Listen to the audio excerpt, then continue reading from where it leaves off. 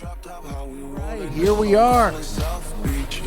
Let's get this countdown started. How is everybody feeling tonight? My name is Loudmouth, and I will be hosting the pre-show party here in Santa Monica, California for Rhythm League, which is going to start here in about 30 minutes. We're going to be hanging out, answering any questions you have, and I'm here with Ari, who is playing a auto-generated map of a mix that I made. Very grateful for that. Atlas Rhythm created an auto-mapping generator system to auto-map the music from this set. So a huge shout-out to them and Ari for playing. In about 30 minutes, we're going to get started with everything. We have players from 20-plus countries, dozens of games, hundreds of submissions, 3 music labels, and 300-plus music artists. This event took over 250 staff, competitors, community members, and volunteers to pull off this first event. And the top 50 are going to face off live in just a few moments here. How is everyone feeling tonight, man? Are we excited? Cell Dog, okay. Ooh, I'm excited, man. Kicking everything off. I'd also love to give a quick shout out to Blotchy for creating the awesome Beat Saber environment that you see, the light show, the cool 3D version of the Rhythm League logo, flamethrowers coming out. You can check them out on YouTube at Blotchyverse. And again, a shout out to Ari and Atlas Rhythm for creating this. Now, this is an auto-generated map that you're seeing for this mix that I made. However, they also have a dedicated team of mappers who've created many of the custom maps that players will be using in this show. Sheesh! Long Run Sunday, I love it. We're getting all these raids. Thank you for the raids. Thank you for hanging out. We have 5 different types of competitions coming to you tonight, from dance to martial arts to technical to group to avatar. Blotchyverse, there they are. Blotchy absolutely crushed it. Ari absolutely crushing it.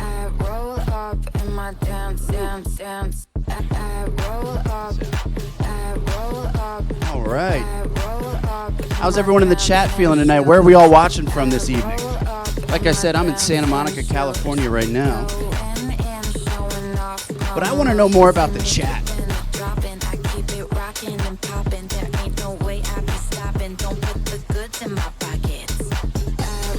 Okay, we got Vegas in here, the UK, San Diego, Denver, Florida, North Carolina, Durham, Norway, Kansas. We are all over the world right now. Sheesh. Another San Diego, Stockholm, Sweden, New York, Raleigh, North Carolina, Missouri, New Jersey represent. OC about an hour away, Scotland, Fresno, Northern Cali, Utah, Cleveland, Silicon Valley, Scottsdale, your mom. Someone is watching from my mom's house live right now, and I think that's great. My mom could use the company. Hollywood, Salem, Prestige Worldwide, Kentucky. Another one from Santa Monica. Who knows? They could be in my apartment right now, and I would never know it. A bunch of SoCal people. This is cool, man. This is cool how many people are in here. From all sorts of different time zones. Sheesh. Okay. Rhythm League, is there a channel finalists should go to? It's a good question. One I don't have the answer to. I guess I'm not a very good host. But Rhythm League, if you are around, you can hit me up in the Discord. I can answer that. Or you can answer it right there in chat. Wouldn't that be amazing? We got Perth, Australia in here. Call my mom. I should. 1:30 a.m. for Sea Wolfie, and they are so freaking excited. I absolutely love it. Santa Clarita?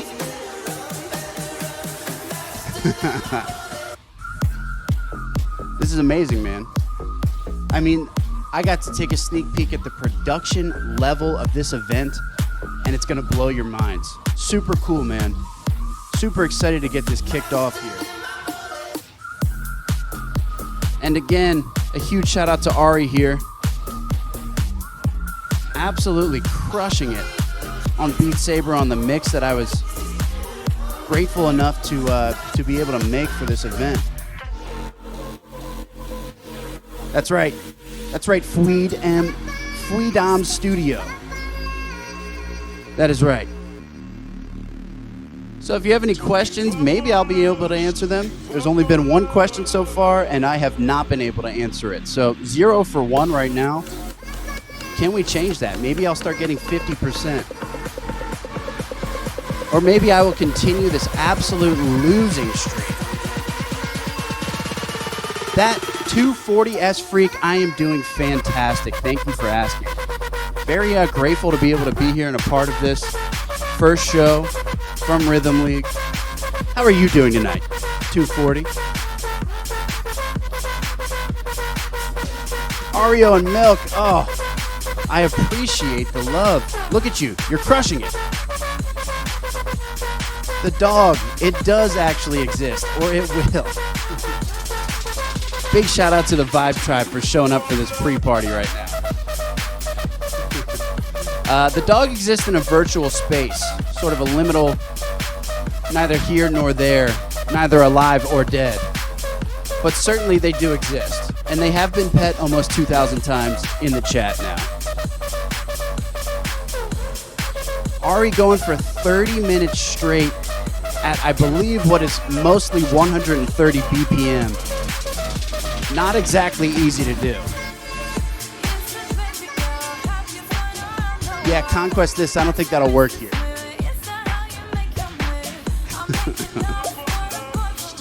Okay. 23 minutes here. And again, I think we have Blotchy and Ari in the chat right now. But again, a huge shout out to Atlas Rhythm for creating this map that you see Ari playing on right now. And Blotchy for setting up all the visuals. How's everyone's week been, man? What has everyone done this week?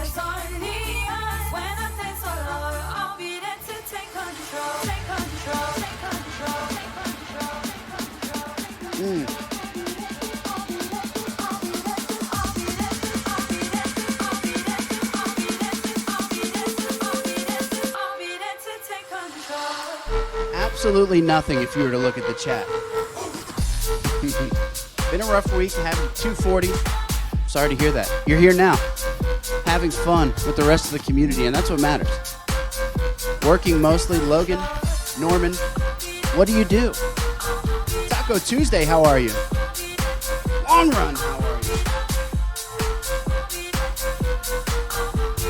Woo. Ari kicking us into the stratosphere. Kicking us into the stratosphere of the show. Yeah, what's up, Donkey Puncher? You work at a doggy daycare. That sounds intense. Ciarda Avali, how are you? I've only tried Beat Saber a few times, maybe only once as a matter of fact, and I find it extremely difficult, which is why I'm hosting the pre-party and I'm a DJ and not currently performing in this show later. Conquest this, good luck.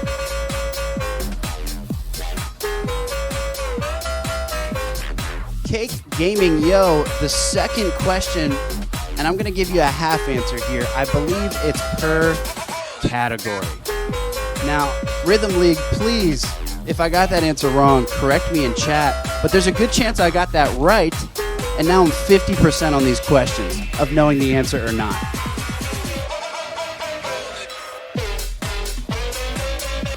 Cersei, I appreciate the love. Thank you so much. Yeah, I wanted to go something that was a little hype, a little UK bass inspired. And I figured that would make for a good map, and hopefully I was right. Of course, Ari is the one, and they can tell you if that is in fact the truth. How many pairs of sunglasses are optimum? I like to always rock at least 2, in case you ever need to flip one off and reveal that you are actually always wearing sunglasses no matter what.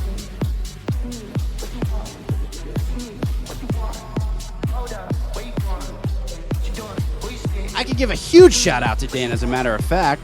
Dan! Shout out! Was that good? One winner per category. Can we get some W's in the chat because I, in fact, got that answer correct? So now I am 1 for 2 on questions answered in the pre-party. The host of the pre-party officially knows 50% of the questions that the chat is answering. And I'd say that's a lot better than 0%. Yes, W answer. That's right. I got it right, boys. I got it right.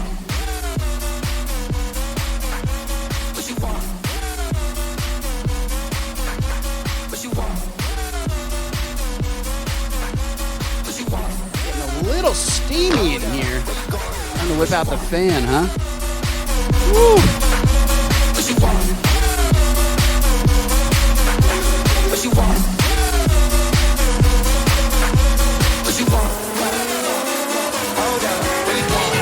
Ari, if you're still in the chat, tell us where we can find you to watch more amazing videos like this one.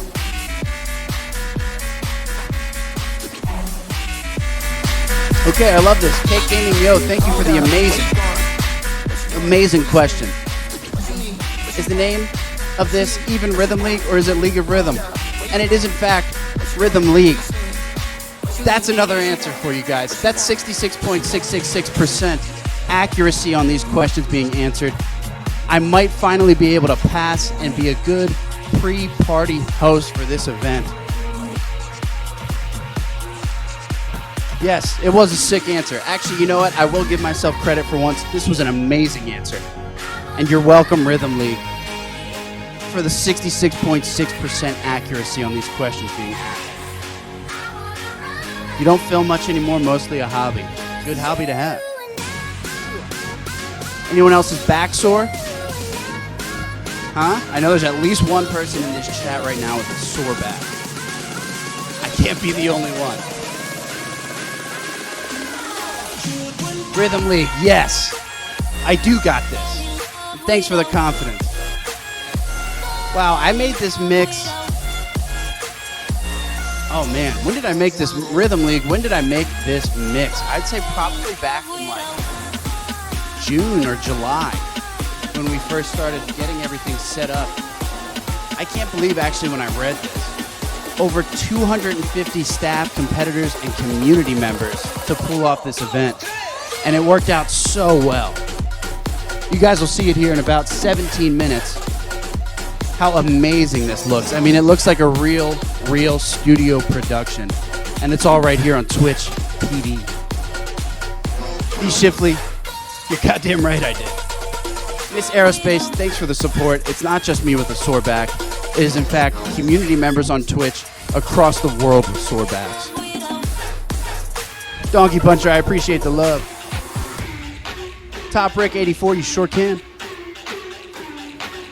Sushi Pirate with the sore back. I love it. I mean, I don't love that you have a sore back, but I'm glad I'm not alone. You know what I mean? Any other questions? Any other layup questions for me to answer so I can look like a good host? Season 0 pilot season, baby. That's right.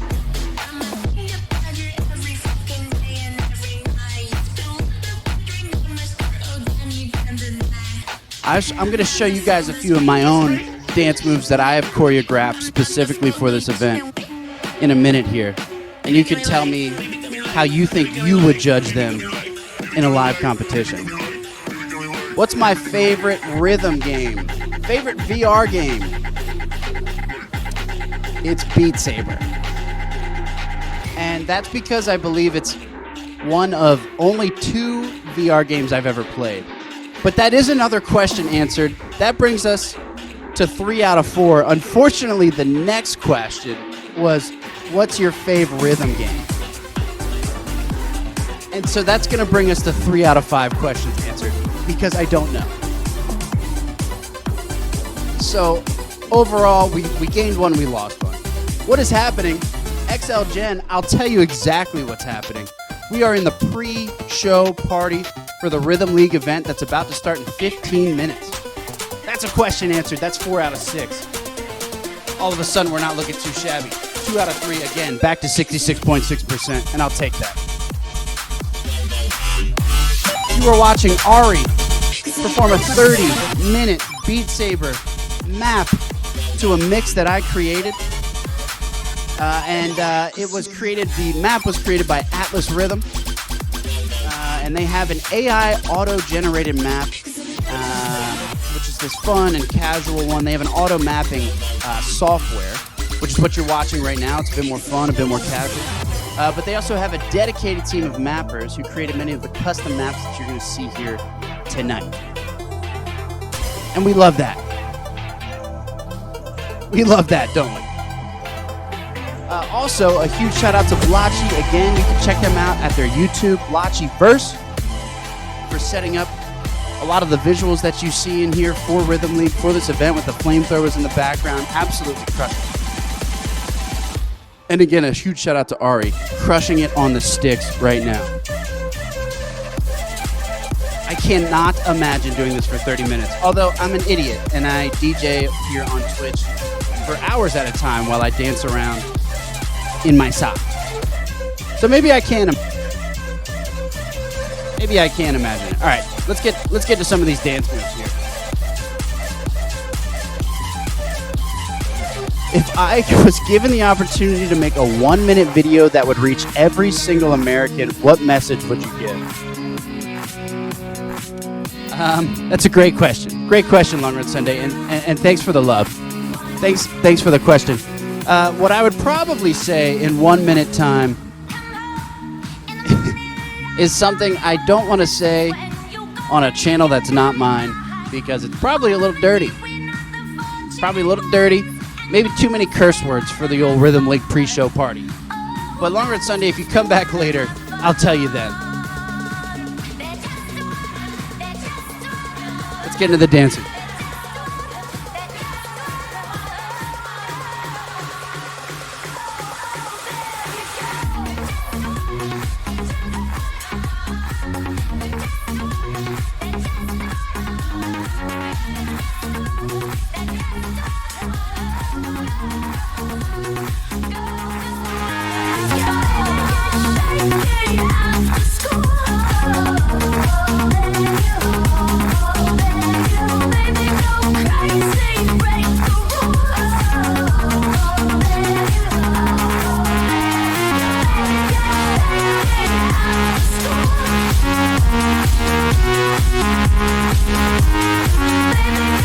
Give me a 1 out of 10 rating there. 1 out of 10 rating there. What are we thinking? Marky, the Femboy Taco, we're glad you made it too. 11 out of 10. We're seeing 12, 10s across the board. I see a 6 in there somewhere, and so Miss Aerospace, Rhythm League, if we could ban Miss Aerospace from the chat, I think that would be good. GBI, I'll take it. Funky Puncher with a 10. Lit AF out of 10. Yeah, Rhythm League, go ahead and get Miss Aerospace out. That'd be great for me and for you. Trust me. That is a Maryland flag. I am from Baltimore, Maryland. Currently residing in Santa Monica, California. Coming to you live from my bedroom. I am a DJ streamer here on Twitch. OMG Loudmouth. I made the mix that you're currently listening to that Ari is currently crushing in Beat Saber. Sheesh.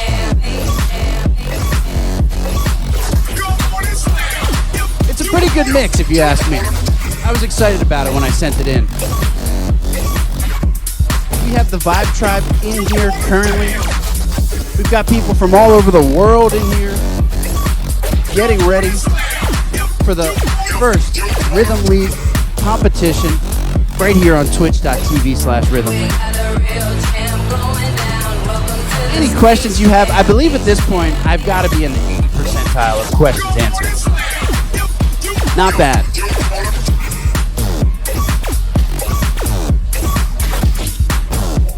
Great DJing, I appreciate that. Tell Reddit that. And much love to Canada. Kiorda Avali, tell me a little bit more about yourself. What's it like in Canada? Are there bears? GVI, how long have I been DJing? I started in quarantine. I started streaming my sets. It took off. I'm the most sought-after DJ in the world right now. Maybe the universe. We don't know. Does life exist outside of this planet? Is an answer we just can't. Is a question we just can't answer yet. Long Run Sunday, you sure could. I don't know. I don't want to plug anything here, but OMG Loudmouth is the name. You can find anything from that. Shouts out to Melbourne, Australia. Ciarda. I'm going to say Ciarda Avali. Cold but no bears. Why do you live there then? Where are the bears? I'd like to start a movement. Where are all the bears in Canada? I was lied to. I've seen the Wolverine, the second one. There's a bear in that. He's in Canada. So either you're lying or the Wolverine is lying. Which is it? Hibernating in winter. Okay, that actually makes a lot of sense. Donkey Puncher, I've never hosted anything like this before. I would love to host more events. I think I've got the personality for it. Don't quote me on that. I don't want to get flamed in chat. But yeah, I'd be down to host anything, basically. I mean anything. I don't care what it is. I don't care what the legality of it is. I will host it. This is an open call. I will pay you to host your event, no matter what it is or how big it is. Rhythm League!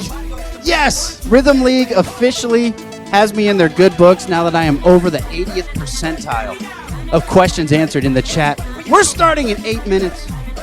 Now, if you're just joining us, you might be like, what is this? This is Rhythm League, the pre-party, the pre-show party for Rhythm League. A huge event. We got players from over 20 plus countries coming in, dozens of games, hundreds of submissions, 3 music labels and 300 plus music artists, over 250 staff, competitors, community members, and volunteers came together to pull off this event that you're about to see in 7 minutes and 38 seconds. The top 50 face off live. You're watching Ari absolutely crush, absolutely destroy a Beat Saber map of a mix that I made. And again, Atlas Rhythm, thank you so much for creating this Beat Saber map. This, again, is an AI auto-generated map from their auto mapping system to the music of my set, but they also have a dedicated team of mappers that make custom maps for songs that you will see later here tonight. I can't wait. And again, a huge shout out to Blotchy.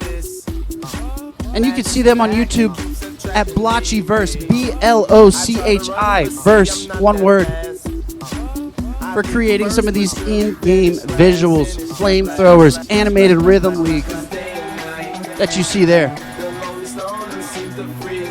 So that's what this is, just in case anybody had any questions. Don't ask me any other questions than that. It's not on the cheat sheet. I won't know the answer. Just don't do it. Just don't do it. Who else do we have in here now? I could probably press a whole bear. I've got thighs for days and I don't care who knows it. I don't care who knows it.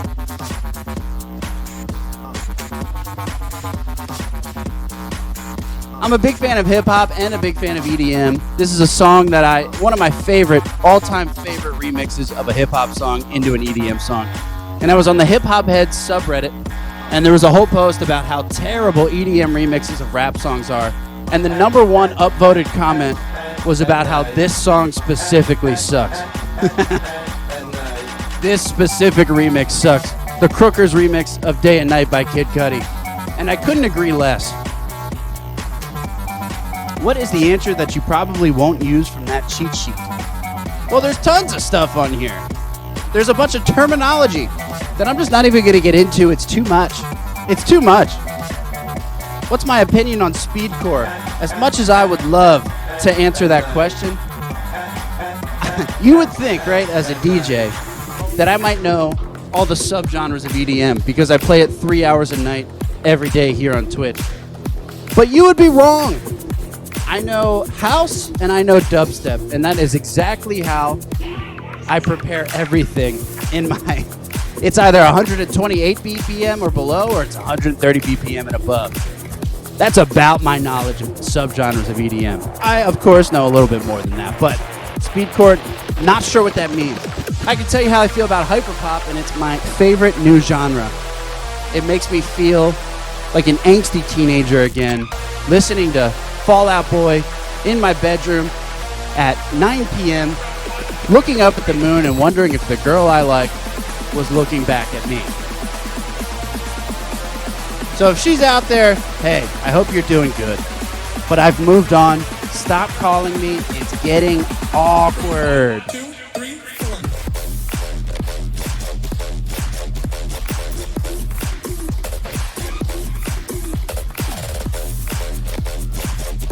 Marky the Femboy Taco, I do have a Discord. It's /OMG Loudmouth for the invite.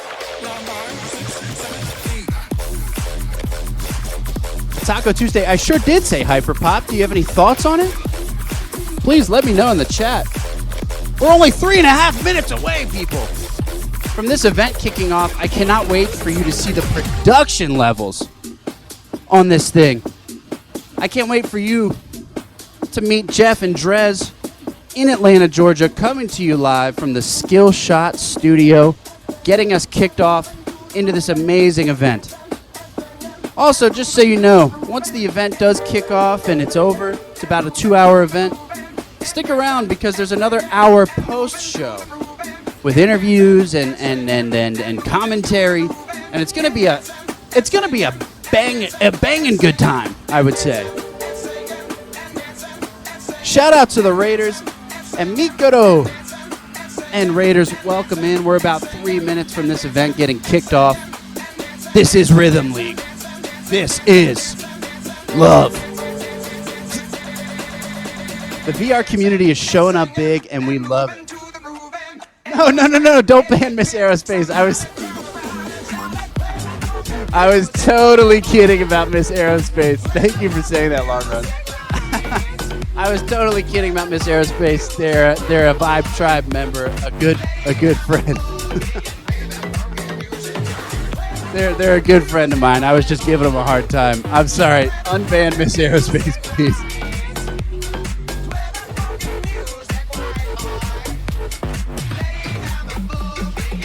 Two minutes away. If you have any final questions for me to boost up my percentage of correct questions answered, I would really appreciate it. Thank you so much, and sorry about the confusion there, guys. Miss Aerospace, welcome back. Tell the people, what was it like in the liminal space between being able to see and not? Again, my name is Loudmouth. I'm a DJ here on Twitch. You're watching Ari crush a Beat Saber map to a mix I made for the pre-show party.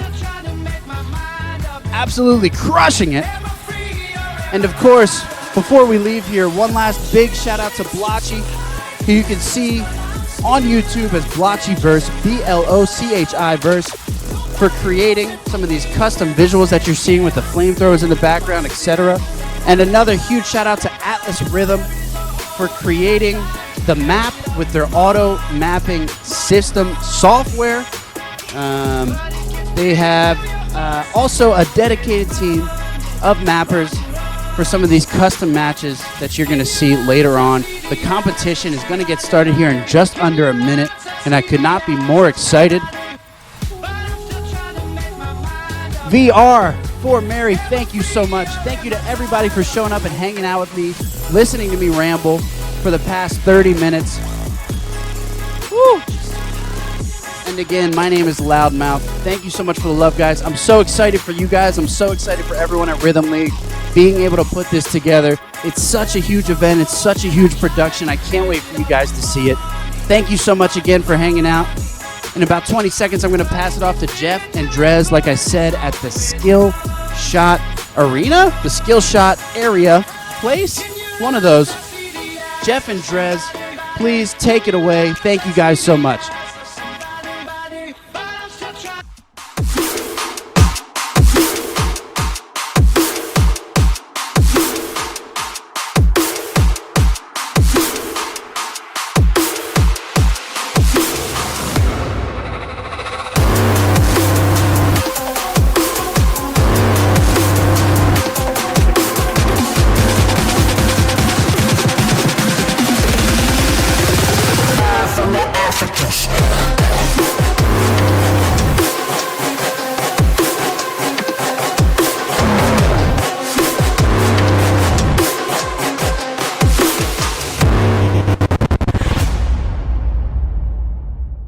Welcome to Rhythm League. I'm Jeff Alexander. And I'm Drez Ryan.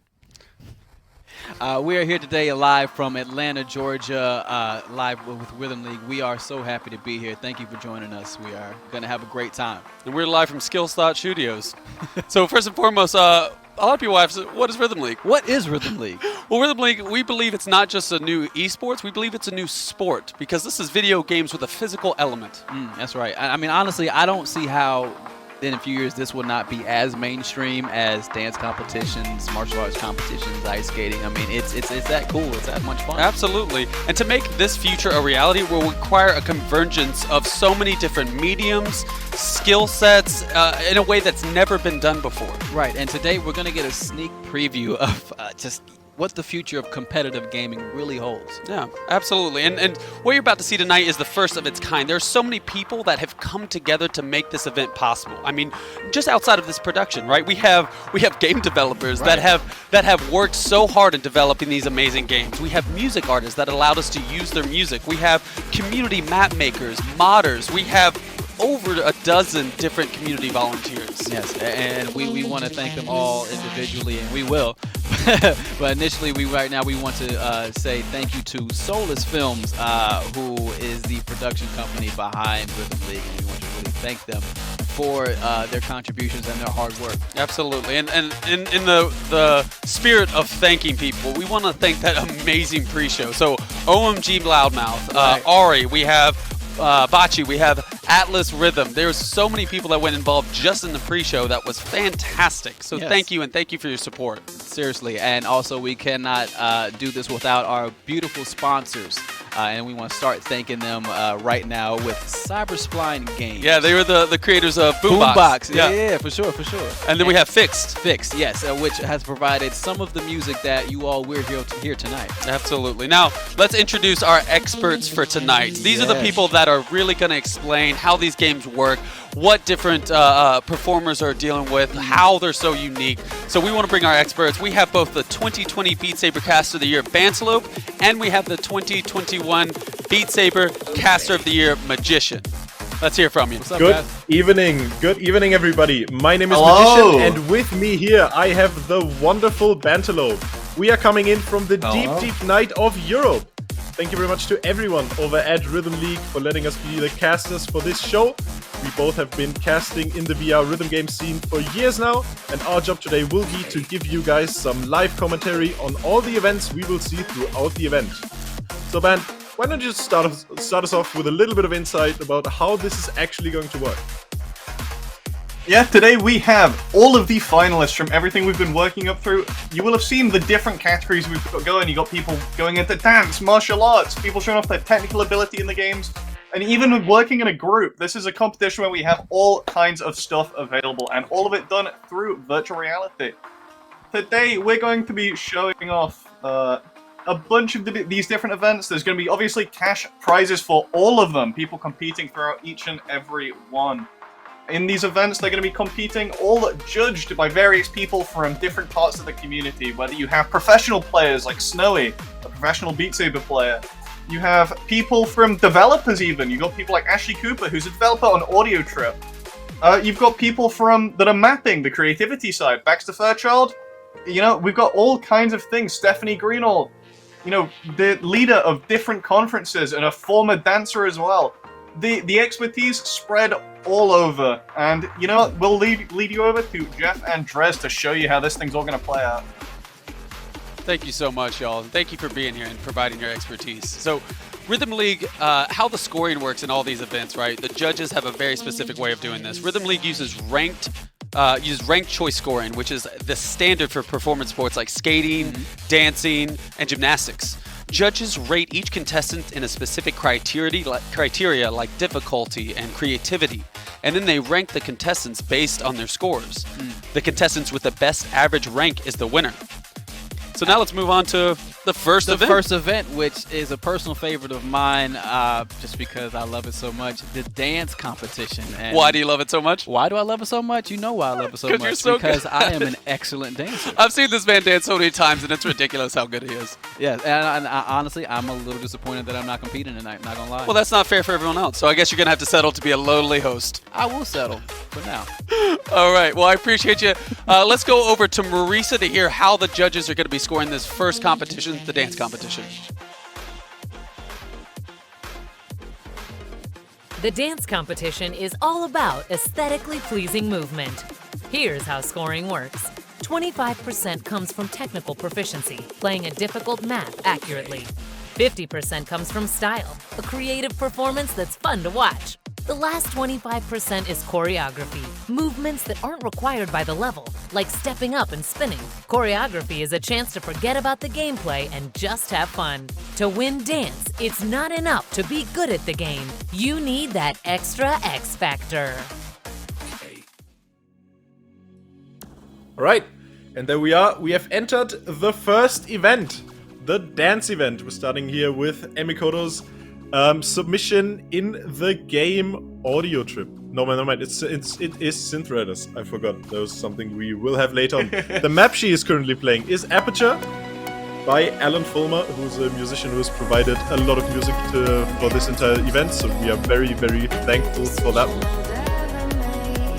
So, Magician, how does Synth Riders actually work then?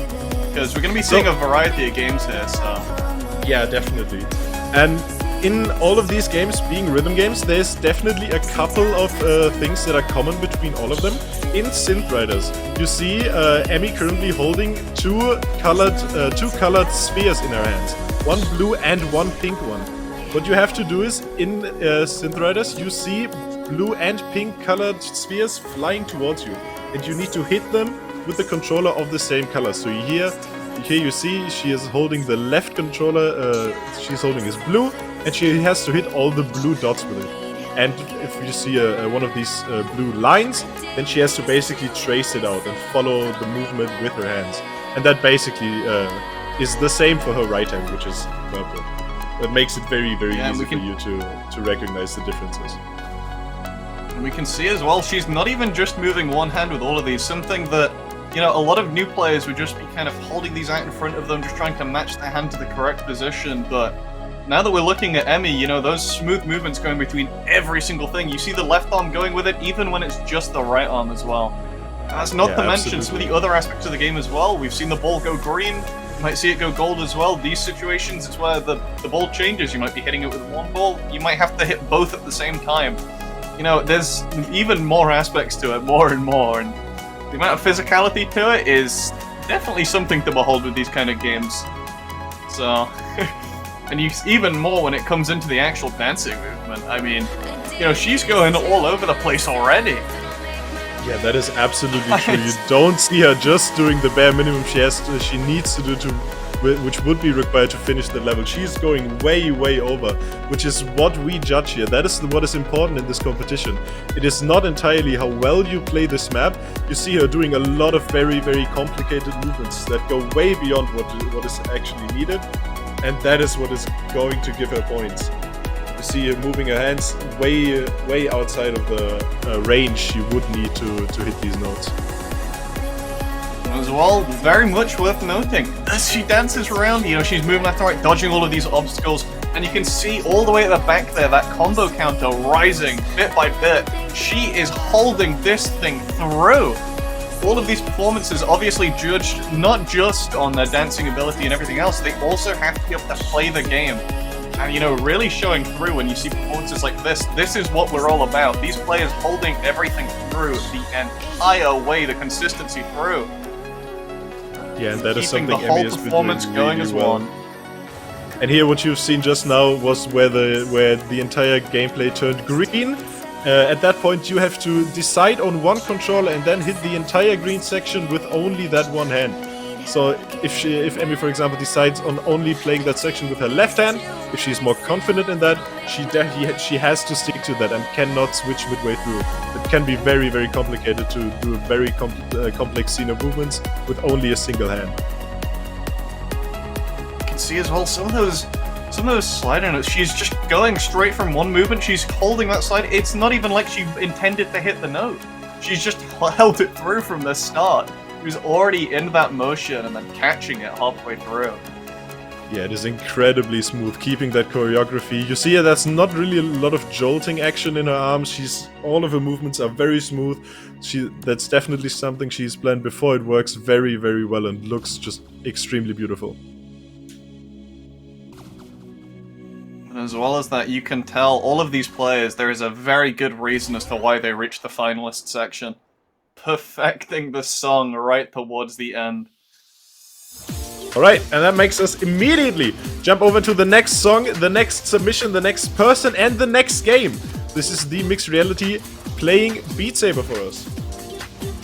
Yeah, and today they're going to be playing Song Easy, and this is mapped by Thy Spoon. We're going to be pointing out, you're going to see a few recognizable names when it comes to some of the people that have mapped these songs, or you know, there's different different artists that you're going to see. A recurring theme with some people in some of these sections.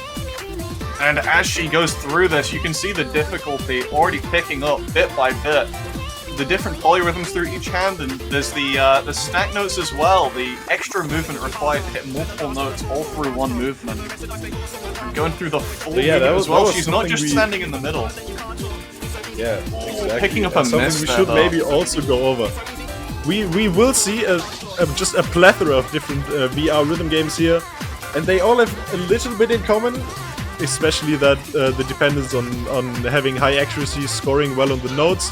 But Beat Saber is a little bit different. You don't just touch the notes with your hands.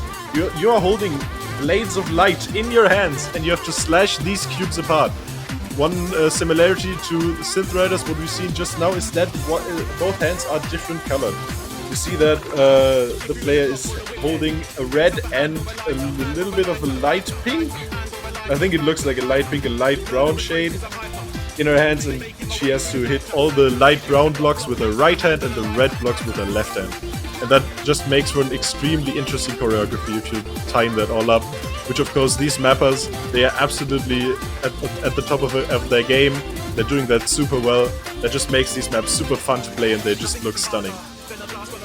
Yeah, something worth noting with that as well. A lot of the mappers nowadays, it is ground into the people that make these maps to keep everything on time. And there are even some people that go as far as some songs, if there's already a dance for it, some people might do the choreography of the dance to the movements. It's happened before. I'm interested to see if we get it with any of these submissions. Right now, she's holding the amount of movement is really impressive with some of the especially patterns, that footwork, right? It is so yeah, clean. the footwork is incredible, but I will say as far as the technical side goes, I'm not so confident on the score at the moment. She's dropping a fair amount of notes, but the actual performance itself has been very entertaining. The kick as well, really going all out. on these. Absolutely.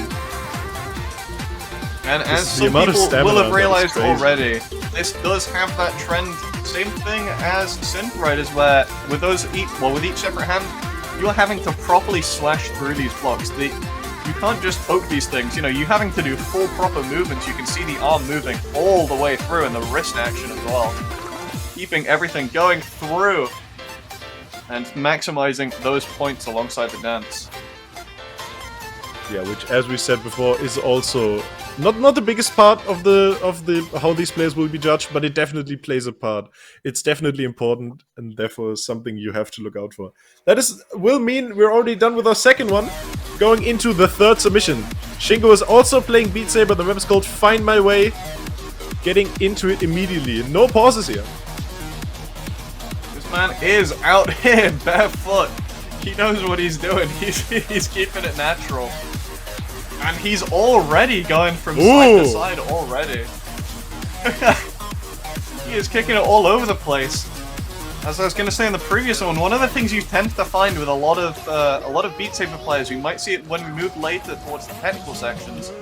A lot of these players tend to stand more towards the middle of the play section, and it's very easy to get caught up in trying to hit the notes and not want to move as much. But no fear in this man's heart right now. Even playing those notes as far as going just sideways. Not even trying to stand still and concentrate on it. He is moving all over the, even going under the walls. Not even a necessary movement, but he's risking it. That is crazy. The amount of movement, the amount of creativity he's bringing to the table here is looking really, really great so far. Especially after what we've seen last one in the last submission. This again, we have someone who's putting on some really, really great footwork. Doing very, very well. Also, just the fact that he's so clearly to start moonwalking at some point. Yeah, I would love to see that. I would love to see that.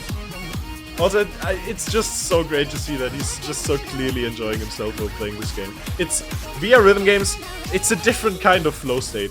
They pretty much force you to dance, and getting rid of that habit is incredibly difficult. And to see someone so clearly embracing that is wonderful to me. Yeah, the other thing as well, you can see he's also thought about this setup more so than just trying to dance with it. That mat in the middle, you can see he's perfectly centering himself to the mat even after all the movement. This man is thinking about what he is doing. He has always got a default position to go back to. Yeah, and I think if you move around this much, that is very important. Just having that central point so you can always orient yourselves in your room as well.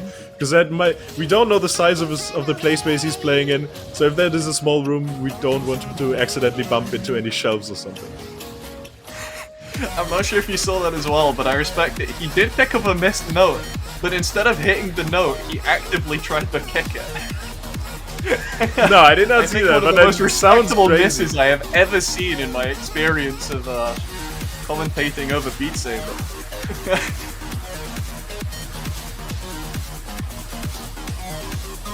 The movement again, going side to side. I don't even know the names for any of this. I think this is the kind of movement you generally find in some things like Electro Swing, but again, we are moving on to another Beat Saber submission. We are going to be seeing Otterworldly, and they are playing Eisenberg Girl. So, this map, again, you can see already the bombs at the very top on the walls directing how you need to move. Wait, hold on. Is she playing... Are those roller skates? Yes!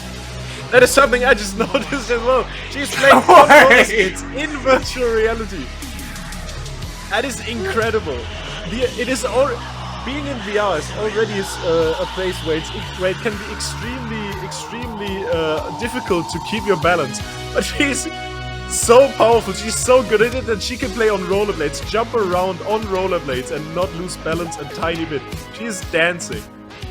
Like those duck walls already, you know, you have some people that already find those difficult enough, and she was doing it with rollerblades on and perfectly keeping the balance, not moving an inch. Yeah, I'm really interested to see how she's going to use even without any shoes on. That'd be extremely difficult for me. Holding combo through all of these as well.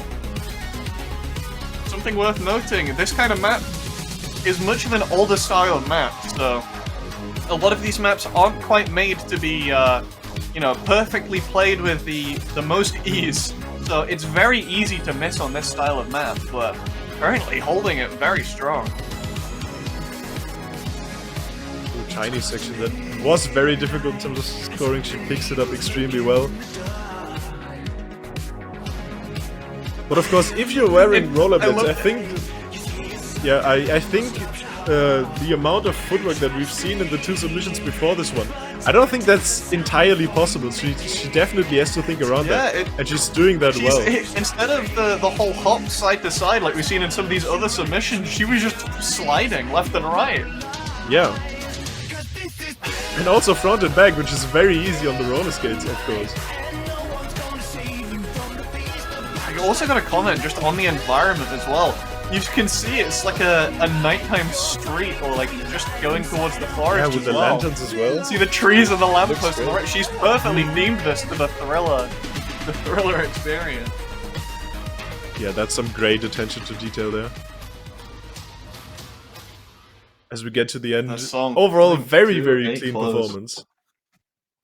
Very clean, not as much movement as the other things. By the looks of things, maybe something towards being a ballerina? I'm seeing some tiptoeing about. We are once again as well going to be looking at synth writers. This is the game we've seen at the very beginning, right? What we've already explained. You have two controllers in your hands and you have to hit the colored notes. As well worth noting, all of those big white shards, those things do hurt if you hit them. That is not something you want to be touching when playing this game. Yeah, exactly. That is why you see the players actively going out of their way to dodge these obstacles. Something as well that, you know, it's really interesting to see how they incorporate those obstacles into their actual movement. Because those sort of obstacles are the exact things that make it so hard to, you know, get a good amount of flow in these. Looking very low there. Yeah, and also just the amount of movement and the smoothness of it so far is absolutely incredible.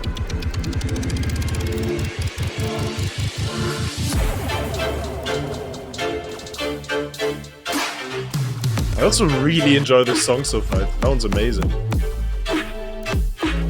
Yeah, the environment as well. It's really interesting to see how this looks. The variety between all these different performances. The amount of theming that people have gone through to, you know, add just that extra bit to all of these performances is quite something.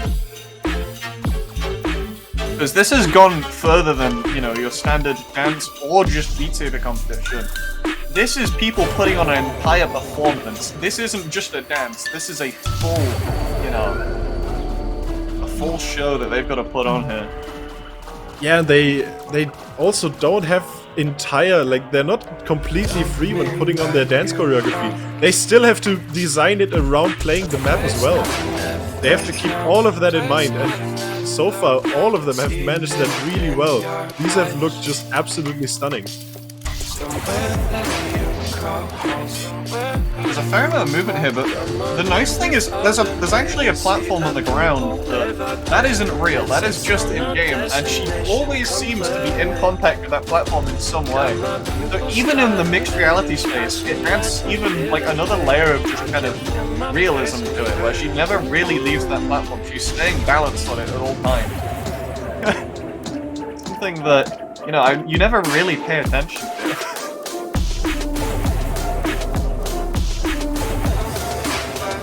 Song's picking up as well. Every time it picks up and gets closer towards a chorus, it's always more and more terrifying. As the map picks up, you really want to know how they're going to keep this chorus going.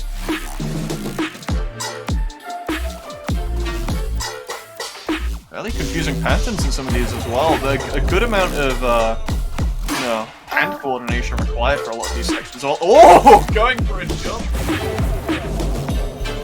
That's something that is equally terrifying in virtual reality. That headset, if it isn't tied on properly, that can be going across the room when you do things like that.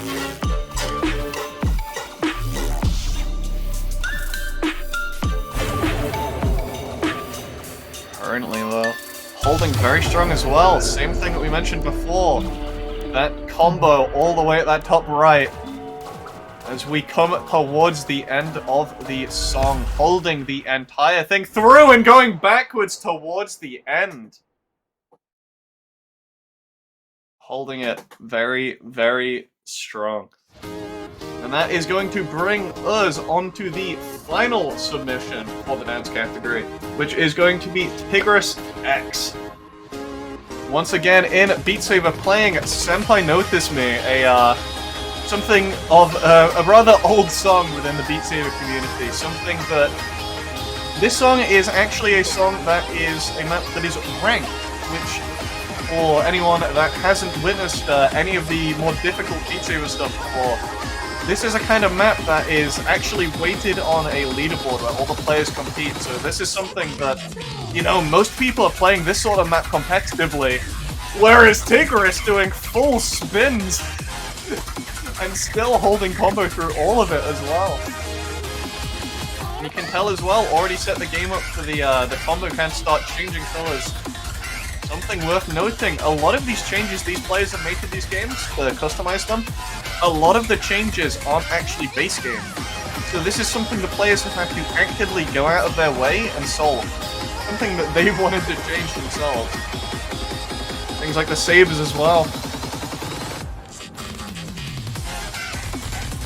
And once again, you can see the hopping back and forth as the song picks up even more.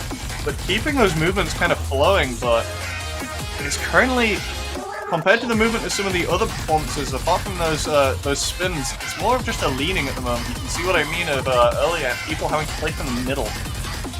Something that a lot of players, you know, if you pick a harder map, you do have to move a bit less. For a lot of these maps, it's very hard to keep your coordination and the movement at the same time. Especially, you can't see your physical body outside of this as well. There is no indication of your body apart from these blades. Those sabers are all she has right now.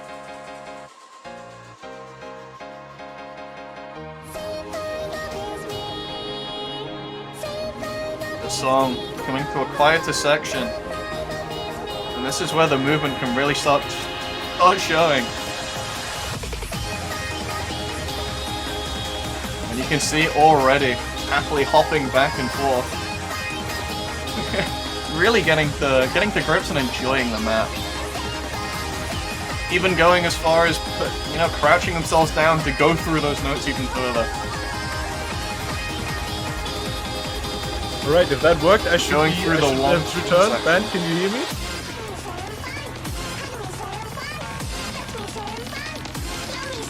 Okay, and we do have Magician back as well. Very nice, very nice. That's good. That's good to hear. Yeah, I'm very sorry. Just in My time. internet did not like that at 3 a.m. I'm very, very sorry for that. It should be good now, though. I really hope so. A more difficult section of the song, something that caught a lot of players out back in the day. You can see the movement just stops in some of these sections. It's just a bit too fast to be able to move properly with it, but she is still hopping in time to the song. She's never really lost the flow, but it is significantly more limited in a lot of these sections. Yeah, absolutely. On these parts, you have to put a bit more focus into actually playing the map, so you don't completely fail. That is very, very difficult and kind of makes it difficult to perform in the meantime.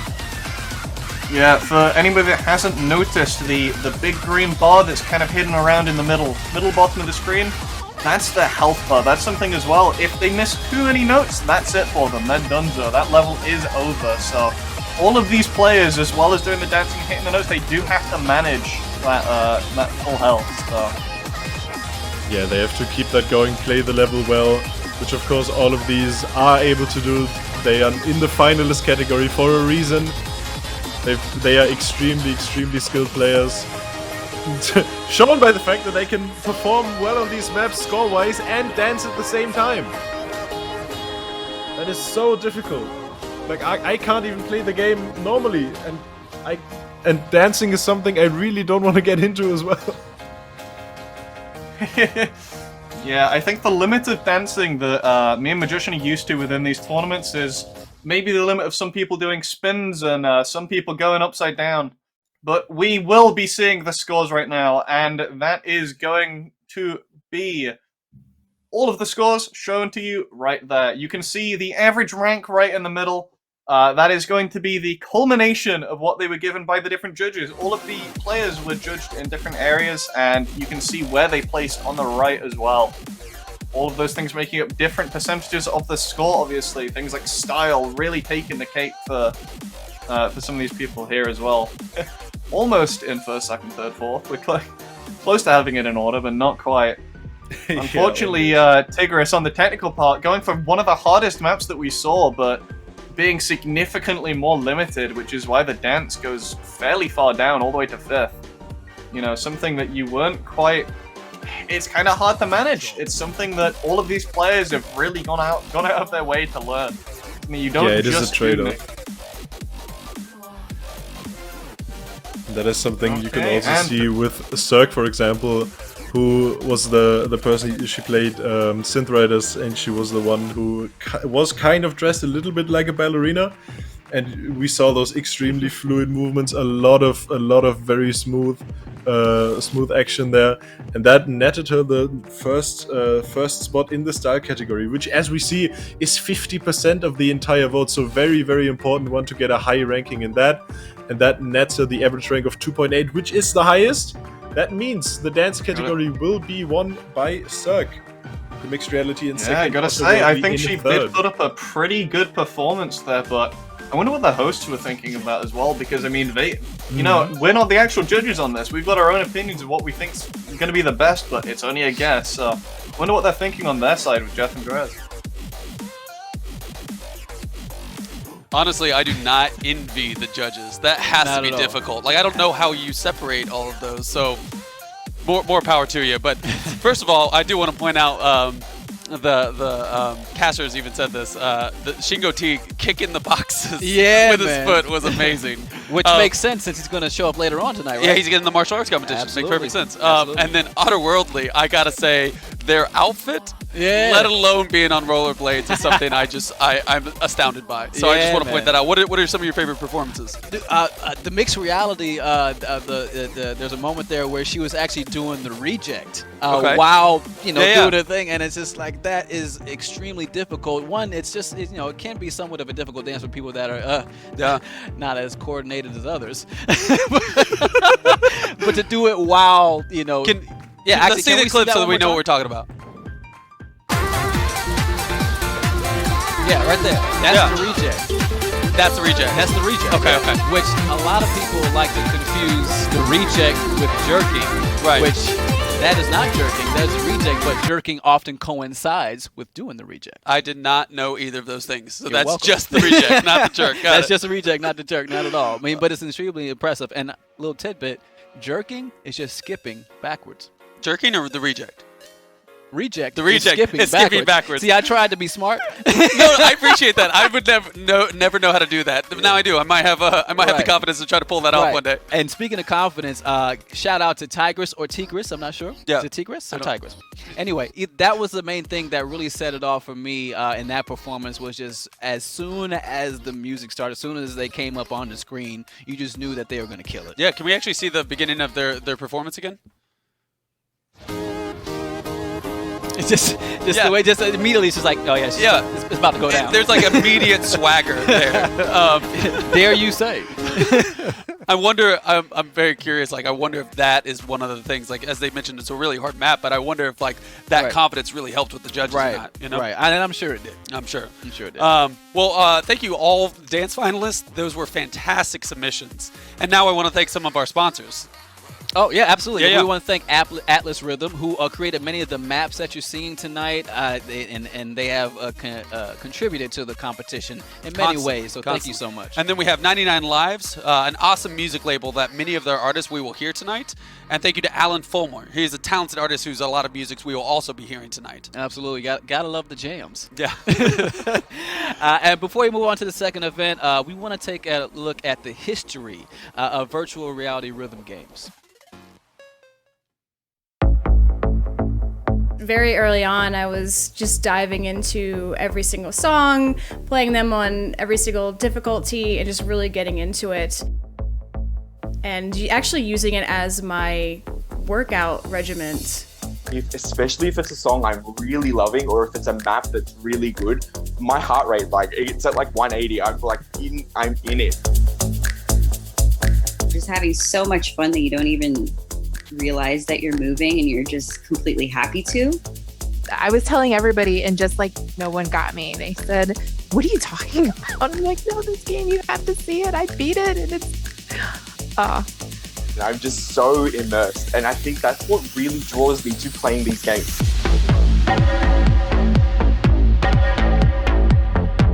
A virtual reality rhythm game is a game where you are having an active movement, where you're needing to interact with the rhythm of particular music. and it's set inside of the environment of a game.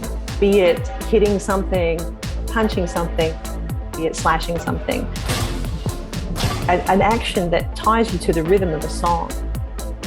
The difference between VR rhythm gaming and an equivalent that I think most people think of, which would be like Wii Sports style, there's a lot more give in those games, and you can kind of just sit on the sofa and flail your arms and get through it. But in VR rhythm gaming, you can't. You can't get away with that. You have to actually move. VR rhythm games are kind of like the current generation of that long heritage which has gone through from Japan, through Dance Dance Revolution, Stepmania, right the way through Guitar Hero, and then we've come out to the other side with virtual reality rhythm games. VR definitely has that just 100% immersion factor. The VR devices themselves, they fully encapsulate your visual space. So it kind of takes over that sensory mechanism. And then of course you have the audio on top of that. And then you have haptic feedback coming through your controllers. And all of this combined feels like they're transported to another place. And so you take off your headset and... What just happened? I thought I was only doing 2 songs, and like 3 hours later I'm thinking, oh shoot, I gotta go to bed for work. But in all of these rhythm games, you are trying to achieve a state of flow. That effortless feeling of being in the zone. It's my ultimate form of self-care because I just forget. You get lost in the activity, you feel full muscle engagement. And I love it. It helps me to mellow out. You are an athlete in VR. You're very, very good at those skills you've learned in VR. And I think it's something that we as an industry will need to get over, the idea that they ain't just games anymore. These are actual legitimate physical skills that people are learning in VR, and they do have real world applications and they do have real world implications. We're super excited that Rhythm League has appeared because it's something where we're really hoping that this can be taken seriously, that this can be considered a real sport, just like all the other sports. The movements are completely valid. They are 100%. I love that. I'm really excited for our second event of the night, which is actually my favorite, which is going to be the martial arts section. Martial arts. How I'd love to see you. Marisa, what are the judges looking for in this event? The martial arts competition is all about combat-styled movement.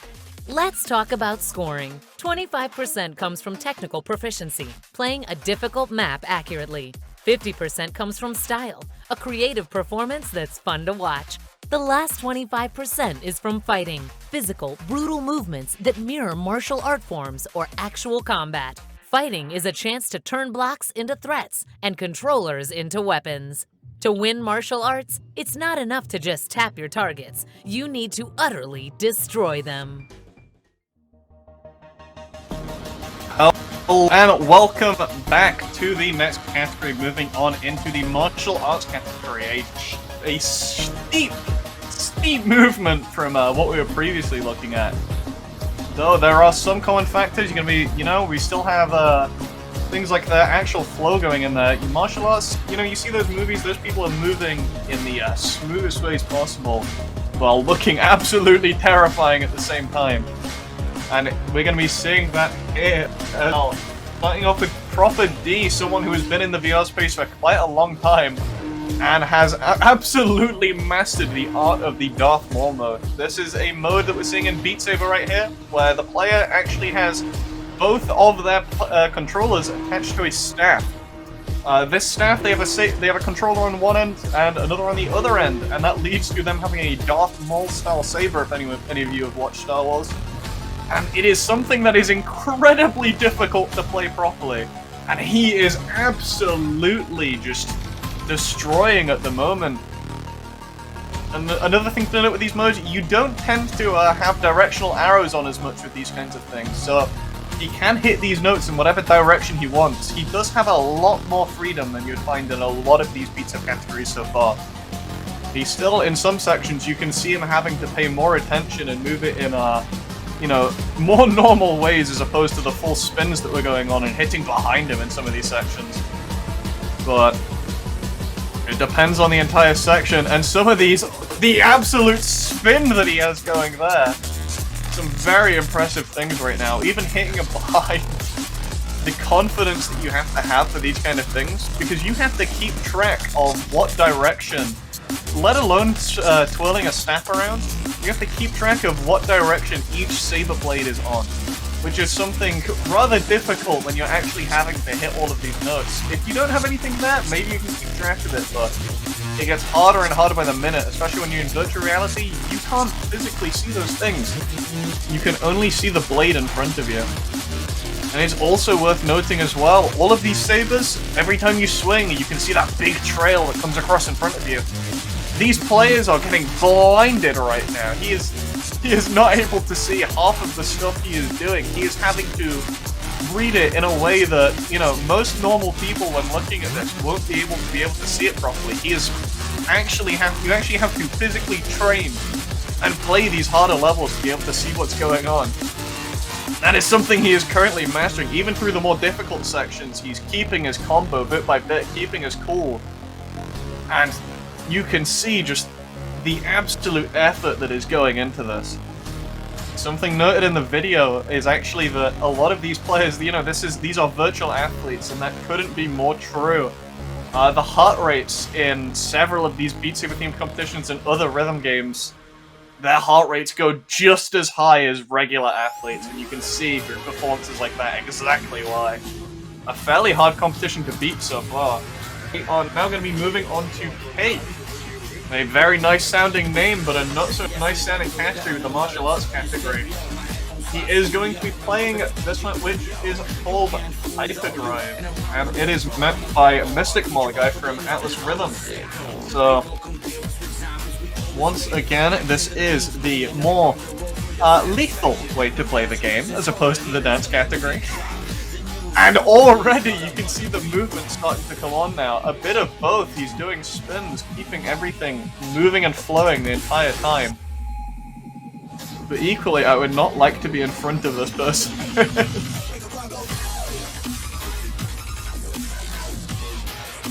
You can see as well the force that's going into swinging a lot of these. Instead of the constant flow state that we saw with Proper D in the previous gameplay, you can see all of these swings are much more... Oh, doing a lean there as well. Kind of mixing in a bit of dance partway through. Mixing things as well, going for a bit more style on it. But yeah, you can see the much more harsh swings, as opposed to the full flow of the previous ones. Alright, and there I should be back as well, hopefully, well. for the second time. Welcome back. And there we go, Gained Magician, once again.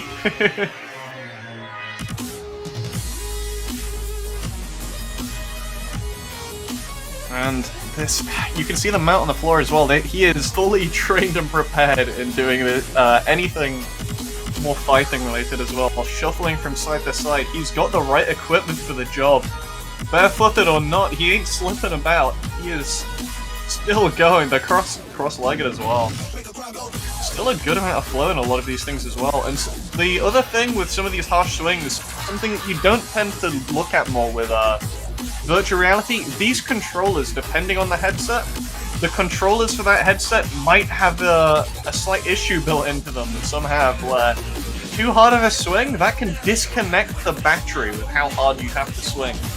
Oh yeah, so that is he has to be very careful as well, because, you know, if he's doing it too hard and wasn't monitoring that, that'd be something that he might lose tracking to his controllers, and that means that it's all over for him if you miss too many. Looks like that's not going to be a problem for us, because he looks like he's playing on a Vive, which has no batteries. It's using internal energy storage. So no ability to disconnect any batteries there, so that's gladly not an issue. Getting into the next submission here. Cake playing Hyperdrive. We see already one of the very exciting features of customization in Beat Saber is that you can change the colors. They are not the normal red and blue here. We are looking at a deeper green, bluish kind of hue and a yellow, which is very, very exciting, very different to see. And also contrasts very well with all the background colors.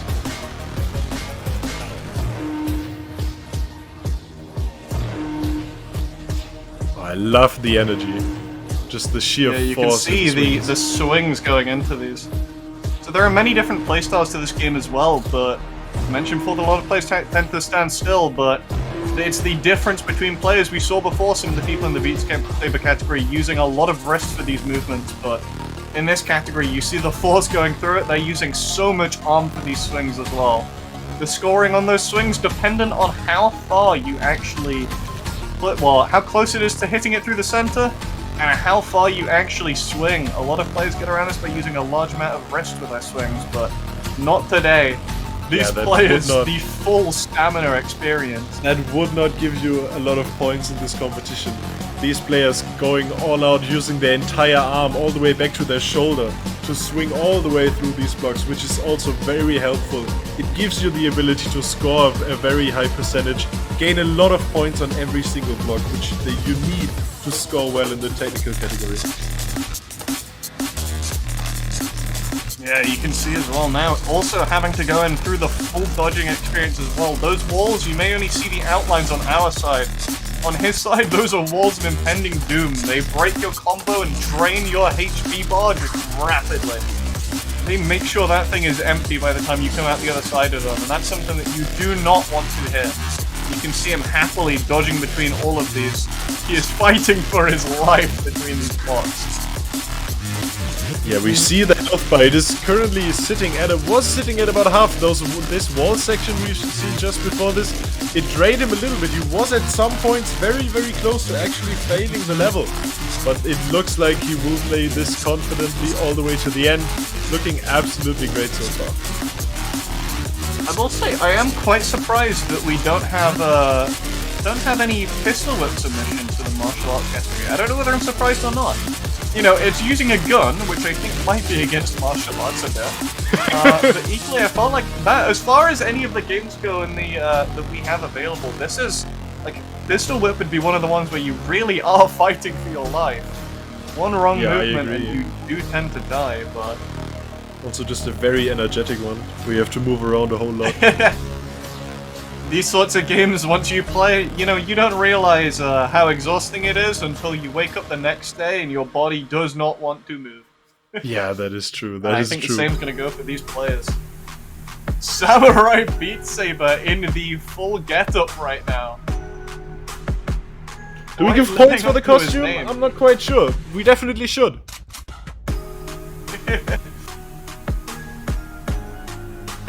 If I'm not mistaken, there still is a style category as well. So yeah, absolutely.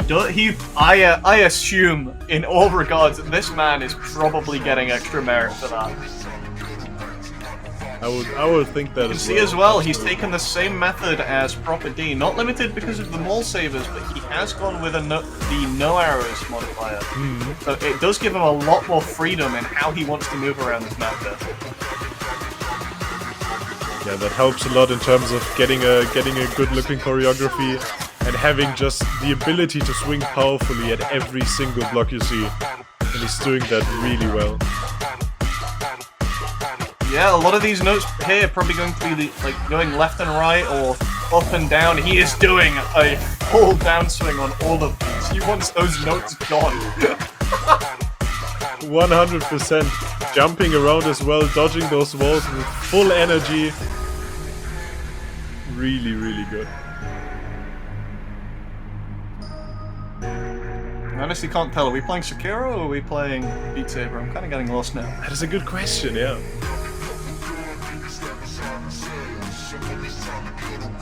I feel like this man is in a boss fight right now. I feel like he's playing a different game to what we're watching. I gotta say. I am 100% on board with that.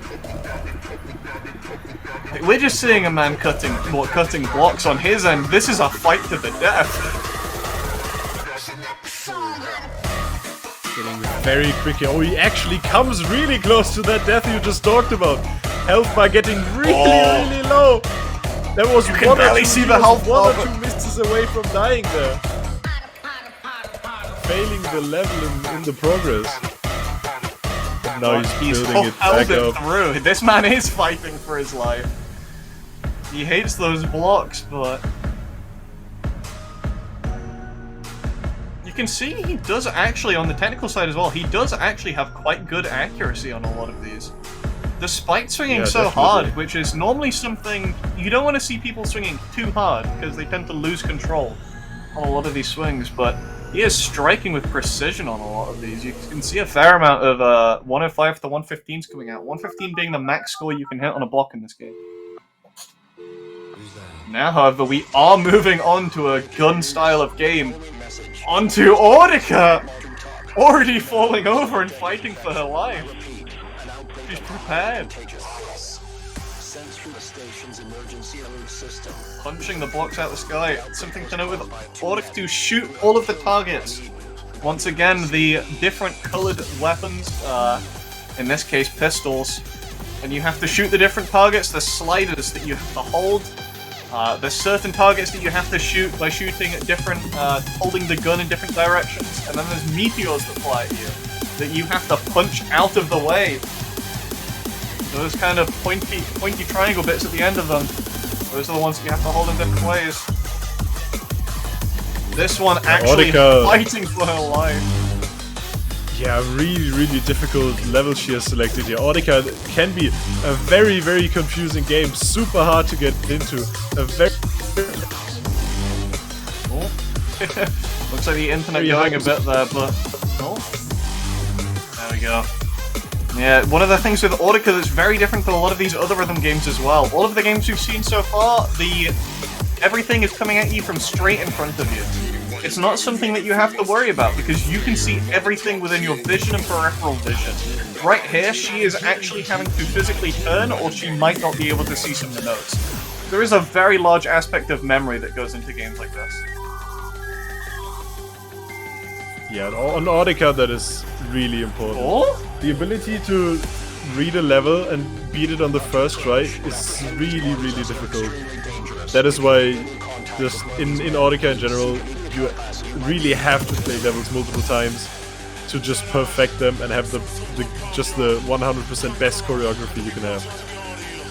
I gotta say as well, I don't know if that's some form of mod or she just lost tracking, but she physically threw her guns around the room and seemed to use the force for it. Not quite sure that's the sort of game that you normally have, given that we've just gone past the Jedi game, but seeming to be getting a bit mixed up on some of those stream sections there, some of the faster sections. A stream being a section where there are multiple notes going in a row, kind of like a staircase working its way down, one after the other. But does seem to be nailing some of the other ones as well. Yeah, these sections, you can see some of the faster she played sections, the movement really well. Slowing down, but still getting all of the punches in where she needs to. As we are now getting close to the end of the song, just a couple finishing touches remaining, a couple meteors to hit, a couple targets to shoot.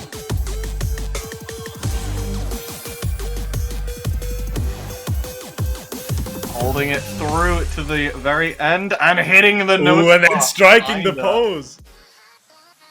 Absolutely great. And here are the scores for you. Proper D, that mole mode, exactly as we said, hard to beat and incredibly difficult map compared to some of the other things that we saw, and scoring well on it at the same time.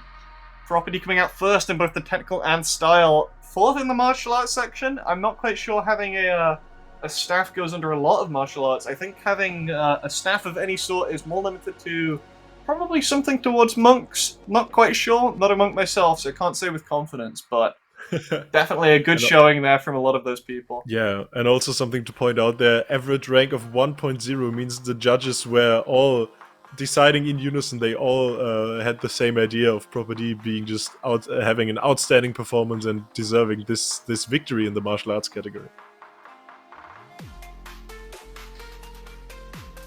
Absolutely. I knew this was going to be my favorite event. Yeah, man, I honestly, I have to think it would be just really a funny situation of like walking in on your partner doing that and you just catch a roundhouse. Oh my goodness. If you were in any of those rooms, you would get knocked out. Hey, honey, what do you want for dinner? Okay, and I'm asleep. Black-eyed peas. There's so many fantastic. Like, so for instance, like I had written this down. Cake had some gladiator moves. Russell Crowe would have been like so happy. So proud. I was entertained. Samurai Beat Saber. Again, I agree with our casters here. The boss fight. Yeah. That really looked like he was fighting for his life, and I loved it. We have Lapracap. The pistol spins and then ending in the pose was one of my favorite moments. But there's 2 clips I want to bring up really quickly. I bet you I can guess one. Let's hear it. Darth Maul. Of course, Darth Maul. Of course, not only was he the winner, but it was amazing. Can we pull up? I think it was his first behind the back cut. Let's pull that up real quick. I think it's the first time he did this, and I had to watch this again. It's like, wait, did he just cut? Right there. Boom. And again. I literally had to watch that a few times to make sure I saw what I saw. No, you saw what you And then saw. it just continued. No. It didn't stop. It was super impressive, man. Yeah. Now let's. There's also another clip I want to see. There was some great saber work from Shingo T. Can we pull up that clip? This guy is just, he never fails to impress. He doesn't. And he doesn't stop moving his feet. Not at all. I love it. Like, so again, this is why he competed in both the dance and the martial art. Right. Because he did not stop moving his feet the entire time. He had some fantastic saber work. And then, like, the only times I ever really saw him mess up a combo was when he did something fun, like a spin or a kick again. Like, and at that point, I didn't even care. Yeah, no, he was having fun. That was what mattered. Yeah. I loved it, man. So really quickly, thank you so much for all the martial arts competitors. They were so much fun. Again, that was probably my favorite competition so far. Yeah. We do have some sponsors we want to thank really quickly. Oh, yeah. Let's kick it off here with Cube Community and Dance Saber, 2 incredible communities who support the show in so many ways, and we couldn't do it without you. Thank you so much. Absolutely. And we have Dabisco is another one of our talented musicians that are allowing us to use their music right now. It's fantastic. And before we get to our next event, which is the technical event, really quickly, let's look at the community that is developing around these amazing games. A game called Synth appeared on the scene. And I just fell in love with the game. Since that time, I've been involved in the community side of things, so the community which grew up alongside of the game.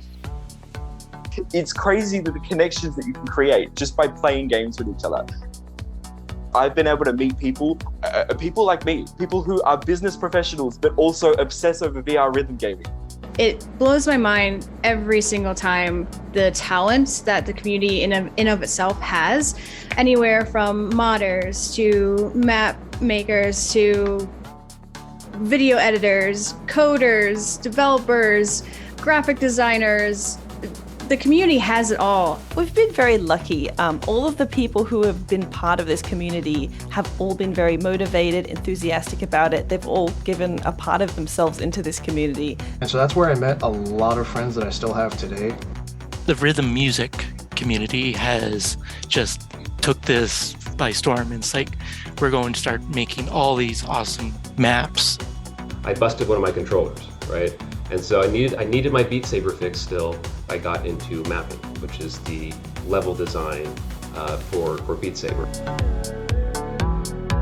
Mappers are choreographers, whether they think they are or not. They're using the language of their mapping tools in order to get players to move in a particular way with music.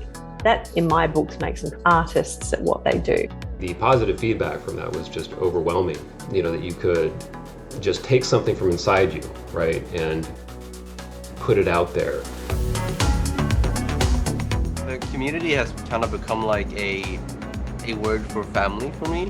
Yes, so supportive. It makes me emotional. The community has been so loving and supportive, especially with new players.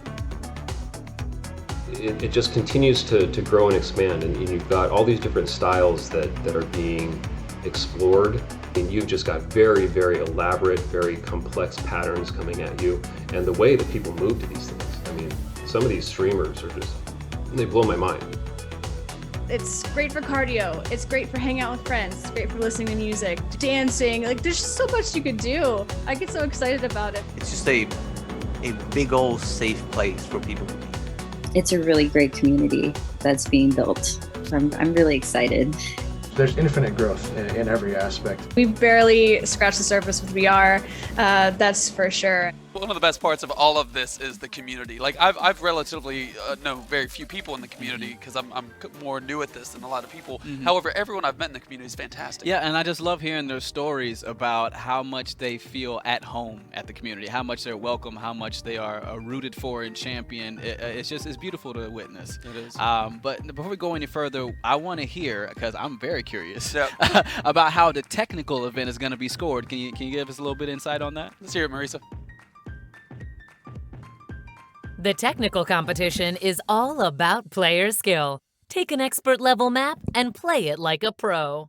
50% of your score comes from difficulty. The harder the map, the better your score. The other half is from accuracy, hitting targets at the right time from the right angle. Competitors use a first-person camera, so we can see exactly what they see. Each game is separated into its own event, so if you play Technical Audica, you're only scored against other Audica players. The technical competition doesn't care about style. It's simple. The fastest, most accurate player wins. Another explainer video finished. Another introduction of the next event by us. We have arrived at the technical category. The most player skill focused of the entire show. This is where you're gonna see all the highest level plays. Starting off with Audica. J-Star playing Ghost by Camellia. An absolutely brutal song. Yeah, I believe this is one of the more popular songs when it comes to competitiveness. One of the hardest songs to be seeing in pretty much any rhythm game. Camellia is like the final boss of rhythm games when it comes down to it. And maps like this showing exactly why, just on the build-up, let alone anything else. Yeah, 100%. Camellia has a sort of reputation for making songs that always, on every single occasion, become incredibly difficult rhythm game maps, and it does not fail to disappoint on this one. If you, for example, look at the bottom left of your screen, you can first of all see the score J-Star is currently putting up here, and on the bottom left of that very tiny yellow number, you can see the streak, you can see the combo. J-Star has not missed a single target in this entire song yet. He's playing it all the way through without a miss so far. That is absolutely incredible. And another thing to note with Audica as well, as we mentioned earlier, these notes, the only thing showing you that something's possibly going to spawn off screen are those pink indicators, the pink and blue indicators he's got set up. The track where the notes are actually going to be. And you can tell the difference in category. We said before in the dancing section that a lot of these people were setting up their games to, fit the theming. They were fitting theming in. They were fitting it with outfits. We had the thriller map where they set it up to be walking in a street at night. Now we've got the complete opposite. The game in complete and utter darkness. This is exactly what these players want to be seeing. It allows you to have full concentration going on this gameplay right here. Something that you definitely need when it comes down to these kinds of maps. Yeah, you just need as much focus as you can so you can keep this combo, so you can have this high score. The accuracy. You always need to be shooting right down the middle of the target with a perfect timing to have a high score on these maps. And J-Star is currently pulling that off with incredible skill. Yeah, he is holding it through, and if anyone knows this song just as well as we do, we can all say this isn't even the hardest part of the song yet. Yeah, no, absolutely These not. songs... Camellia is kind of known on the internet as someone whose drops may last up to 2 or 3 minutes. These songs are just building up and building up to that final section that lasts for about the last third of every song he makes, and we're about to get into that right now.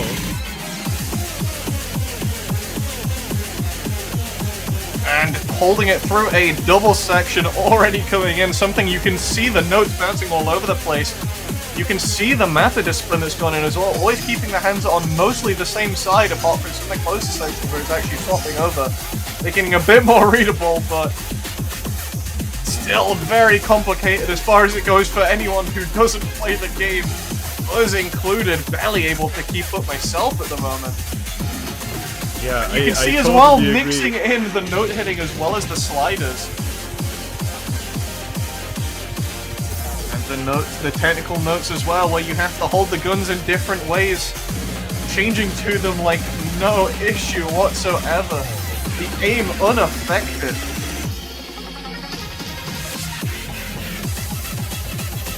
I gotta say, we should probably expect it by now, not missing at all.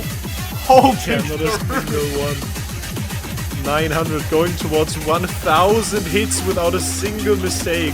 Absolutely crazy. One of the greatest Audica performances I've seen in my life so far. Absolutely stellar. 8 million points now scored by J-Side. He just keeps going higher and higher. Now building up to the last section of Ghost. Another double section as every drop has started out so far. Some of these sections are all significantly more technical in certain aspects. A term used that you definitely won't have heard when it comes to some of these more difficult maps. We've already mentioned streams before where you're having note after note. Jumps where you have notes that are far away from each other and your hand has to jump from one place to another, but heck, that is where all of these notes, just everything gets confusing. That is where you are playing stuff that is more difficult to read than anything else, and exactly the same, one after another, ghost into a ghost. And Once now we again, will have with a direct background. comparison. A direct comparison Darker background between once again, but this Highlight time and opting for different hit Baxter. sounds. Yeah, they definitely are different.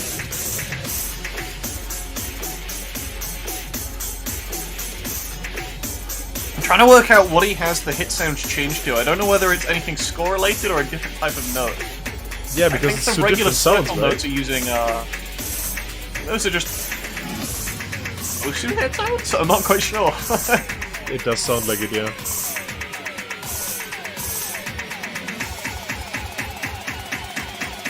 Well, do you know? Yeah, I think it definitely is from what I'm seeing. The exact same map as the previous one, so it is. We're gonna be seeing a direct competition between them. Wait, do you hear the difference in the song there? Is this sped up? That's sped up! That's not the normal speed! Oh, it is! It is sped up! Uh-oh! I'm very worried when it comes to the stream sections. Oh, that is going to be so incredibly difficult. Ghost is already one of the hardest and most feared tracks in any rhythm game. But having the confidence to speed the song up and play it on faster than normal speed, that is something not many people What dare. did I just witness? I can't even see half the stuff that's going on with some of these sliders. I barely see the Absolutely start not. of it, and he's already on a different note.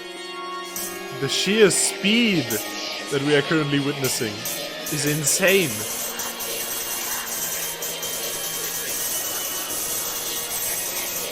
Oh my goodness, Look I'm at so this! glad that we had the previous version so that people could at least see the map what it should be. Yeah, and it's Because just right impossible now- on this one. The camera cannot keep up, man! Oh my goodness. That is unreal. That is... I can barely see the slider ticks between each and every note. Oh, the build-up. Look at the timing of the singular shots. What are these double doubles? section already difficult to read the first time? There are like 8 maps, 8 notes that are overloading each other. They're all overlapping. This section where the maps get insanely difficult compared to the previous one.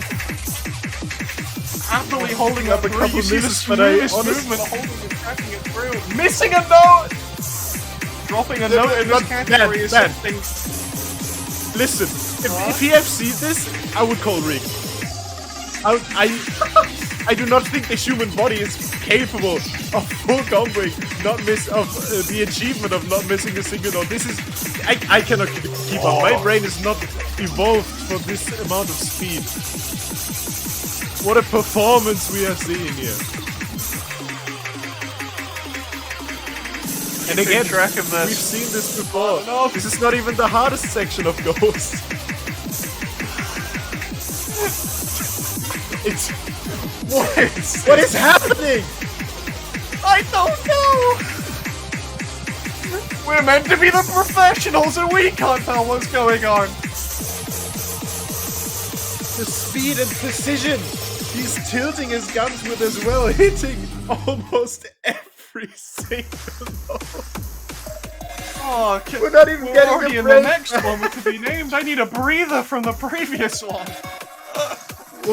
Oh, only missing a couple notes on the previous one.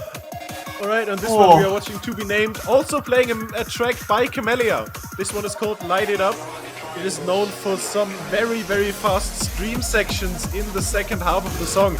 If you remember, streams are when you have a lot of notes in close proximity. Band explained it's sort of like a staircase. You hit one note after the other, but they are extremely, extremely close together. I will apologize if there is any actual Audica players in the chat. These are... If there are any specific terms that we do miss, disclaimer, we are not professional Audica players, so I will, we'll put that out there. Using terms that hopefully anyone that has played other rhythm games should be able to at least recognize with some of these. Makes it a bit easier to understand for at least a few of us. Happily gliding, the accuracy seems very solid on this one so far, but as they have done on all of the missions, but especially on this one, seems to be going for a slower pick at the moment, but again, this is another song by Camellia. The song will work its way up very rapidly. And as we can see already... Yeah, we're getting into the typical Camellia build-up. Map is getting faster and faster. Still no misses so far. All the shots are really, really smooth, completely on target, sliders being hit well. There we have the first of, I think, 2 or 3 drops we're gonna see in this song. Definitely I'm trying to remember how long the song nothing is. to I think it's stop more it. around the 3-minute 50 mark? Somewhere around there, I think Light It Up is about 4.5 minutes. If I remember Is it correctly. 4.5? Oh I think my it was- goodness. I think it was a bit longer. Oh, the slider section! That was extremely rapid but clean at the same time. The transition between them, not really skipping a beat there. Something that is This also gameplay- very difficult on this map is that the nodes aren't just in close proximity timing-wise, but they also in 3D space place extremely close together, overlapping a lot. That means you have to be super precise with how you're able to see them and shoot them as well. And something to keep in mind, obviously, you know, with a normal gun you can at least aim down the sights, and on top of that, you know, you're not going to be holding 2 of them on top of each other. Something that, and I think compared to a game like Pavlov, where people can at least use some real-world experience to try and make the most of it, doesn't quite work as well here. I think you just don't have the time to correctly aim. This is pure muscle memory. These players have so much experience in this game that they can just see a note out of the corner of their eye and just immediately swing into a perfect hit with their pistol. I think every time these players go outside, they see red and blue and their mind just starts flashing. Yeah, I definitely think so. Their hand starts twitching. Something as well to note, if any of these notes are too close together, they are perfectly overlapping their controllers in a way they can aim at it without smashing those controllers together, because that is a very real problem. Slapping your hands together in the controllers. Yeah, that is super, super horrifying. And what we are seeing now is the hardest section of Light It Up. This, what we've called before, the fast stream section, going on for a very, very long time. The player has to keep this tempo, this momentum going for the entirety of the job. And currently, it looks like it's gonna be managed excellently. 830 combo, nearing on 7 million points. Crazy performance. You can see taking a moment with those hold notes, taking some time to get a quick breather in before the next batch of notes is ready. Lowering the arms for just a second. It might not seem like much, but just a second of a break in a map like this, that can be so refreshing, and that can be what carries you through the map to the very end. This section of Light It Up is I think the one I enjoyed the most. It just sounds so nice, and it's just pure catharsis to hit that. It's so nice. It's so much fun. Closing out, getting to the outro. Every movement. His hands look almost robotic in some of these jumps. Yeah, the micro adjustments between every single shot. Crazy. And the song coming to a close. And all of these categories, as there are so many people in the technical category, all of these people are put against each other in their specific game. So, that is going to leave the sped up Ghost, obviously first in difficulty there, and lowest in accuracy, but I would have started alright if that second play we saw, the sped up Ghost would not have won. That was an absolutely insane performance by Tim here, and in my opinion, absolutely deserving that first place. Yeah, an incredible performance from all of the players, but and as some people may be a bit confused at how first and third on, when it's 50% split is leading to the average rank being higher for To Be Named versus Tim. All of the first to third, that is specifically mentioning how they got rated in the points, not the exact amount of points. So behind the scenes, they do some magic. They ship their scores off to a wizard, and it ends up here. But yeah, definitely. I'm pretty sure that as far as Tim goes, they're going to agree with us, with the hosts over there. So let's see how they're thinking of it. Unless we're going straight to Audio Trip, either or. No, Mrs. Benson, nothing's wrong. We're just checking that. We go straight to Audio Trip. Never mind. No time for host at the moment. A very similar concept as we've seen over on Synth Riders, but slightly more personal now that we're seeing things in first person. Yeah, absolutely. We're getting a lot closer to the action here. So the one difference between Audio Trip and Synth Riders, because we've seen Synth Riders before, and it does look very similar to this. You have the notes you have to hit with your hands. You have the lines you have to trace. What Audio Trip has is you have these kind of blowing notes. You have to hit these basically just like a drum. You just have to hit it from one side and just swing through it. That is one big difference between the two games.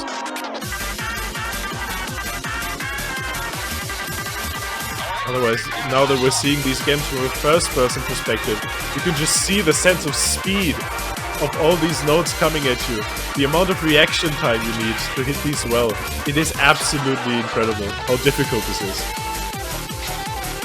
Yeah, Audio Trip, definitely one of the more physical ones that we've seen in this so far. At least with Audica, it's mainly holding your hands out in front of you. It's not too much actually, whacking blocks. Or so this starts mixing stuff in as well.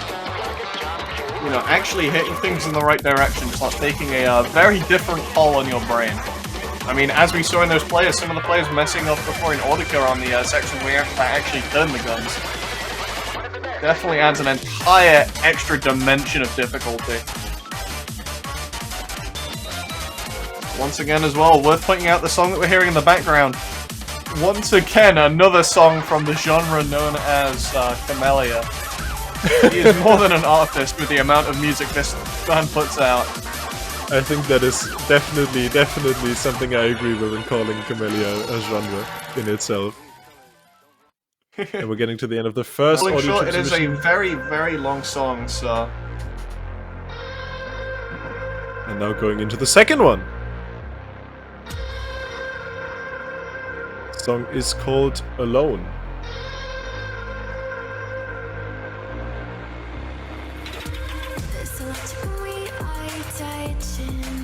This one environment's changed as well. Yeah, now it looks in a tunnel.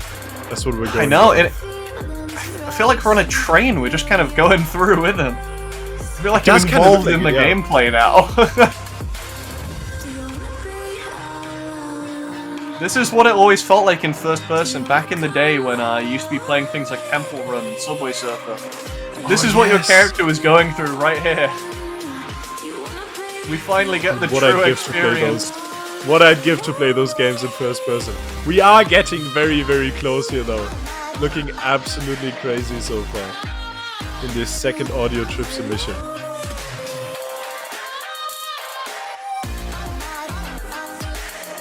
Something that is also very important. The amount of dodgeballs in this. Yeah, it's crazy. Something that is also very important in most of these VR rhythm games is something called multiplier. If you hit a lot of notes without misses in between, you build up a multiplier that gives more points for every consecutive note you hit. If you look at the top left of your screen, you can see an 8x multiplier. That means currently this player is getting a lot of bonus on every single note they hit if they don't miss. That is absolutely crucial in this technical category, where you have to score high on the map to be graded well.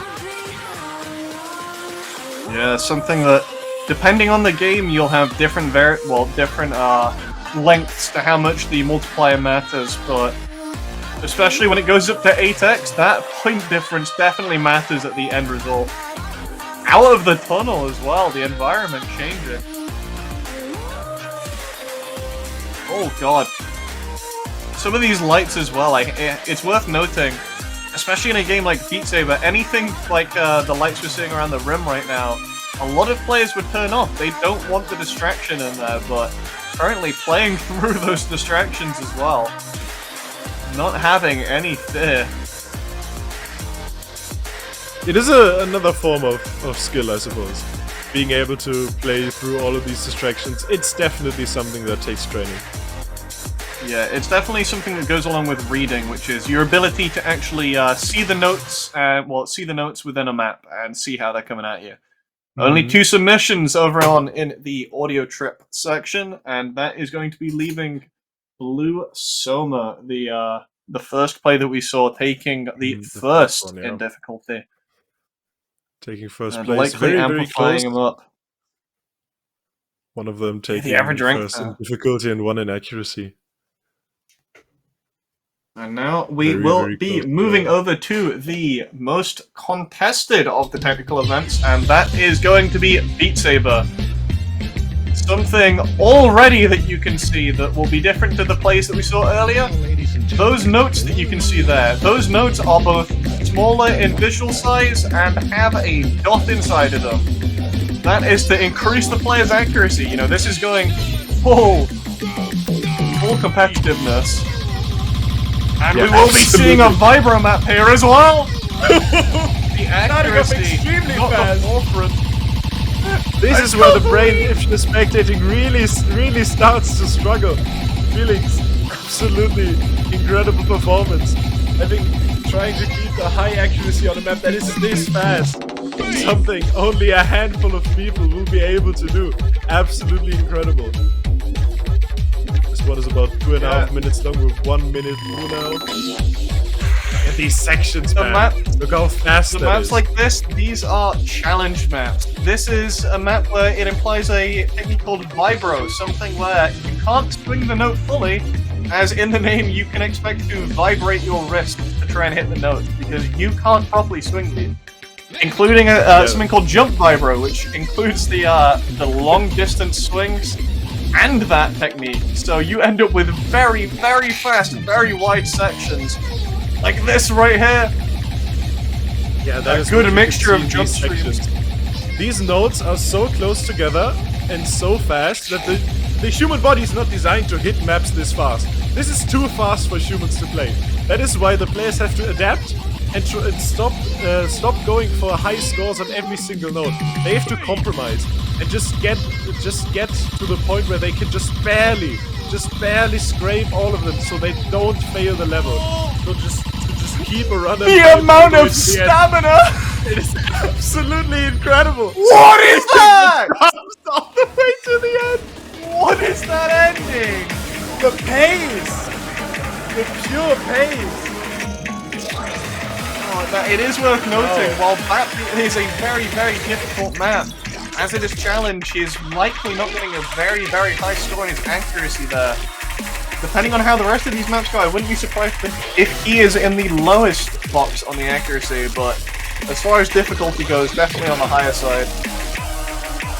This one, seemingly more of a, not quite middle speed in terms of the top player base, but on the faster side, not too fast though. Something that still allows him to keep a very solid accuracy on it. You can see him out there with a 96 right now, something of an average when it comes to the Beat Saber community. A 96 is a very, very, very solid point to be at. As in this game, the likelihood of ever getting a 100% on a map is close to none. The amount of notes that you have to hit means that even getting above a 95 is a very, very good endeavor. Just to hit every note perfect, for references to how difficult that is. If you hit every note with no accuracy, so you barely hit the block, you did full swing it, you would get about an 87%. And these players are out here on a 96, which is incredibly difficult to get. Yeah, going well above what most people are able to play on a map like this. And a little bit more about the player we are currently watching, Cryptek. Cryptek has been a mainstay in the Beat Saber community for such a long time. An extremely competent player, currently sitting in the top 50 of the best players in the world as of right now. An absolute monster of a Beat Saber player.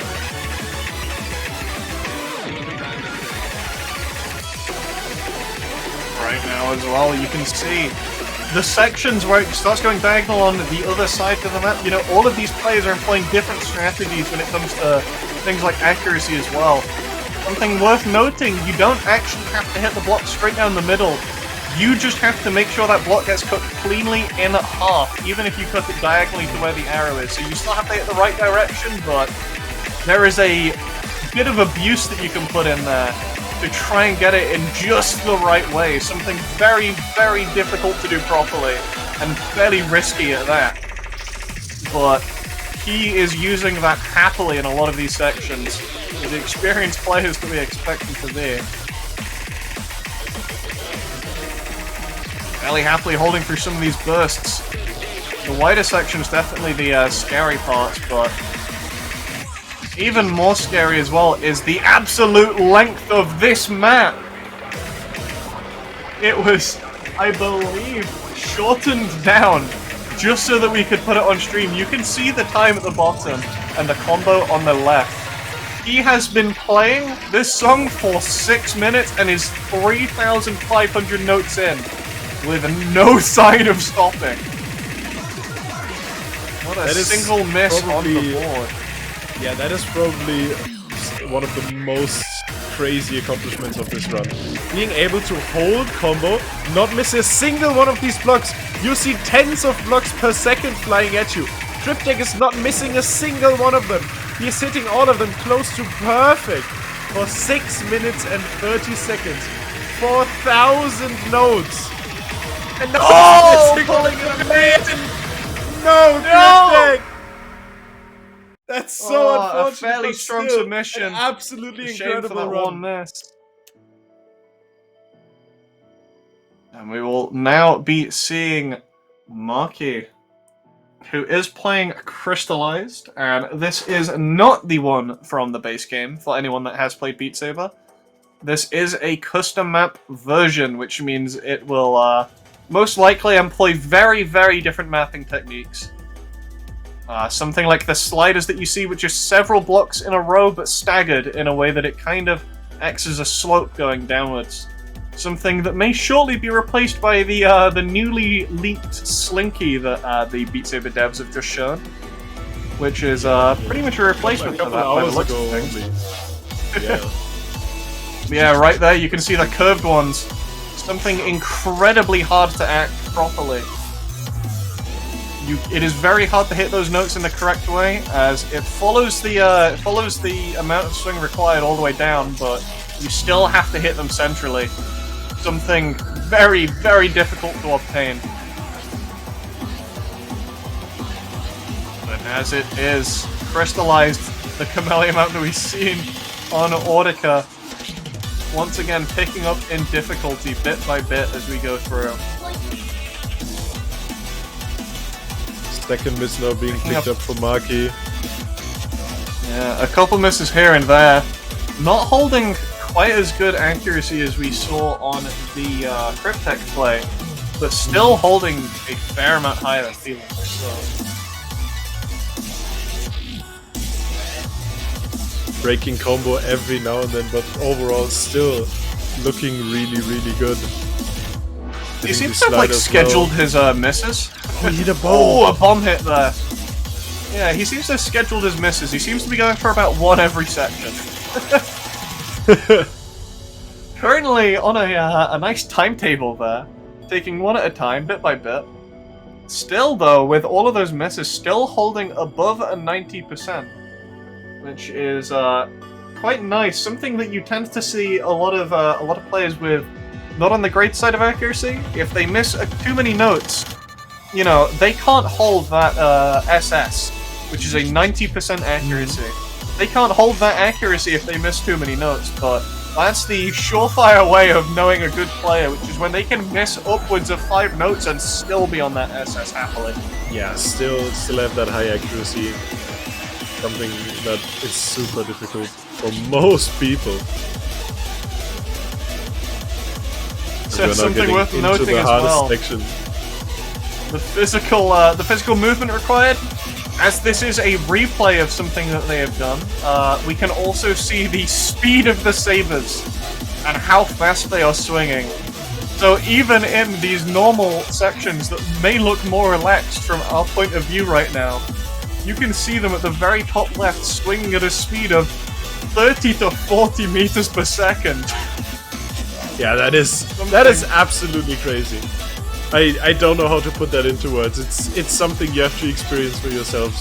The sheer amount of speed you need to play a map like this, to play Crystallized, is I don't know how to talk about that. It's insane.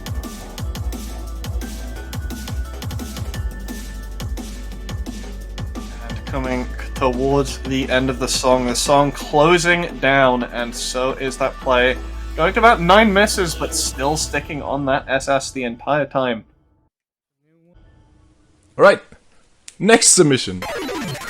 Starting off really, really fast. We're seeing Sloth playing another Camellia song. It's called Final Blenderman Appeared. This is a difficult one. Very, very fast. Some incredible burst sections where there's just a great bunch of notes flying at you for a short amount of time. That's what a burst is. It's mapped by Diceboon, and it's overall an absolute banger of a song. We all know Camellia starting off with a very, very long intro, followed by an even longer drop. And definitely an artist who tends to make songs that are longer than the average of about 3 minutes. He's no stranger to going towards 6 or even 7 minutes in his songs. Just in terms of length, that is crazy.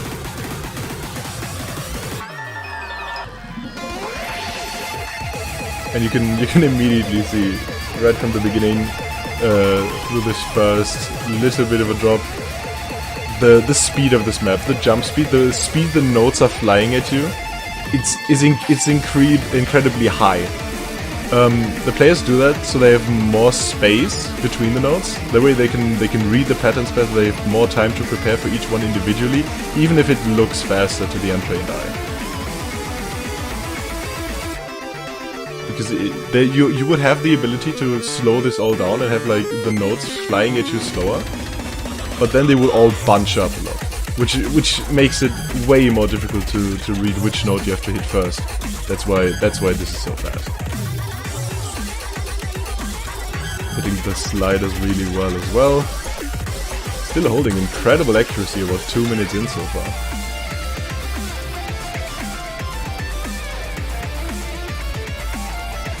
Also something I'm really grateful for, obviously, is that they're playing with lights.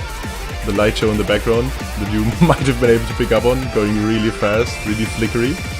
It just adds a lot to the feel of a map, and I think it looks great.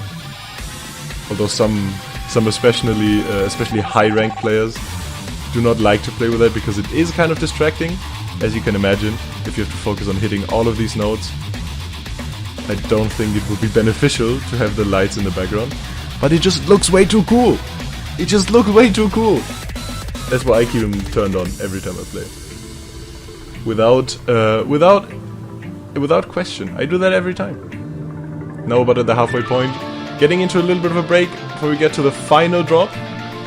And if you know Camellia, if you've heard, if you've listened throughout the maps we've seen so far, Camellia gets a lot crazier in the final drop. He likes to build up to that grand finale. And we will be able to see that in this map. It's incredible.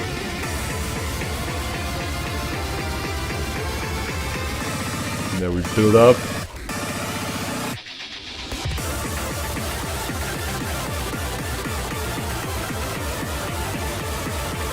The speed, the jumps, the angles also very, very difficult to hit and act well. Sloth currently still sitting above 90%. Absolutely incredible accuracy. Also having made just a few misses so far. I think there may have been 1 or 2 only. Which, if you think about it, only missing a couple of these over this 4.5 minute map is absolutely crazy. Really, really well played so far. Now getting into the final section, where the map holds this speed. The difficult part is not hitting a very short section at the speed, it's being able to hold it for like 30 seconds at a time. That is incredibly difficult, so just don't lose your timing. And we see that Sloth picking up a couple of misses here because it's just so incredibly difficult. And this is the end. This is the hold I was talking about. The speed and the range of motion you have here is incredible. You have to swing all the way from bottom left to top right multiple times a second for a long, long time. You see it's still going on. Really well played as we get to the outro. Only a tiny part remaining. And now we have possibly one of the most terrifying people to ever go up against in a Beat Saber related tournament, Edison. Yep. A player that has reached the top 10 on the global leaderboards, as well as being either first or second in Canada. Not quite sure which, I think he was around there. But a definite mess to be reckoned with, one of the powerhouses that we saw during things like the Beat Saber World Cup. Also well known for playing Audica within the Beat Saber World Cup. Not quite a normal event, but he made his own event. Well versed in a fair amount of rhythm games, Beat Saber especially though, and you can see already for a top 10 global player how crisp and clean those swings are. Straight to the point with each and every one. Yeah, the consistency on this section especially was so great to see his Saber stayed in exactly the same place throughout the entire thing. Did not move a millimeter from their original point. Very, very clean. Oh, and it's hard to tell because of how well he's hitting them, but it's hard to properly show the difficulty of some of those stream sections there. The notes changing angle part way, but still, as I mentioned earlier, abusing those angles in the best way that he can to make sure every hit is about perfect. You can see the color-coded hits on stream. Every bit of pink and white that you see there is an almost perfect or actually perfect hit. Everything that is pink or green, and the entire thing, pink, green, and white. The only things you don't want to see in there is the yellow, but even the yellow is above average for a Beat Saber hit. And you can see the difficulty of the map. He makes it look easy, but he's still on a 90... What, is that a 95, 96? Oh no. It's right at the very top, 96% dead on. Yeah. Not a single miss as well from Edison. You can see these sections becoming slightly more technical with the different polyrhythms coming in and the sliders mix and matching themselves on either side. No quite clear consistency to it, but about halfway through the song now. And he is holding ridiculously good.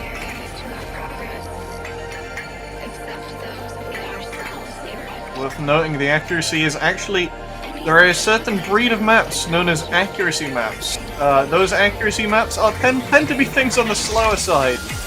And the default accuracy, once again, is that 96 level. He's holding about what some people can hold on accuracy and mid-speed accuracy, something around the middle between very fast and not so fast. He's holding about the same as people tend to hold on mid-speed, with a normal score on a fast map. Not what you should be able to do. No, I don't think so too. It's the scores like this, it's unreal. It's unreal being able to pull this off. Oh my goodness! That section's He so aced that wide, but he just entire doesn't thing. care!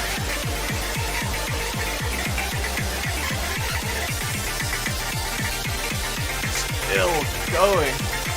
And you can see that he's changing his hand position and adjusting his swing to be... You can see not overswinging as well. His swing doesn't wrap around behind him. The sabers aren't going too far.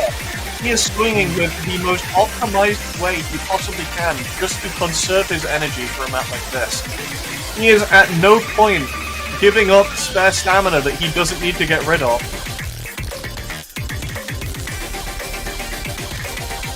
And he is holding it down. Currently at a 2,800 combo. Zero fear of dying on this map. He's more worried about getting a note that hits under 100 than he would do for anything else in the more technical side of the map. The dots notes coming through. Changing side, changing height. Everything very, very rough. Oh, look at these shots, man! Now picking up a miss just at the very end of that section. He played it so clean, but just like Cryptic, at the very end of the map, Edison picks up a miss. That is heartbreaking to see. Wow. Only two misses at the very end. Credit where it is due, the most difficult section of the map. And a very, very clear winner there. With one of the more difficult maps that we've seen. Definitely the Vibro map's taking it up there on the difficulty, but not quite enough to compete with Edison. The accuracy, you know, the accuracy you'd sacrifice for that challenge map, just not quite enough. Edison taking the win there. And that will move us on to, I believe, Boombox. Boombox, something that we didn't actually get many submissions for, which does make it a bit of an interesting category. It is very limited, I think, currently on its number of top competing players. Something of a rivalry in the past between Gosh and Lethal, who we are currently seeing playing. Lethal, one of the best players. Actually, a drummer as well. Don't know whether he's an ex-drummer or he still is in his pastime, but also experienced in the real world with the exact kind of skills that you need for things like this. And also, I think Boombox, a game we've not seen so far, if I remember correctly. I don't think we've seen it so far. So just a quick explanation. Again, there's kind of a theme you've seen so far. You have one controller in blue and one controller in red. This time you don't have to slice boxes, you don't have to shoot targets. You have drumsticks, and you have to hit the drums in the right direction. You see the ones on the bottom, you have to strike them from the top, and the ones on the top right and left corners, you have to hit them at an angle from below. Which makes this, again, a game that is very, very, very stamina heavy and requires a lot of physical performance. And it may seem, at a glance, similar to Beat Saber in the way that you play it, but, like, right there, some of the ways that you have to hit the sections, you have to hit these notes in a significantly more specific way. You can see a lot of them playing, not just, like, going left and right, he is fully slamming those notes down. Because you can't just flow this one together and make like, call it a day. You have to properly hit these notes right through the center. Yeah, especially on a map like this, King of Lions also, again, a song by Camellia. Diagonal. absolutely brutal map to be played. And that's something you see a lot in this category. When players go for those super high scores, they try to optimize every single bit about their gameplay, their swings, for example. On this one, you see how surgical and how fast, how clean lethal swings are here. That is absolutely needed to currently pull off an accuracy of 99%. 99% of the max possible score is what Lethal is currently holding on this map. Yeah, Boombox, a game where a few people have hit the feat of getting 100% on some of the easier maps, but the harder maps generally, I think before they were on a 97 to 98%, but Lethal been going at it since the beginning and has kept grinding his way up with these accuracies. I think arguably one of the biggest faces of Boombox when it comes to the or the biggest, one of the two, when it comes to competing for high scores on a map. Because he is, well, it's hard to overstate the accuracies that this man gets in this game. As someone that comes from Beat Saber, I find it very difficult to act properly in this game. Like, I can still happily hit the notes, but I just can't do it the same way this man does. Yeah, I agree. The types of swings and the way you get high accuracy is so different. And if you have just hundreds of hours of muscle memory in a different rhythm game, it can be super difficult to adapt. Which does not mean it's impossible. There's, for example, a player like Gash and Lethal himself, who are very, very big in the Beat Saber scene, who managed to make that switch and become just titans of gameplay in Boombox here as well. As we see, 98.8% dropped off just a little bit, but honestly that's not that big of a difference. Yeah, the gallops kind of catching him out in some of those sections. The bits where it speeds up a lot more. It ends up making some of the jumps feel almost double as the speed that they normally are, which makes a double section like that significantly harder.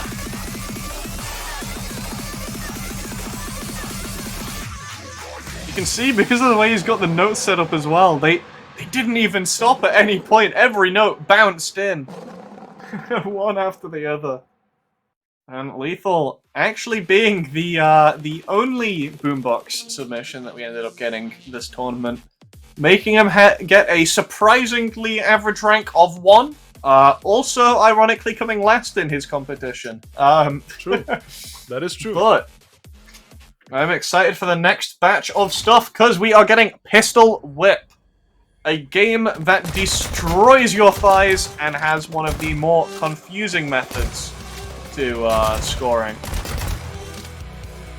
This is a game where you have to all of those hexagons you see flying around, those are bullets flying at him that you have to dodge. If anybody has played a bullet hell game before, you will know exactly what I mean. Any of those bullets that hit him will knock the health bar off of him, and he has 1 health bar available that he can use. If he gets hit, then he has 1 more chance, and then he will die. Until that point, though, you've got to shoot all of the enemies in time with the music, and it gives you 100 points based on hitting them on beat, as you can see right there. And the other 100 points comes from how much aim assist the game actually has to give you. If it doesn't give you aim assist, you get an extra 100 points from that. And that is what gives you the grading in this game, something that is very, very, very hard when you try and use it. A lot of people thinking they're doing very well for themselves until they turn off the aim assist and see how it's actually going. The ability to be able to confidently aim at this pace is something that is... It takes just an endless amount of time to properly learn. You pretty much have to be John Wick to be able to pull off a level like this without aim assist and have a high score. That is absolutely crazy. Being able to just flick your gun around at all of these targets at record speed while flying through this level, it's something else. Look at how many people are just how? And he's not getting hit again. He's spiraling around there. We need to reiterate: 1 hit and he's done. 1 hit and that man is gone. You can See, checking his score partway through, flipping his gun over. It's like he's checking his wristwatch. James Bond. Checking his watch, calling in one of his gadgets. In this case, a pistol that he's bringing out to look like a semi-auto rifle. The fire rate. Oh, getting hit once. This is the sort of thing where once he gets hit, he does have to perfectly play the game until he eventually manages to bring back his full bit of armor.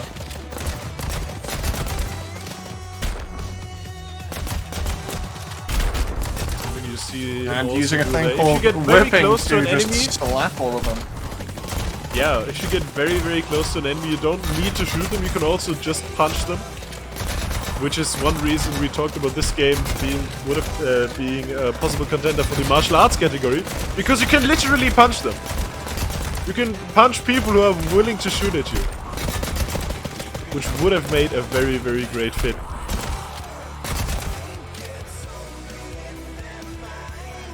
Just the sense of scale, the music. the ability to keep all the enemies around you in mind and just methodically work all of them into the ground, just shooting one after another after another. It is Something crazy. worth noting in this as well. Most of the time when you play Pistol Whip, all of the enemies that you have, every single one is using a pistol. In this, it seems he's either using some modifier that I've not heard of, or is modded it in a way that all of the enemies appear to have fully automatic guns. Because every time they are throwing stuff at him. Oh my god, there's so many bullets! Look how clean he's dodging though. He is kind of spiraling around those bullets. Because the enemies are always pretty much firing at your location. That means if you stay in motion for the entire time, it's very, very difficult for the enemies to hit you. And that is, we currently are seeing that done to perfection. Yeah, and you would have seen him just there running out of ammo, something that you might not have even realized he was doing, manually reloading every single time he runs out of ammo.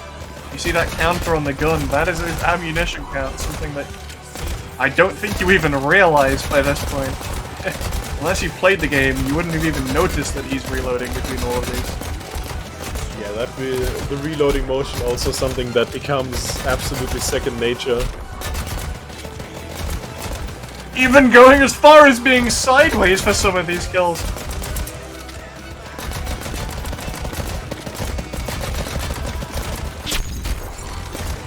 Oh, getting hit there again. Actually losing some as you said HP there, before. but tanking the bullet so that he can hit someone and immediately regain that armor. Taking it all the way to the end. We do have one more contender for Pistol Whip, which is going to be Novi76, using the dual wield modifier. One gun on either side. We'll have to see how he manages to play with that. Definitely adds to your cool factor though, I must say.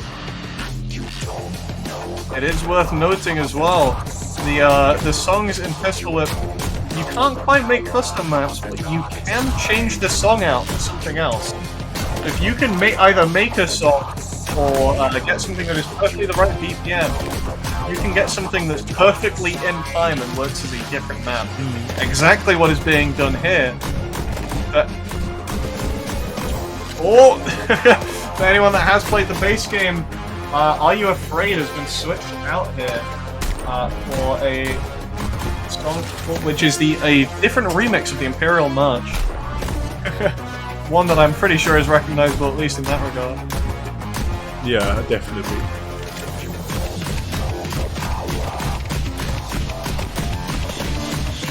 The swagger of just the spinning reload. Yeah, that is great. And on that section you pretty much could perfectly see how they were going for the perfect timing on every single shot to get the highest amount of points. Just staying on beat is so important for your accuracy and for the amount of points you get.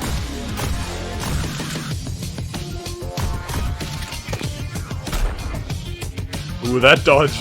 That was cheeky. Oh. Waiting all the way It's to worth the end and noting as then well. just a flick of his head. Those walls, each one, they just pretty much insta-kill you.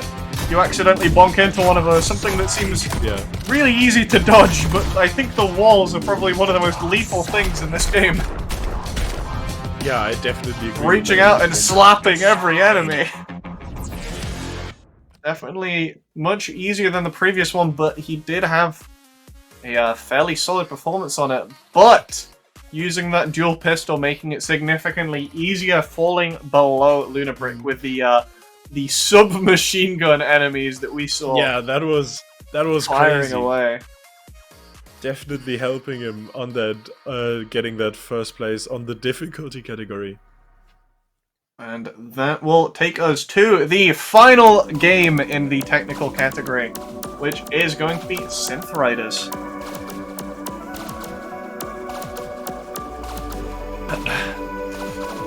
Starting off with, I believe, was that no? Oh, I'm trying to, I think that was Mimixus. So, Synth Rider is something that we've only seen at the start so far, really. Now getting into the entire different aspect of it, which is the game being fully on the difficult side. These Something games that are so is different. very different in this game is just not tangling yourself. Yeah, that is very true. And these games all look so different, but they're all so beautiful. Like every game has its own art style, but they pull it off so well, and it just looks awe-inspiring to go through, to be on this first-person view and just run through the level. Just how quick the transitions are between a lot of these sliders, and there is no issue. These are the modes that force you to be smooth. Yeah, you can. You don't pull this off the way they intended, that's it for you. Yeah. And we are looking incredibly smooth so far. 370 combo, picking up the 6 times multiplier, which helps to get up that accuracy, helps to get up that total score, closing in on 2 million already.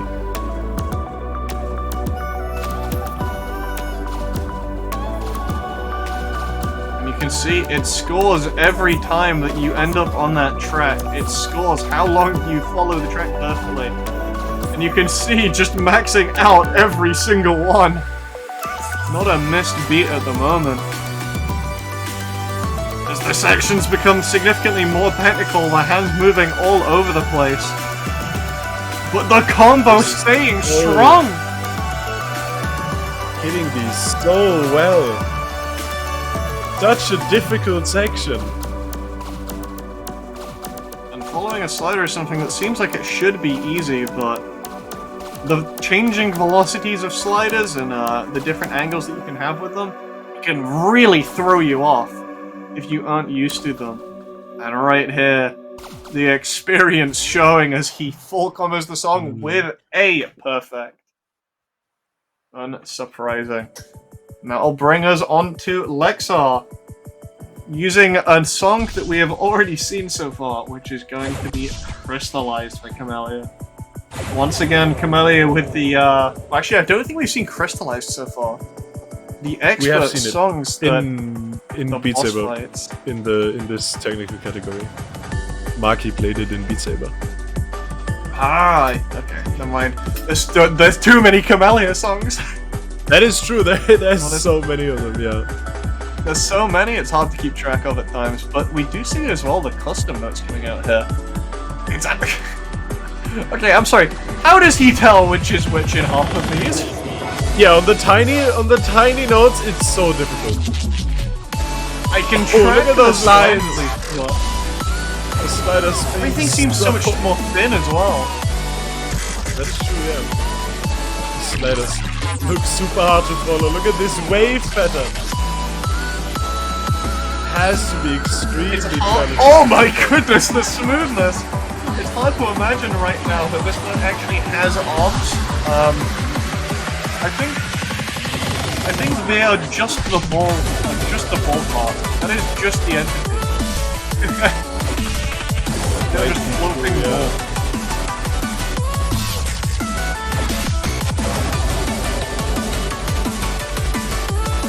Control needed for some of these sections.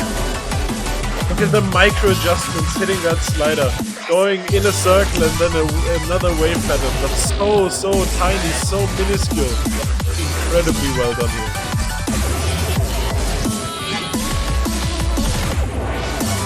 Something else that's not to be understated, using different actions on both of your hands at the same time. Something that should seem relatively easy, but is definitely not. Hitting the technical section, mixing and matching his hands between each other right there, dancing them around each other, hitting every note as he goes, nailing every single one.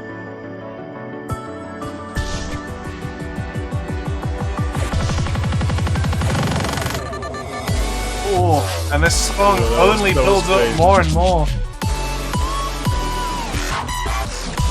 It's worth noting there is some misses in here. The accuracy doesn't seem to be perfect right now, but definitely makes sense when you see the sheer speed of these. Yeah, and the amount of notes as well. Picked up a couple of misses before in the last minute. Now this is the difficult section of Crystallize. This is a really long stream section, and you can see it. So many notes in the stream. It just does not stop. They just keep coming and coming. Has to hit every single one of them. Currently looks amazing. 500. Oh, now picking up a miss just at the end. You're so close to an ace section there. You see the wrist movement between all of them. The control is just bobbing up and down.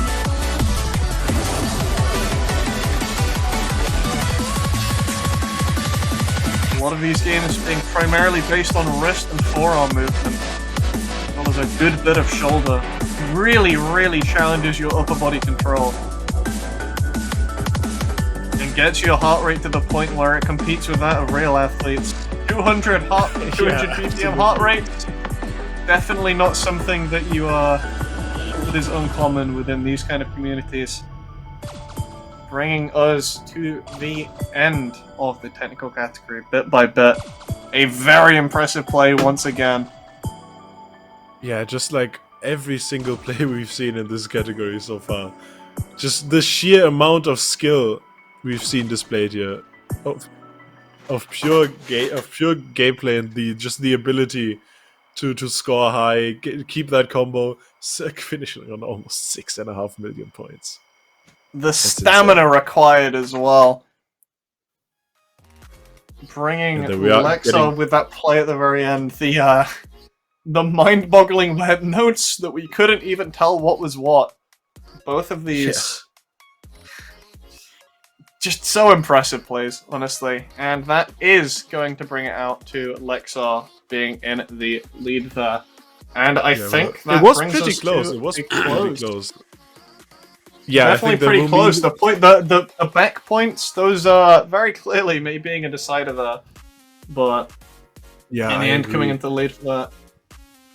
And Let's that see means what, we will the be host at has the to end. say. Oh, yeah, exactly. Thank you guys. I really appreciate Thanks, it. First and foremost, I gotta say that was super impressive. Yeah, like, man. That is way past reaction times. No, you have for to sure. get to know every single one of those. You have to get so much that becomes muscle memory. Right. No, You know it what I'm has saying? to be, because if you're reacting to it when you see it, then you're too late. Yeah, already too late. Yeah. So we would love to pull clips for that, but there's so many we wouldn't move on in the show. We would just basically watch that whole section over again. And I know you guys are excited for the rest of the show, so we're not going to do that to Absolutely. And we have a fourth set of sponsors we want to thank. Well, first of all, thank you for all the technical players. That was amazing. Very amazing. And then we have our fourth sponsor set for today, which I think you want to say that. Yeah, I knew it. I do want to say, because I love the name, Better Than Unicorns. And I mean, there's nothing better than unicorns, but that's a great name. We appreciate like their shared content and their expertise. And if you want to know, what's better than unicorns, it's that guy. Stop it. It is. We also want to thank Syphid. He's another one of our talented musicians that are letting us use music. It is fantastic that he's letting us use this, and I really appreciate it. And you want to know who else is a talented musician? Not this guy. Not this guy at all. We also have a video from one of our judges, Baxter Fairchild. Baxter Fairchild. Hey everyone, Baxter here, one of the judges for Season 0 of Rhythm League. I just want to say how impressed I am at all of the submissions that I've seen in my judging. The martial arts, the dances, the technical performances, all very impressive. You play at such a level that I'm envious, quite frankly. And it's clear that you put a lot of your heart and soul into your crafts, and I hope that you continue. A big shout out to all of the musical artists, the mappers, the performers, and of course the community volunteers who have made this project possible. You are all helping to birth a new genre of esports, and I can't wait to see where it goes. Oh, super sweet. Awesome, awesome. Thank you, Baxter, so much. We're about to go into the fourth event, which is the group competition. I'm very excited for this one. But first, we want to take a look at most of the health benefits that these games have provided to many, many players. You know, why I play these games, they allow the body to move in a very natural and satisfying way.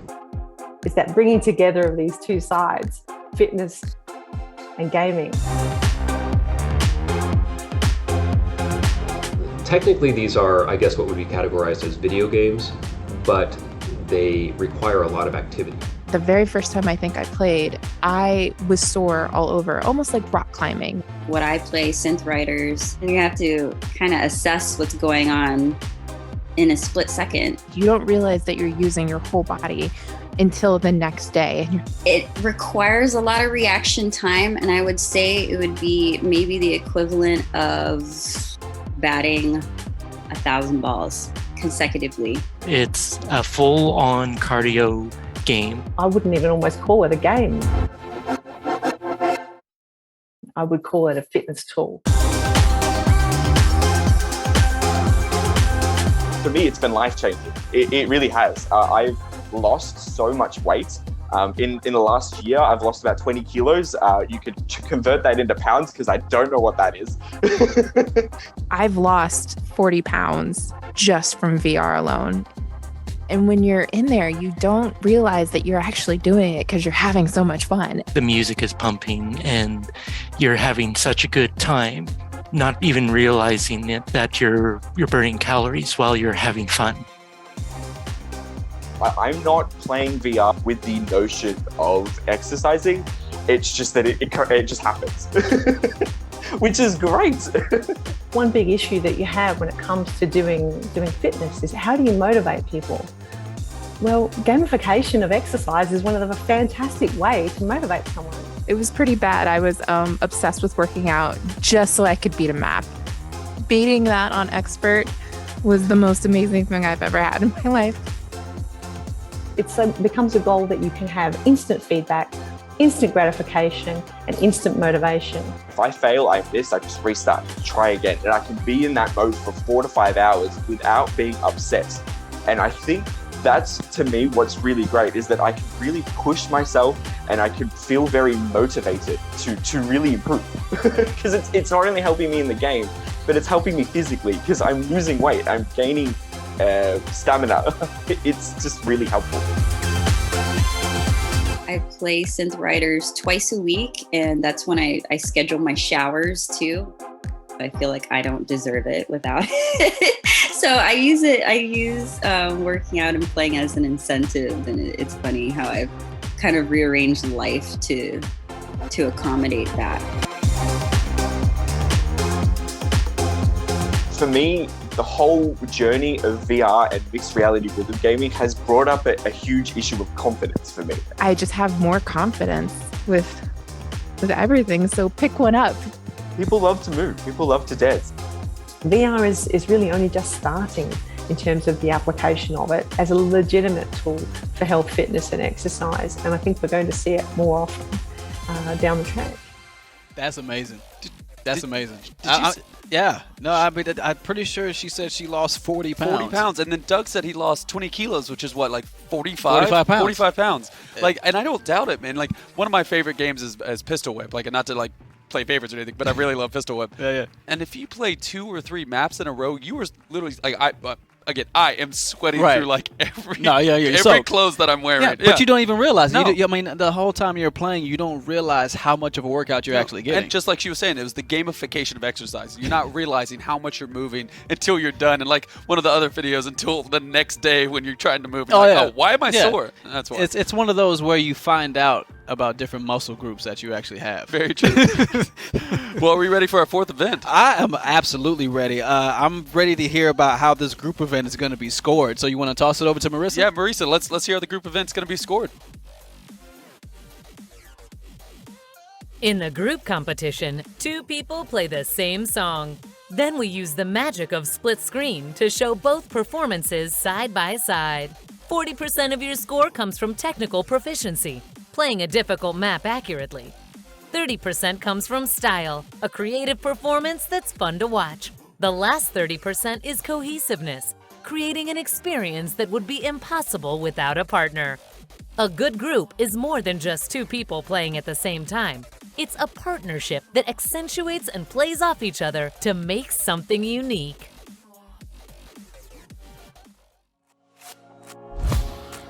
There it is, the return. We are in the group category. The group event, the 4th event in this show. After this is only going to be 1 more to go, very sadly. But no time to waste, we are starting off right now. If I read correctly, we are currently watching Kiyomi and the Mixed Reality playing the map Higher together.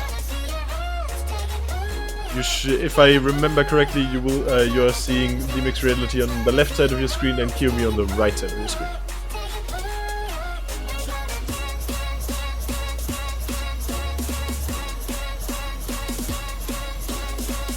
This one right here, definitely more interesting use of the group tactic. I think a lot of people instantly, when they think of group, going straight together next to each other. But these players making the most of everything virtual reality being online. Something that, normally people don't talk about it. Things like you get the full ability to meet someone online without meeting them in real life, but you still have all of the regular, human motions and everything. Everything seems about normal, and they're abusing that right here. One after the other, right next to each other, doing the same map in sync.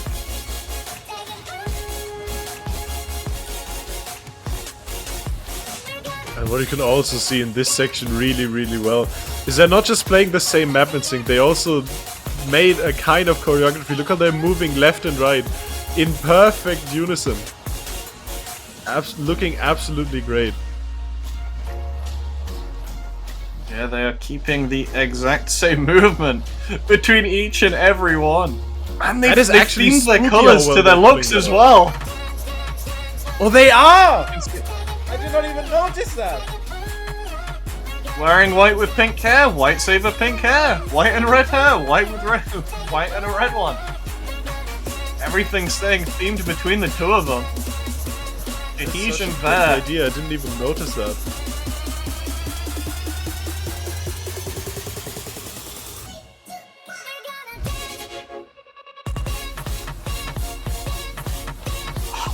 I really want to know which of these 2 did this dance first. Because I think that's a Was there a to... first? Exactly, it's hard to tell, and I think that's an homage to how well it's being done, how well it's being pulled off, because you can't really tell who was the first one to do the dance.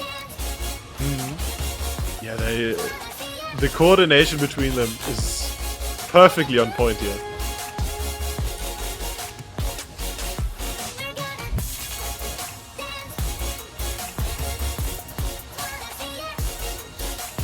Moving one after the other, and still holding pretty well on the map as well.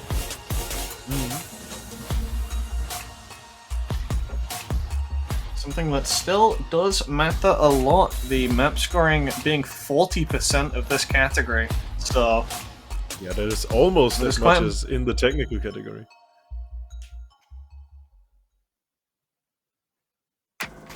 And now we'll be moving on to not just seeing not just seeing Synth Riders here, we do have the outfits That is a definite plus point, yeah.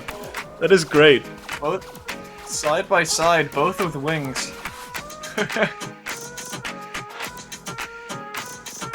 Same colors, same wings.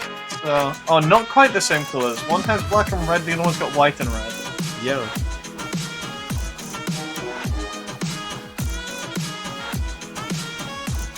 And once again, those side by side, instead of being kind of opposite against each other, they are now working together. So.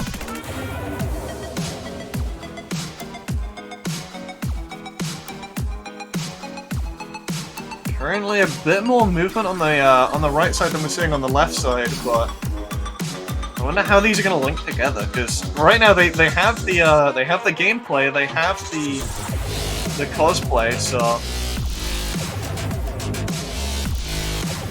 Currently, they don't seem quite as coordinated in their choreography as the one we've just seen. On the right No, not side, quite we as can coordinated, see circles. Both of them nailing the map, though.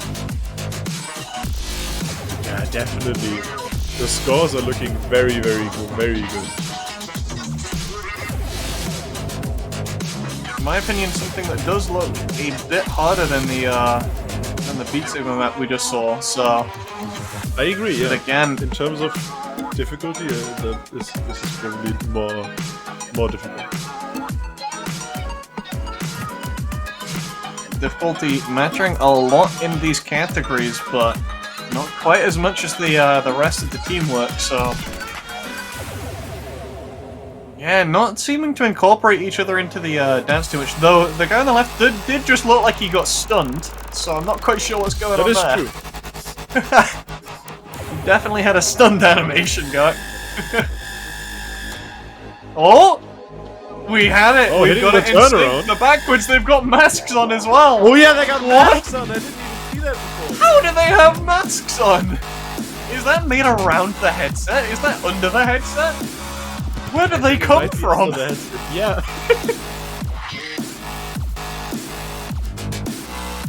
These sliders. Very, very difficult. Yeah, in terms of difficulty, this map definitely exceeds the first one.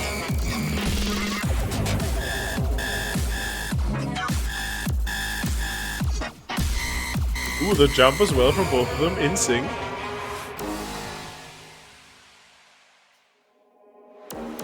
He's shaking himself up, he's keeping himself prepared.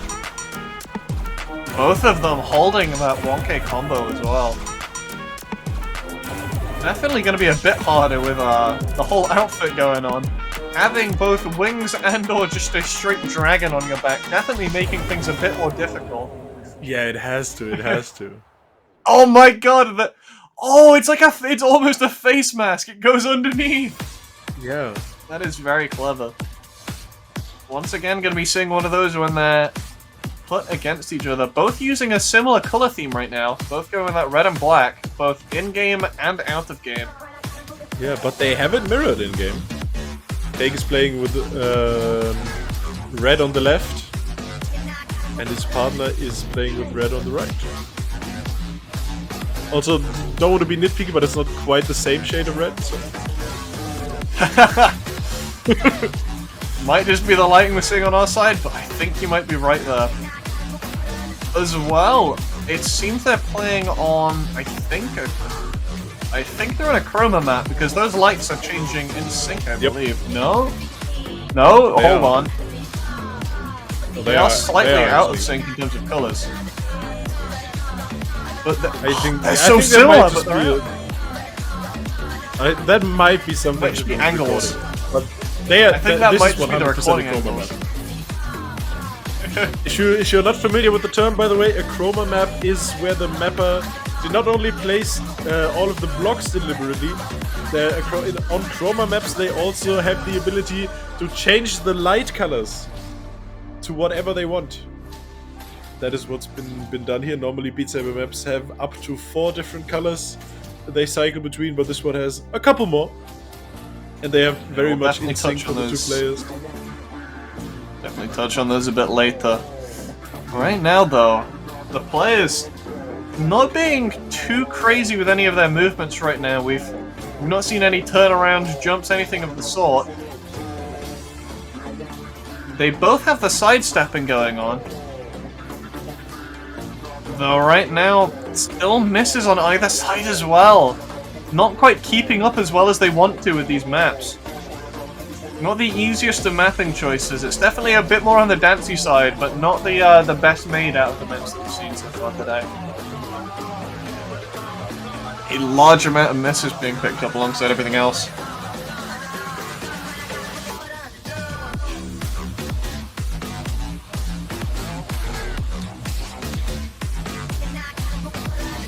And right now, ooh, some of the bits are going into some fairly weird angles though, and they're still keeping it through. Something that normally you'd have to put yourself into a very awkward looking position to actually be able to hit. They're keeping it very, very normalized on that, which is quite nice to see. Yeah, they're kind of mirroring something we said at the very beginning. The way they're moving from left to right is very, very similar between them, although not quite as synchronized as we've seen before. Oh! So this one has spread out a bit more. Similar in design, a bit similar with the dresses there. Not quite the same design, but both with the same kind of aesthetic overall, but different games. That is very, very nice to see.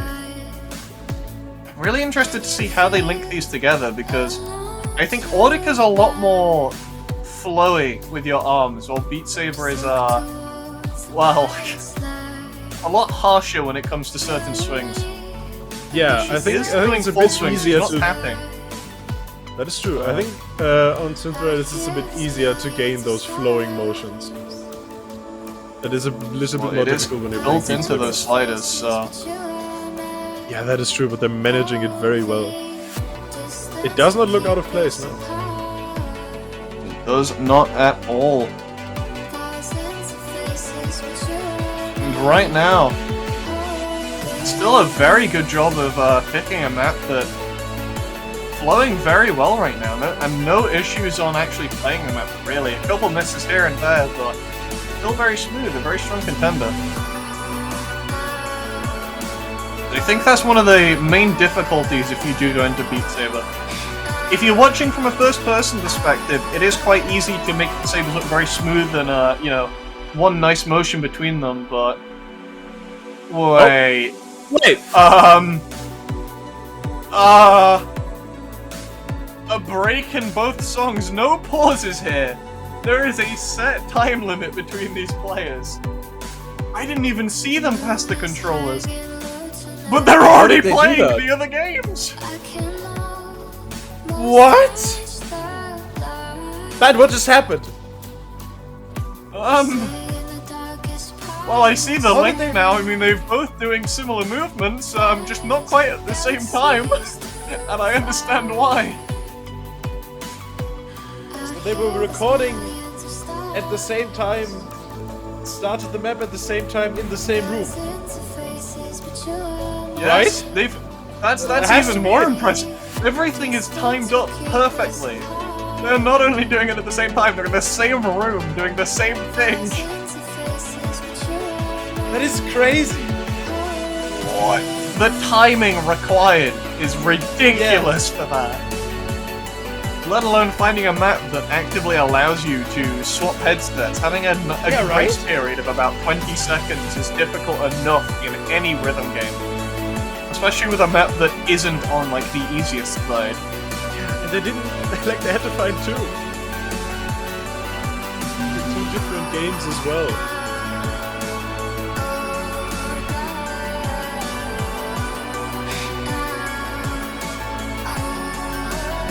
I am so sold on the idea. That was great. I did not expect any of that.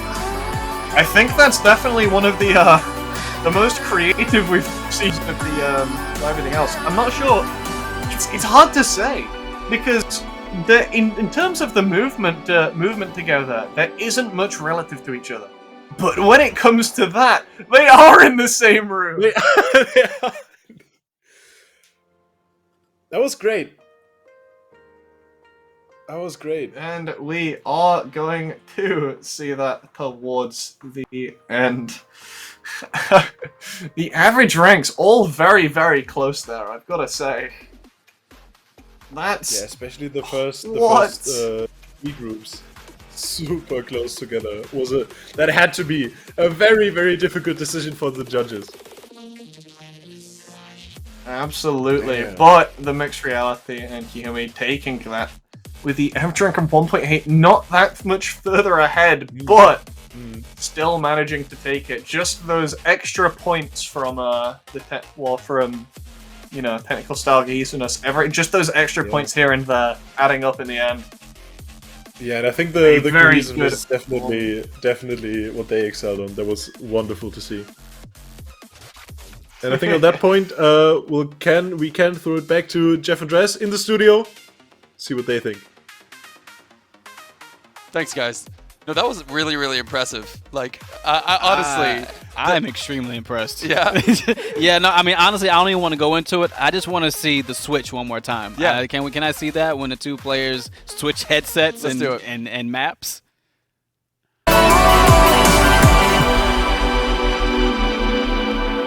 Like, you gotta understand, like the caster said, there's no pause here. Yeah. This is just a break in the song. Yeah. So they have a time limit. They have a certain amount of time to have to get this all set up. And it's like, also you gotta think of the transition mentally. It's like you've been in this like kind of flowy state. She's in the Saber state, and then you have to switch up like kind of your approach all like completely. Also, how quickly, or I'm kind of curious, like how many times they practice that and accidentally dropped a controller or something. Right, Think about it, 'cause exactly, that's a huge headset and two controllers. That's hard to handle. Like if we were to switch positions, we couldn't do it that quickly. I'd fall. Yeah, exactly. So it's not only like switching and switching up the flow state, but then also like they're switching games mid-map. Yeah.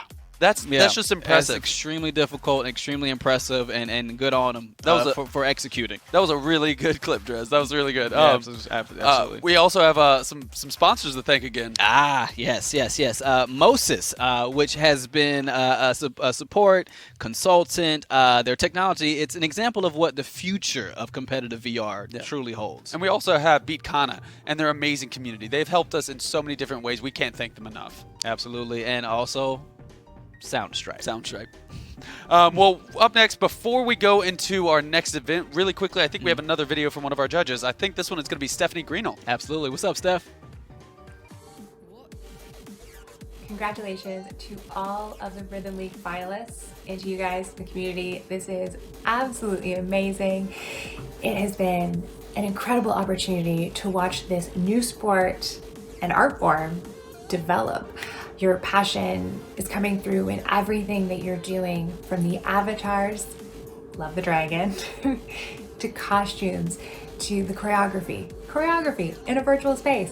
Absolutely amazing. And we know just how much hard work goes into practicing and training for this.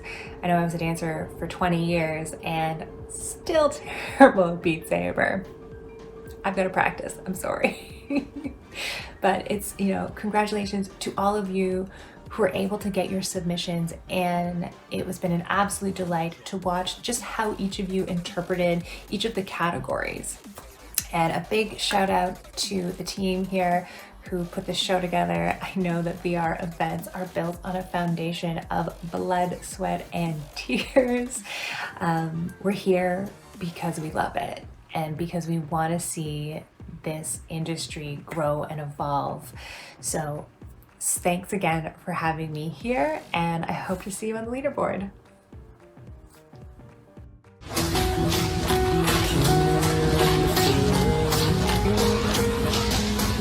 Something that is not quite a second. This bit is a bit of a break to appreciate everything that we've seen so far. This isn't just a tournament map. This is an art map. This is something that the community spent, certain people in the community spent like absolutely ages, hundreds to thousands of hours of their time making. Something that people make in just the most special ways possible. And it just shows just how far games like Beat Saber have come. This is, as some people might not even recognize from everything going on, Beat Saber at its finest. Something that Wow, I mean, it really just showcases the true potential of some things in virtual reality, I think you have to say. Yeah, definitely. And you might have already seen things that don't look quite as you've seen them so far in Beat Saber. You were used to normal platforms. The players are standing on the just notes flying towards them. There is no platform here. They are just in the void. The mappers are building custom environments for every single scene here. This is all handcrafted by the mappers. Like Ben said, taking hundreds of hours and just so much hard work, which we cannot even begin to explain because it is so difficult. We have honestly no clue how they do it. Like, the thing is with these kinds of maps as well, it's not even just a thing of we can't explain how it's made because we're not that, you know... It's that hard to explain because it's that hard to make. The people making these are physically... They don't have a platform to do it. They are going through the code and manually putting in thousands of hours of effort just for, you know, 5 to 10 minutes worth of song. You can put in hundreds of hours of effort for a minute and a half, say, even. If you're not experienced with it, you don't even know where to get started because it's that complicated. Things such as, they've even made things that look like working water physics, the notes floating in the background. That's just not what you see normally. Every single bit, every single design thingy, every light, every piece of water, those electrical poles, they're all handmade and put in here. The amount of work is just staggering. Yeah, and all of the things that you're seeing as well, these are things made using, you know, different parts of, say, block debris and walls and stuff like that. And where they're just changing different parts of the environment to suit it. All of the notes that you're seeing get hit in the background, they're just placed there normally. Those are just normal notes in the background of a map. Everything else is just manually done. And even on top of all of that as well, you have someone with an anime girl avatar playing through all of it. And I think, honestly, that emphasizes just how much, you know, what virtual reality can really do. You can kind of be whatever you want and make whatever you want. Which I think is one of the beautiful things about it, really. Yeah, I 1,000,000% agree. Just the ability to create beautiful things like this from a game that was intended to be rather basic, such as Beat Saber, it's mind-boggling to me. I cannot even begin to understand how this works. And it's just incredibly beautiful.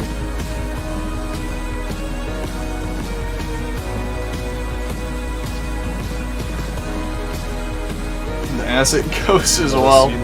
Again, we mentioned it, we touched on it a bit earlier, but all of the lighting that you're seeing as well, every single bit of lighting is manually done by someone controlling it. They have physically gone into an editor and placed the object that makes a certain light appear. And through using things like Chroma and the mod used to make this, Noodle extensions, they have had to go through and physically pick everything that you're seeing. All of this is intentional.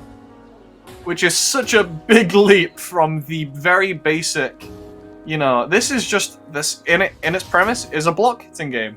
You have lightsabers and you hit blocks.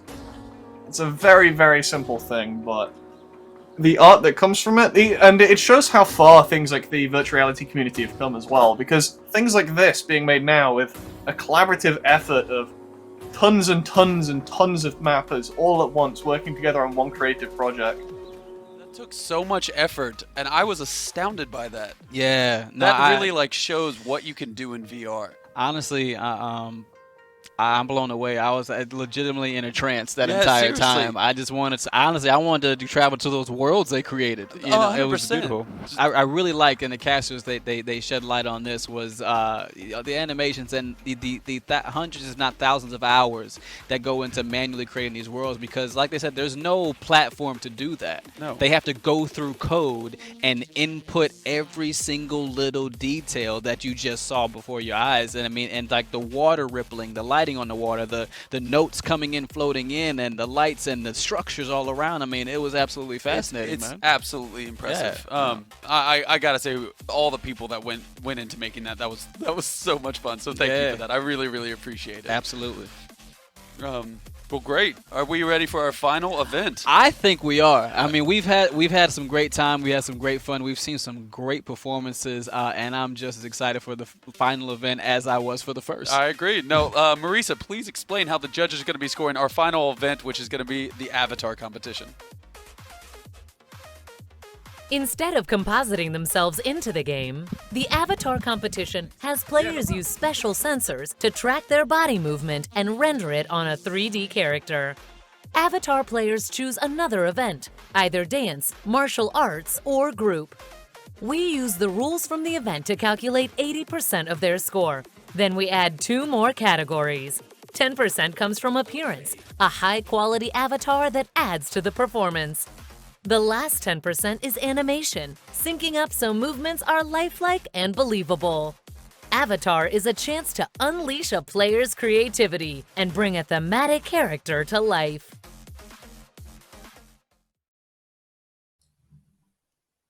And welcome back to the final major category we're going to be seeing today, which is the Avatar event. Something that I think a lot of people very much want to get towards, as they it really allows people to show their true expressions when it comes to things, because you're not limited by physical bounds, as we can see on screen already.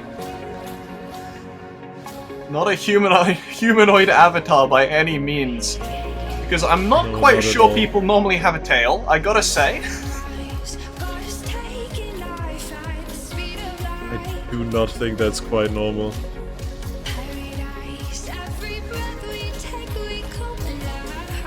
Already getting fairly into the dance as it comes, but yeah, it really does allow a lot of people to show what they really want, because you can happily be a, you can just be a regular 30-year-old guy dancing around in an anime girl's body if you really wanted to. Kind of let out whatever you really want, which is something that, there's nobody to really look down or up on you for doing. You just get to be yourself doing whatever you want, which is quite amazing when it comes to things like this. And I do like that they've actually somewhat themed their colors to their avatar as well. Yeah, right? The green highlights it does make from some of these feathers, and then the purple main color, yeah. Yeah, it does make me want to know what color the eyes are, see if it's linked in any way with those. Something quite commonly seen in avatars, you see heterochromia, where they'll try and link blocks up as the eye colors and things like that. One of the competitors that we saw earlier in the technical category, Edison, actually does have a virtual model that has that exact kind of concept. So.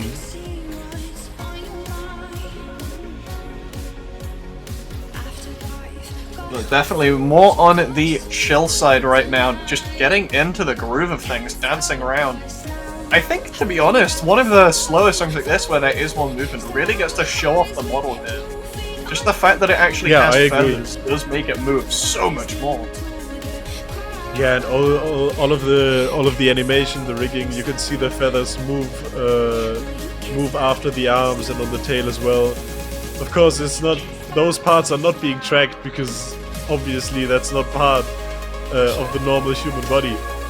That means that has all is generated in real time by the person who made that avatar, which really tells a lot about how well this is done. Because it looks just incredible.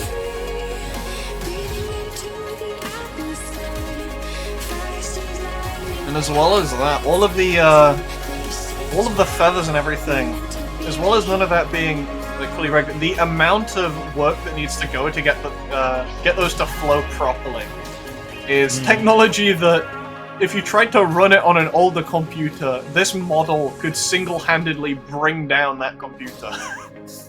Yeah, I think the amount of that would moving just particles catch fire.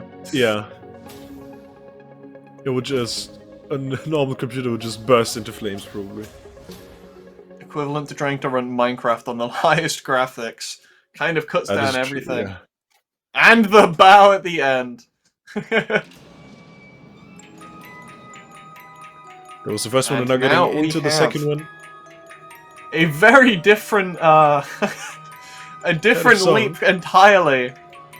Moving from a more chill map with a nicer vibe to moving to, well, definitely something of a wild map, mapped by one of my friends, Joshabi, who always has an interesting mapping style, something that is definitely very comfy for a lot of people to play, so hopefully we're going to be seeing a good amount of movement here. Already dancing around as well. Having flashback to some of the leg movement we were seeing through the original dance category.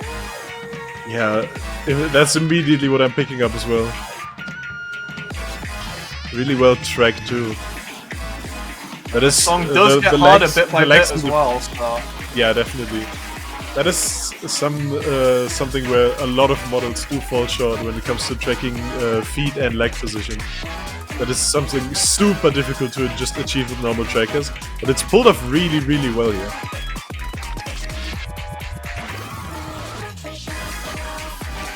I gotta say as well, with the fairly dark atmosphere, those sabers really do aid this performance, I've gotta say. Yeah, The they are amount so of light bright. that they're throwing in, because they are playing, it is worth noting, they are playing on static lights. So, that means that none of the lighting that has been put in by the mapper, whether it's auto-lighted or not, none of it does actually show. So the map is significantly darker and, for lack of a better word, more dull than it would be had static lights been on. So, it is quite nice to have something making up for, you know, that thing. And it really does get you concentrated on the saber work a lot more. Which is, both a blessing and a curse when it comes to dancing, because you are obviously a bit more limited when it is an avatar, but with full body tracking it does at least give a lot more opportunity.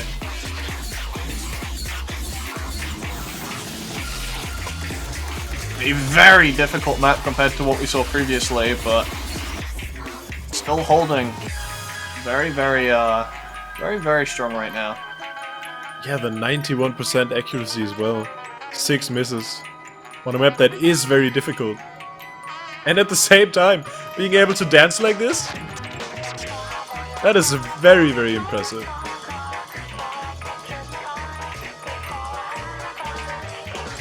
And as well, we forgot to mention it again!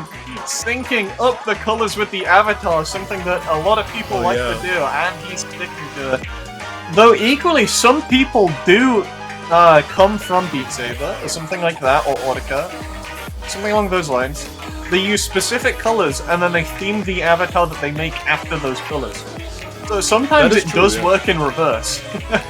Some people do just use it as even more of an expression. Because for some of these people, it's more than just an expression, it's kind of an identity, because it helps define, you know. You can see a color scheme and be like, oh, and think of a certain player, so... Oh, and holding through some of the more difficult sections with no stop in movement. Apart from when the song stops in movement, is syncing it up with it. Jumping about more when he needs to. Coming to the end now. Not playing, in terms of accuracy, playing really, really well on this map. 7 misses, 92%. That is really, really well done.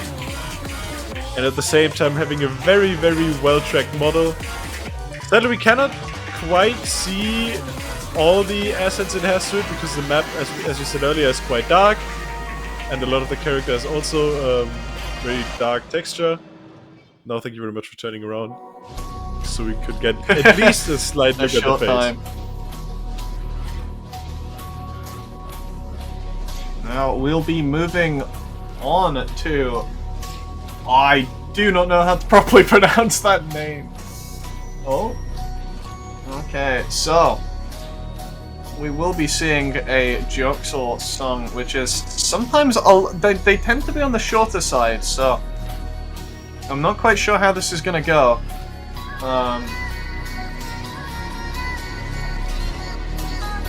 As it is, though, no HUD turned on, so you can fully appreciate all the lighting in the atmosphere. This one not seeming to sync the model to the colors in any way. But it is also very possible the colors were changed by the map. True, that is something that can happen, yeah. Sometimes, just like the chroma lighting, the mapper does decide to change the Saber color that you, Saber and note color that you get alongside the map. So, with very red lights being used, it could be possible that that's happened, but it does seem to be consistently pink and red at the moment, so I think it might be linked into their own colors. I don't think it is set up by Saber creators. Or the map creators, sorry.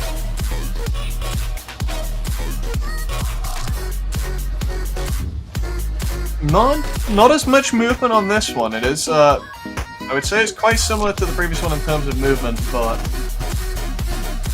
not too much. Definitely having to stand still more through some of the more difficult and wider sections just to not lose balance. Yeah, definitely. That is important because, again, you need to play the map as well.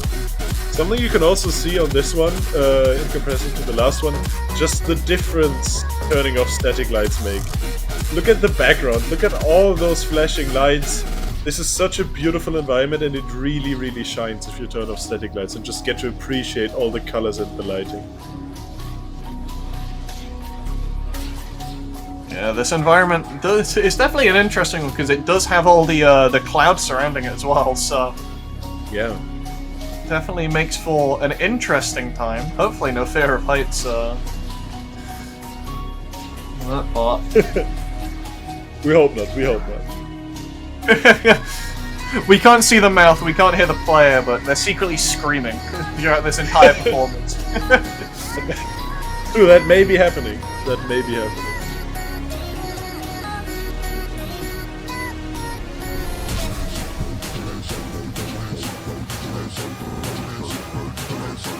But still moving left and right for all of the notes at least, so trying to... It's a bit of both when it comes to that. Some of it's dancing, some of it's positioning properly for the actual the notes to make it easier for yourself to play. So they are at least blending it into the game very well in that regard. Oh, something I also just noticed, we have a Steam overlay. That means we know how many trackers they're using. That means we probably know where the trackers are, so we can go a little bit into how the mod is rigged.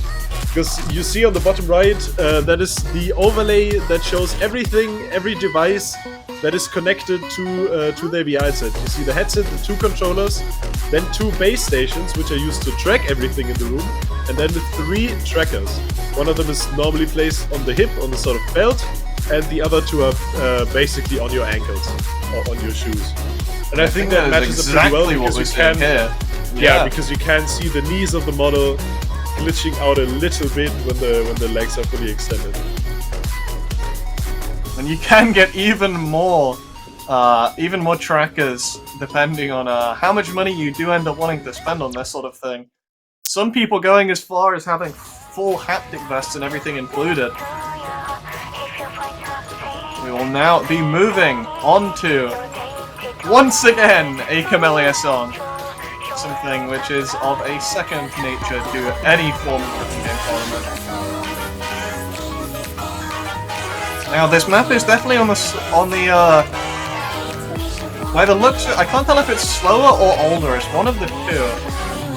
So hopefully it flows fairly well, but we're seeing a very good amount of movement so far. There's spin coming out already, and one all the way back, unwinding that headset cable. One very important thing to note about a lot of the people playing on physical headset are tied down, not like the Quest. They are limited by those cables. If you do too many spins, you're going to end up wound up in yourself. So. Ooh, the dancing though. Really coming to shine in between the notes. Looking great so far. As far as dancing goes, definitely one of the hitting the notes behind their back, including while spinning. Did you see that dodge? It was crazy. Spinning underneath the wall and hitting a note there as well. That looks Their amazing. note score may not be the highest, but the moves that they've got are definitely going well.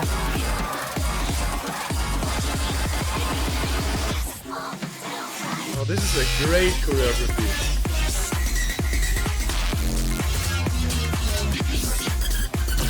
I like that they're fully embracing the character height as well, and actually looking up for the notes above them. yeah, right? Because something that can tend to happen with these models is sometimes you can end up getting it to where the character height doesn't match your own, which can sometimes lead to people looking kind of odd in certain situations. But right here, it seems to be properly scaled, I will say. There is a chance that it is scaled to themselves as well. Some people do scale models to their actual real life size, so to where everything perfectly fits with full body tracking. So the spins, he does love the spins, not quite getting dizzy there.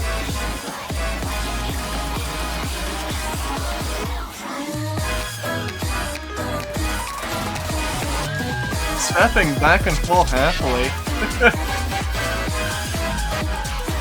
Waltzing his way around the room. How the Saber marks are staying on the ground. That is also something that I think looks really nice. Yeah, you can see every time the Sabers have touched the ground, you can see exactly the damage that they have done to that ground there. The floor, once Absolutely shiny and destroyed, reflective, now stained by the monster playing it. Oh my goodness, and you can see them stop moving when it comes to the, you can see them stop moving when the song starts slowing down a bit. That was great. Extremely That was good in terms performance. of dance and also how the model was rigged. That was amazing. I loved it. Yeah, not the highest accuracy, but did hold a full combo through it. So that is now true. moving on to a Synth Rider submission.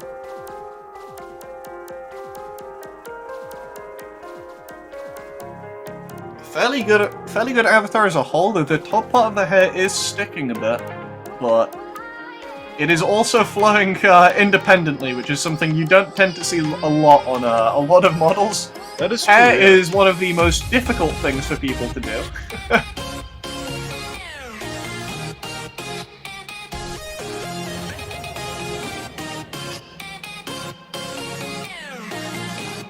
And if I'm not mistaken, I believe that Synth Riders doesn't actually have inbuilt avatar support. I think at least. I think it does. It is quite interesting to see how they've got everything set up, because this game is absolutely perfect for what you want to be seeing for Hey, they've avatars. turned. Yeah, the camera Wait, making it's its coming way from the around. right. Yo! Wait, but the environment hasn't turned. Wait, has the camera turned or has the I think has the game turned? I can't tell. Oh my god, it's getting even further right. I think the place where the notes spawn is rotating. But that's really cool. So now we can see the side profile of the avatar. And maybe if Yeah, it I mean, rotates further, by the we'll see looks of things, they might be wearing glasses or something that we would never have Yeah, known right. otherwise. Had they not, I don't know, done a backflip or something. Now that one, not quite as possible with the VR headset. Still have to worry about it falling off, but they do Well, get it kinda depends very, on how very tight into you the make the groove headset, there. but yeah, definitely feeling the vibe of the song. Really great. You can see they're just completely in the flow of the song right now. Yeah, the head bob as well. Yeah, I think playing the map right now is just kind of a side thing. I don't think there's any effort going into playing the map because they just feel what to do. Yes, you guys rotating back now. Oh, we can see it again.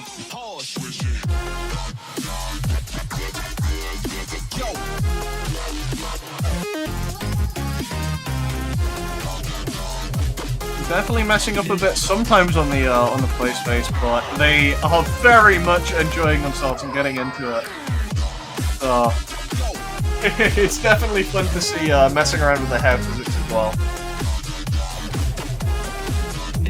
Because I know that they can actually cause, for some people, the hair physics alone can cause people's games to stutter quite badly just because of the amount of effort that goes into animating them. Yeah, calculating those hair physics can be extremely demanding. So the fact that they went through the effort of trying to make them look nice is really, really nice. I like that a lot.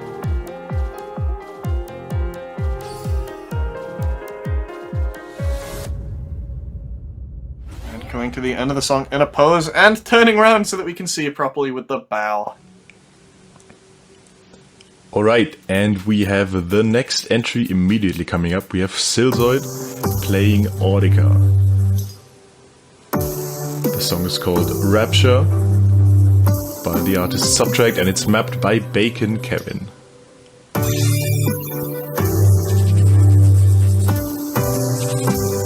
Audica, of course, is a game. Very different opportunities you have to express your style, just because the gameplay is so radically different. If you would, for example, compare it to Beat Saber, where you have two sabers to hit the notes in front of you, it's a very different movement you do compared to aiming two guns.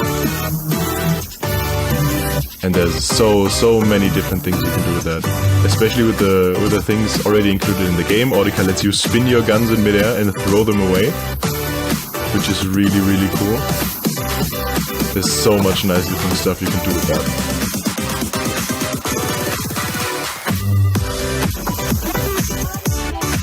Flowing really, really well so far. If I can see correctly, not having made a single mistake yet. Hitting all of these pretty much spot on.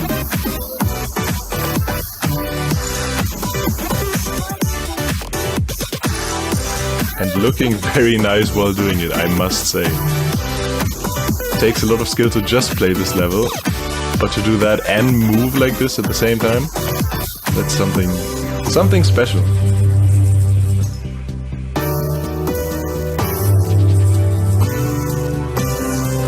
Going into a little break section in the map, a bit of a calm time, and you can see that reflected in the movements as well, as we now go to build back up to the final third of the map.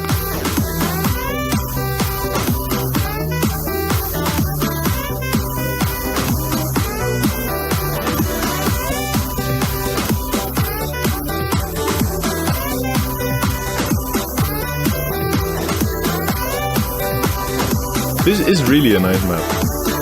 I'm enjoying this a lot. Also a very, very well animated character. I like the little thing of that of the hair dangling behind. It's very well animated, well rigged. Looks great. Now going close to the finish of the map. Still everything absolutely perfect in terms of score. Looking wonderful. Silzoid really putting on a good show here.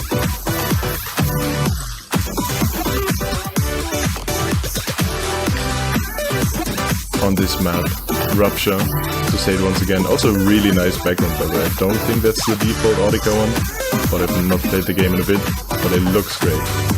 Like a little bit of a space station. And a group submission in Beat Saber, side by side. Notes are not mirrored, so they are playing the same thing. Yeah. We have some color coordination again going on the play on the right side with the blue avatar, and the play on the left side with the red avatar.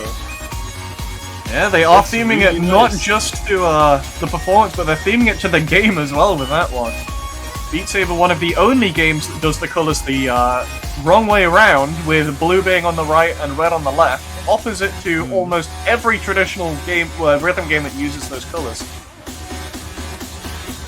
So even Audica uses it the other way around. Yeah. And going for the in-sync spin as well as the hand movement opposite each other. You can see the sync performance between the two.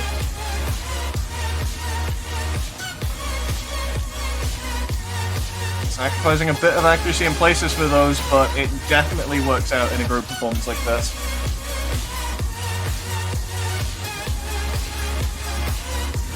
And once again, it's trying to work out who is the first one to do the performance, who's matching to who. Yeah, I agree. I'm currently trying the same thing. Both players focusing a lot on their footwork. What? Oh! Okay. No, they're not playing the same map, man. Wait, what? The maps are just that in sync together. They took turns playing the notes. They changed just that What? one section so everyone could have their tiny solo part. That's such a great idea. Apparently, the map was made by these two players specifically for this event. What? They made this map for themselves. They designed it for themselves to dance around it. This is even more of a culmination of dance from everything else that we've seen. They are actually going out of their way to make the performance as well. At the beginning it was basically the same map, but now you can see a lot of differences actually. Them spinning in different directions at some points. Became way more obvious. The entire thing is made to sync together. Yeah. Whether it be the same sections and certain things and keep them in sync, or the music changes to the point where they need to be, going against each other and bouncing off of each other. That is really, really good. Like the one-handed bits there. The fact that they not quite hitting the notes on that some sections though. Hurt a little bit, but I don't think it takes too much away from this. From the idea of having a map that's almost perfectly synced, but then deliberately having changes to give solo parts to every player, having the color-coded avatars, with both of them pretty good tracking. I think this is great. Yeah, I think this is definitely a strong contender for this category. Though the performance is not the highest on there, I will say. Definitely a few misses here and there on that one, but overall, coming to the end, a good second on their part. Wolfie, who got so into it, taking first on that. I think well deserved for I agree, everybody there. Honestly, the scores coming out of that were, I think I was happy for almost anybody to win first on this, I'll be honest. I don't think I had they were all really great. A full favorite. But anyway, I think with that, we will send you back to the studio. Jeff and Rose, take it away. That was super impressive. That's what I have to say about it. Oh my goodness. That's what I have to say about it. I just took so many notes. Like, Dragunov, like, the super hard map, right? Like, obviously had a blast doing that. Fantastic avatar. I mean, Wolfie beat, the behind this back, like, just like we were talking about earlier. Behind the back, the spins, clearly having a blast and then, as well. Obviously, the last submission where it was like a hybrid. It was an avatar group and possibly art map. If they made it, absolutely. They made it for themselves. them. Like, and then another thing I wanted to notice is I don't think I saw the casters point this out. Was Wolfie Beat had flower guards on her sabers. Wow. Yeah. And I just thought that was such a cool little tiny minuscule thing that she added to that. That was fantastic. Well, that's the big part about the Avatar event is just, you got to think about the attention to detail. Yeah. And, honestly, just like, the beautiful dragon that we got doing is the flowing of the tail and the color. Actually, we have a clip of that. Can we actually play that clip? I would love to see it again.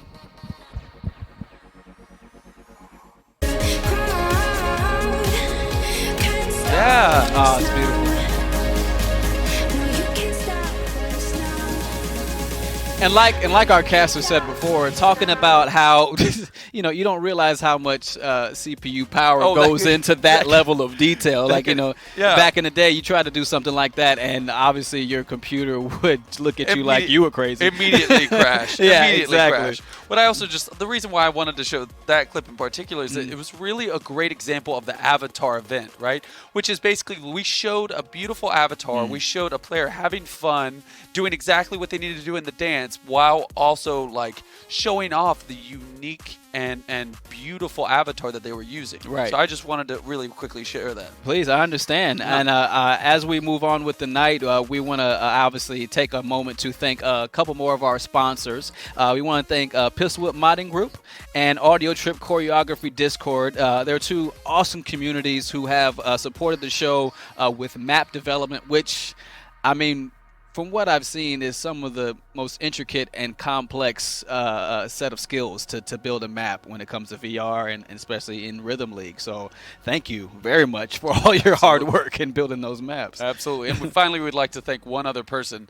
This is a name that many of our VR players know. Our casters have mentioned it many, many times. But we want to thank Camellia for letting us use his amazing music. And so many people used his music. So I just want to say thank you so much for letting us use that. Absolutely. And then we also have one more video from one of our judges. That'd be Ashley Cooper. Ashley.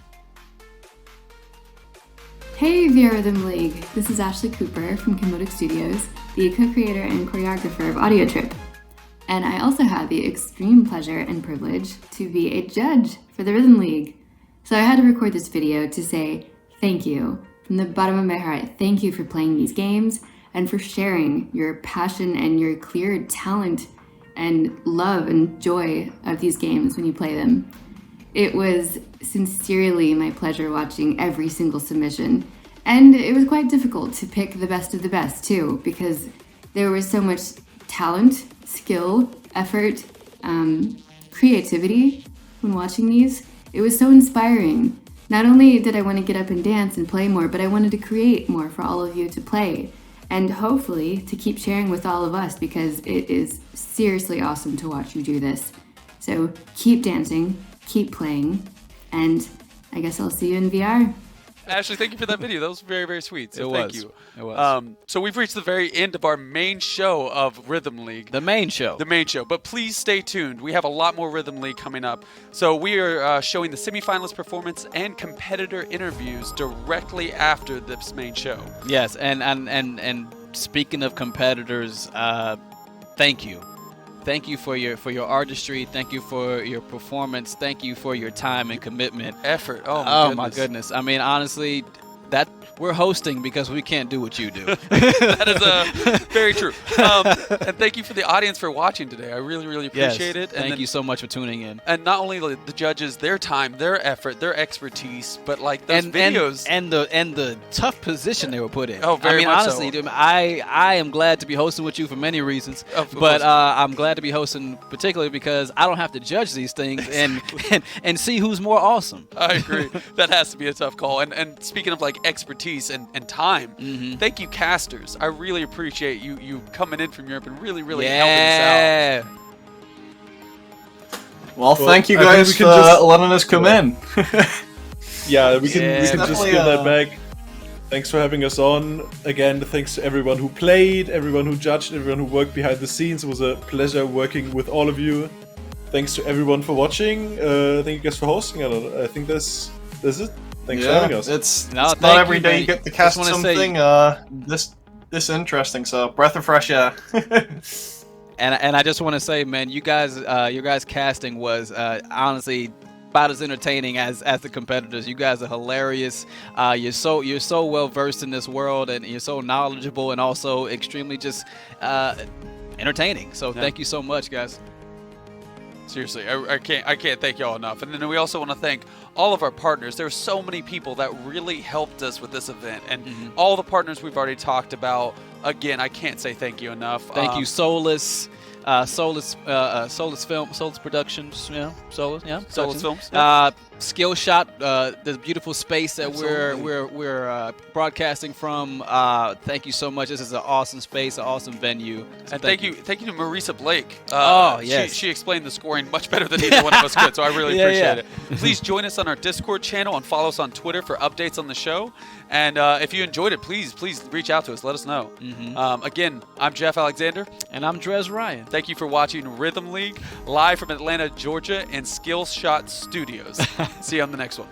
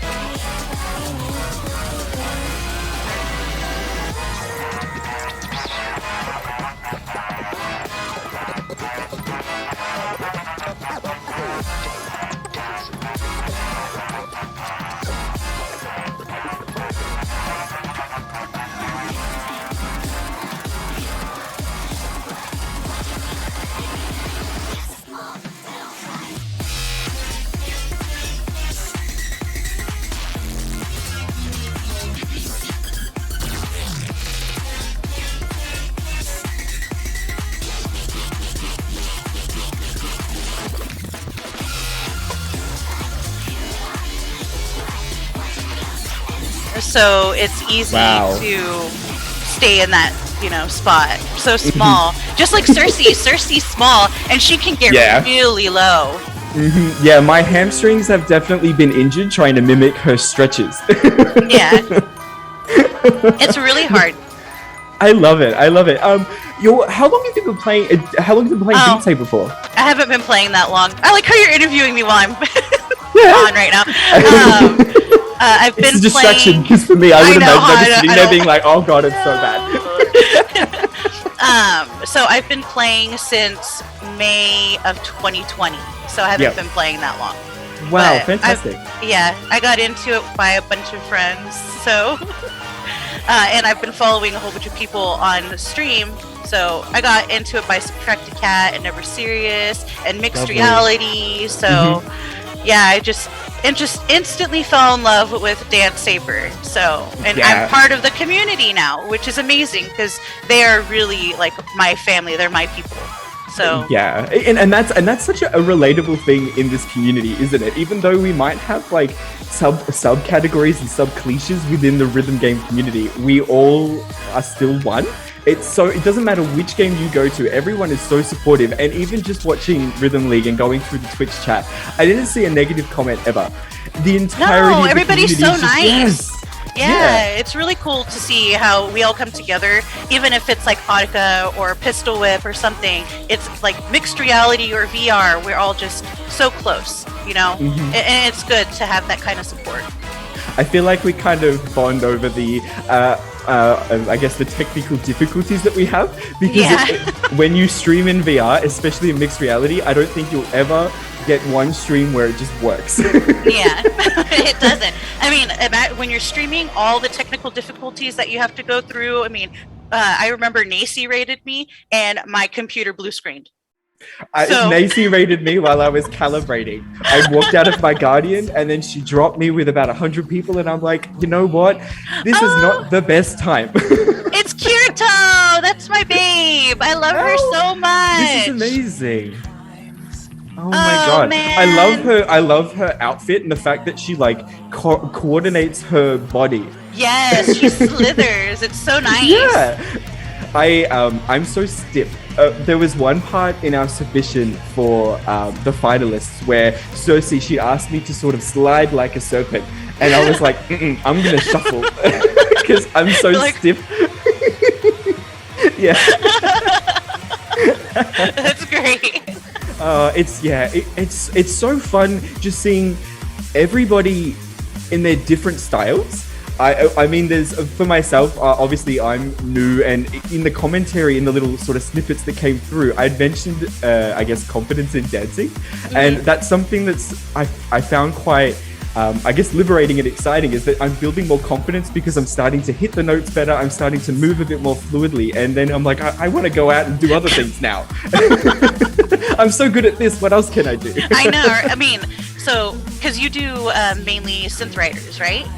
At the moment, yeah. So I did start off on Beat Saber, and I still love playing it, but I feel like I'm an old person, and my wrists are cracking. I mean, that's my knees, but I still do squat maps on stream. Like, I can't help it. I love me some squats.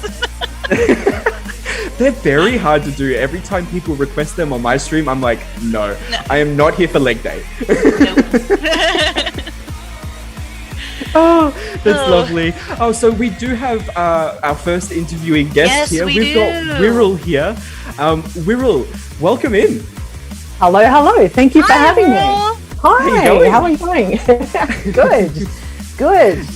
Glad to have you. How did you find the show? It's incredible seeing all of these different players. This has been fantastic. Like, it's really amazing as, someone who's in the daily grind of working on the game, to see just people having creative fun with the game. And probably one of my favorite things is being able to see technical stand alongside dance. Like, quite often there's a lot of emphasis on technical and competitive play. To be able to see dance gaming put alongside, like on a similar pedestal, is just beautiful to see, and to be able to celebrate that. And avatars alongside mixed reality. The avatars are fantastic. Everything is magic. Yeah, totally. So it's just so beautiful to see. Magic. yeah, this whole representation of the entire community in one event is just magnificent. So yeah, hats off to the Rhythm League for being able to pull that off. It's just amazing. Yeah, I love it. It's really good. That's awesome. That's awesome. Wirral, for someone like myself, I'm a little bit starstruck because you're actually a big part in the synth writers community specifically. So for people who might not know or are a little bit familiar with who you are, do you want to give us a little bit of background about who you are and what you do? Okay, so I'm formerly a player and now I'm the product manager for Synth Riders. So, I mean, I'm still a player, but I'm actually like behind the scenes now. So I probably started playing Synth Riders, actually I don't say probably, I definitely started playing in December of 2018. And I just absolutely fell in love with the game the moment that I played it. I'd been playing Audio Shield before that, and some Dance Dance Revolution and some Guitar Hero and a few things like that. Just getting distracted. I'm sorry, this gameplay is amazing. Oh, she just leaned back. Sorry. I'm just like getting distracted. I'm like, whoa, what's happening over here? It's and it's just to be able to come across from rhythm gaming, like flat rhythm gaming. Because I've got like a PlayStation 2 with Japanese versions of DDR. Like I just love this stuff. I'm terrible at the game, but I don't care. Because it's just so much fun. And so when VR comes along, the first thing I played was after the standard experiences was Audio Shield. And to be able to have that experience of physically playing music, wow, that blew my tiny little mind. And I've been hooked on rhythm gaming ever since. So yeah, I sort of started in Audio Shield, play some Beat Saber. Beat Saber's not for my body. I can totally. And yeah, for me, I just sort of hung up the sabers, and once I started playing Synth Riders, I never really looked back, and just started having lots of conversations and feedback. Because of being an early mixed reality streamer, just lots of conversations and feedback with the dev team, and then just sort of helped out, and now I work for the company. That's so awesome.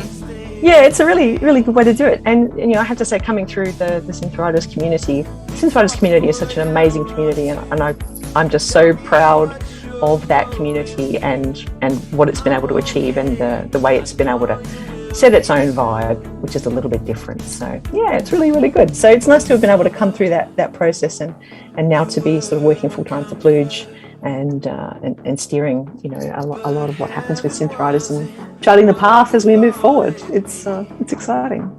So yeah, that's how I came to be. Fantastic. Oh, can we look at Blotchy real quick though? Look at those skills. I love Blotchy. Yeah, she not only has mixed reality, but she's also got her front-on perspective as well. Yeah. Yeah. And he's pretty dope. Those moves are awesome. Yeah, I'm glad that he's that actually real wearing hair? pants. No, it's part of his headset. It connects to the top of it, like right here, and it goes back. Yeah.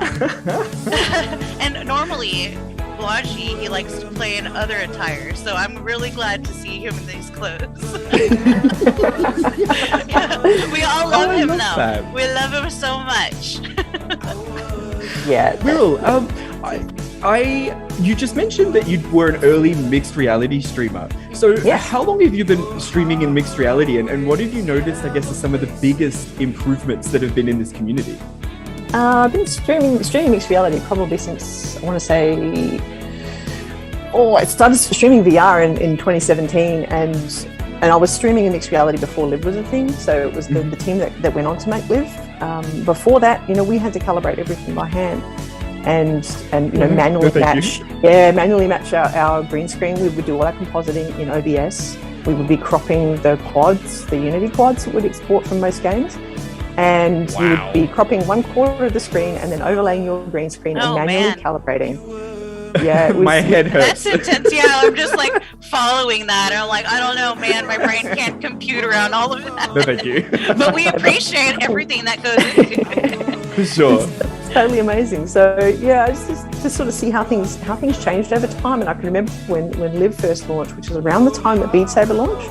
And Beat Saber became you have to use Live. You couldn't do the sort of stuff that we were all used to being able to do. There were sort of a handful of us that were doing mixed reality streaming pretty early on using these plugins, and it's like, you mean I can't use the stuff that I've always used and have to use something else? And so yeah, seeing the way that Live has changed. has been a good thing.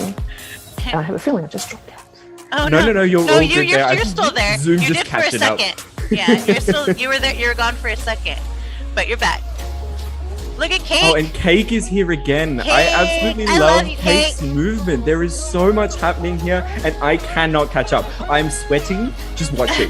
No, he's a non-stop go. Like he's just go after go It is after crazy go after energy. go. Yeah, there's no stopping that one. Yep, Cake Machine.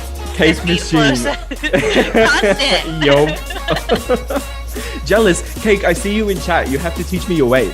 Yeah, I mean, I think have no all idea. of us would like that. All of us would like whatever Cake's on because none of us have that level of energy. Would you have a favorite event that happened today? Oh, that's like trying to pick a favorite child. I know, I'm sorry. It's really difficult. It's really difficult. Doug to went pick there. a Doug favorite went there. child. Yeah.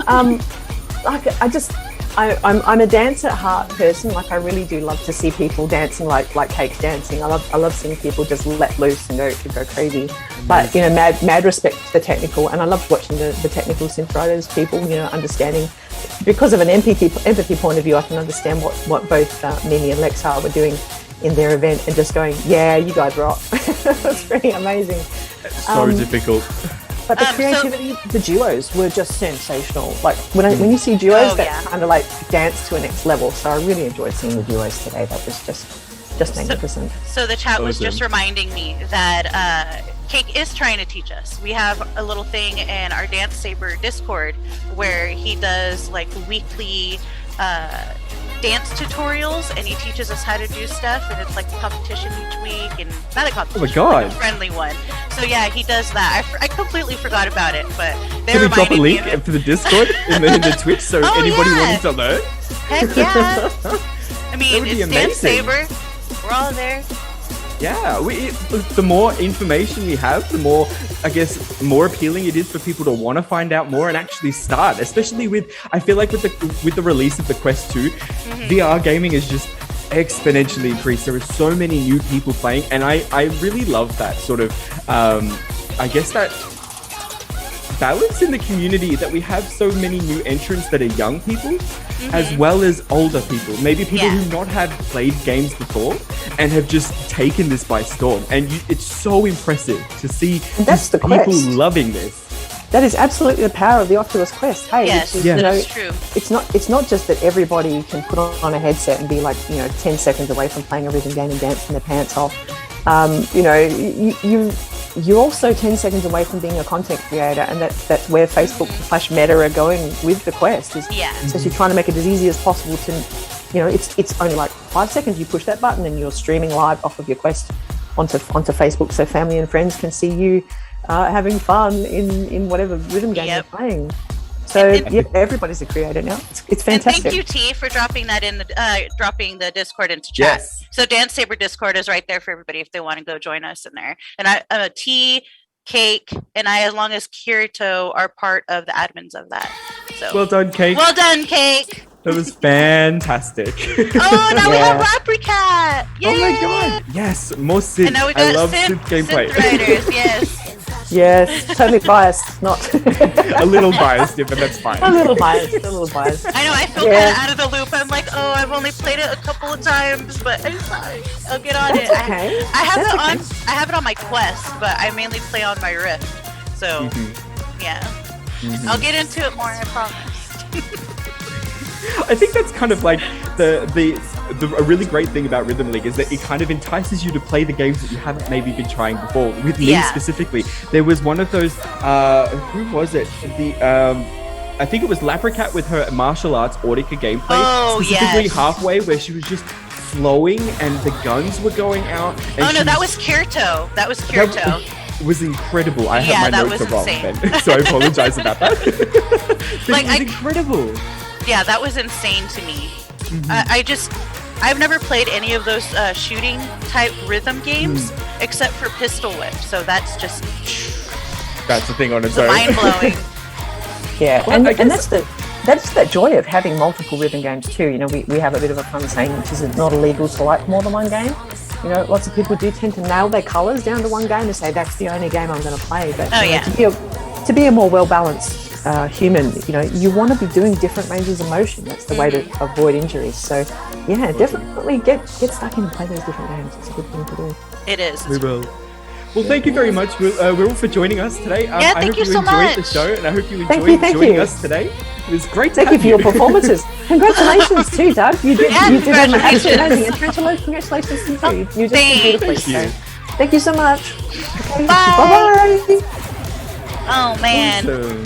It's so good to hear people, especially people from the inside, people who are working in day out on these games, because I can imagine just how rewarding it would be for them to see things like this. So how enjoyable it would be. I mean, and just coming here and seeing all your friends, in the competition, that's the best part to me, because you're just like, yeah, let's go! Like, what was that one where I was just like, oh, the switch. The switch between a Labricat and Kirito, I was like, what? What I was the heck screaming. I was screaming too. I was like, oh my god! Like literally yelling at my computer. It was so cool. That was dope. I sat there for a minute. I'm like, how did they do that? And I'm like, wait a minute. They're physically together. That's incredible. Yes, It's so, I was like, so cool. Do they even live here? I didn't know that they lived that close to each other to do that. So that's pretty insane to me. I love that, that Rhythm League has given people ideas to come together and do things like that. If I had the capacity, I would love to. But I mean, my dance partner is in Southern California. I'm here in Melbourne, Australia. Yeah. It's a little difficult to be able to do things like that. Yeah, but that's I'm tough. so jealous that they did it so well. They Did did. it so well. That transition was like perfect too. Kirito said it was all Labricat's idea. So.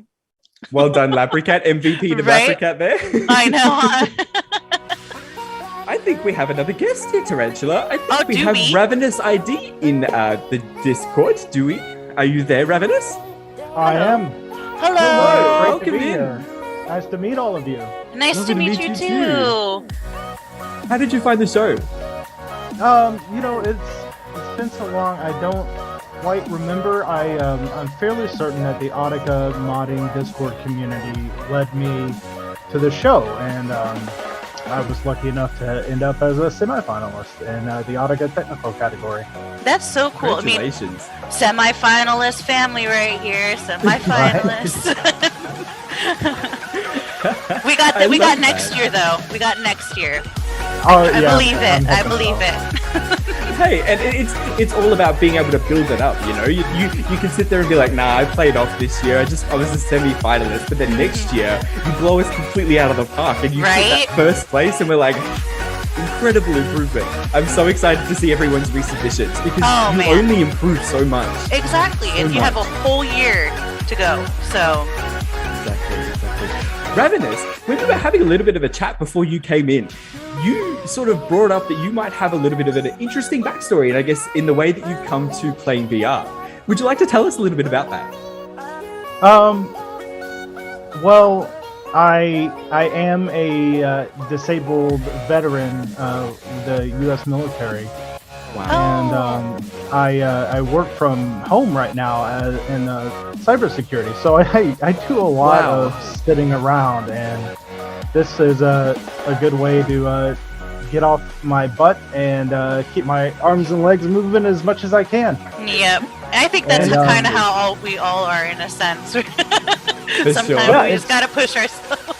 It's been fantastic. The Audica modding community has been a huge help. They usually show up to streams. They've helped me tweak my settings to do the best that I can. And I've had a lot of fun so far. That's And I'm looking awesome. forward to lots more fun, hopefully. I think I haven't hit a fun cap yet. I think that's what keeps bringing me back, is that every time I play a new game, the maps get better. The community mappers who just continue to map, they get better. Their quality is just so good. And I have such a huge appreciation for everybody who puts in that effort, because I'm not creative. I just sit there and I react to what's coming at my face. And to have people who, like what Wirral said, and I love what she said before, about how mappers are very much like choreographers. Yes. It's fantastic. A fantastic analogy to use. I mean, I tried mapping and I still have the same 3 maps sitting in my thing. So, and that's a year later. So that's not for me. So and I commission people. I'm like, yes, here, take my money because I can't do it. I've tried a little bit too. It's just that I just don't have the time, Yeah, so it's I'm very very time-consuming. grateful to all the people that put stuff together for the players like us. It's fantastic. And Audica is just so easy to mod and add things to that anyone could do it. So it's a lot of fun. I have a question about Audica because I've played it a couple of times, and I feel like you needing to physically turn so much is such a hard motor skill to overcome. I struggle so hard with missing notes on my peripheral vision. Would you have tips for newcomers and new starters to Audica? That's a good one. I still have a lot of those same issues. I'm convinced I'm losing my peripheral vision because these targets just keep creeping further and further to my sides.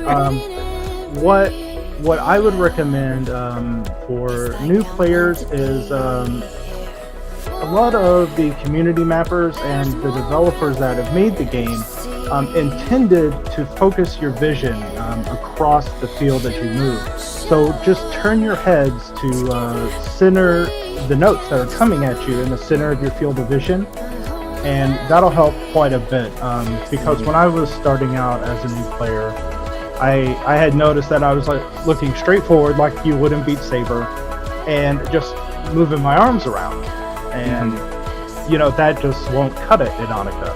No. And there's some people out there that do 360-degree note tracking, so they can come at you from every angle. Yeah, it's too much for me. My play space isn't very big, so I downloaded one of those maps and I was like, where are the notes? And I looked behind me and there's a whole bunch of them coming.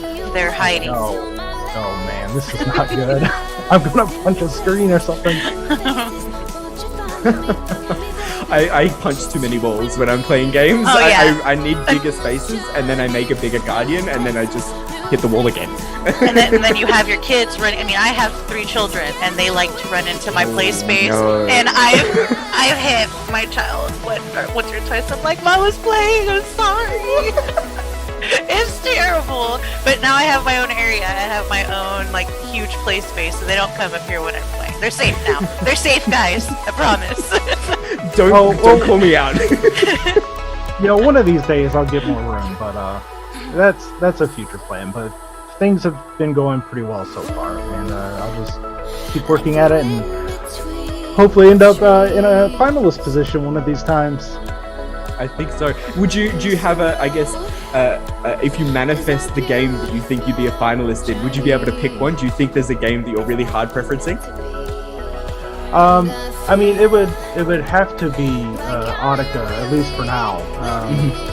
I've tried Pistol Whip, and it just wasn't for me. I couldn't quite get it. I mean, I knew what the game wanted me to do, but I just didn't know how to make it happen.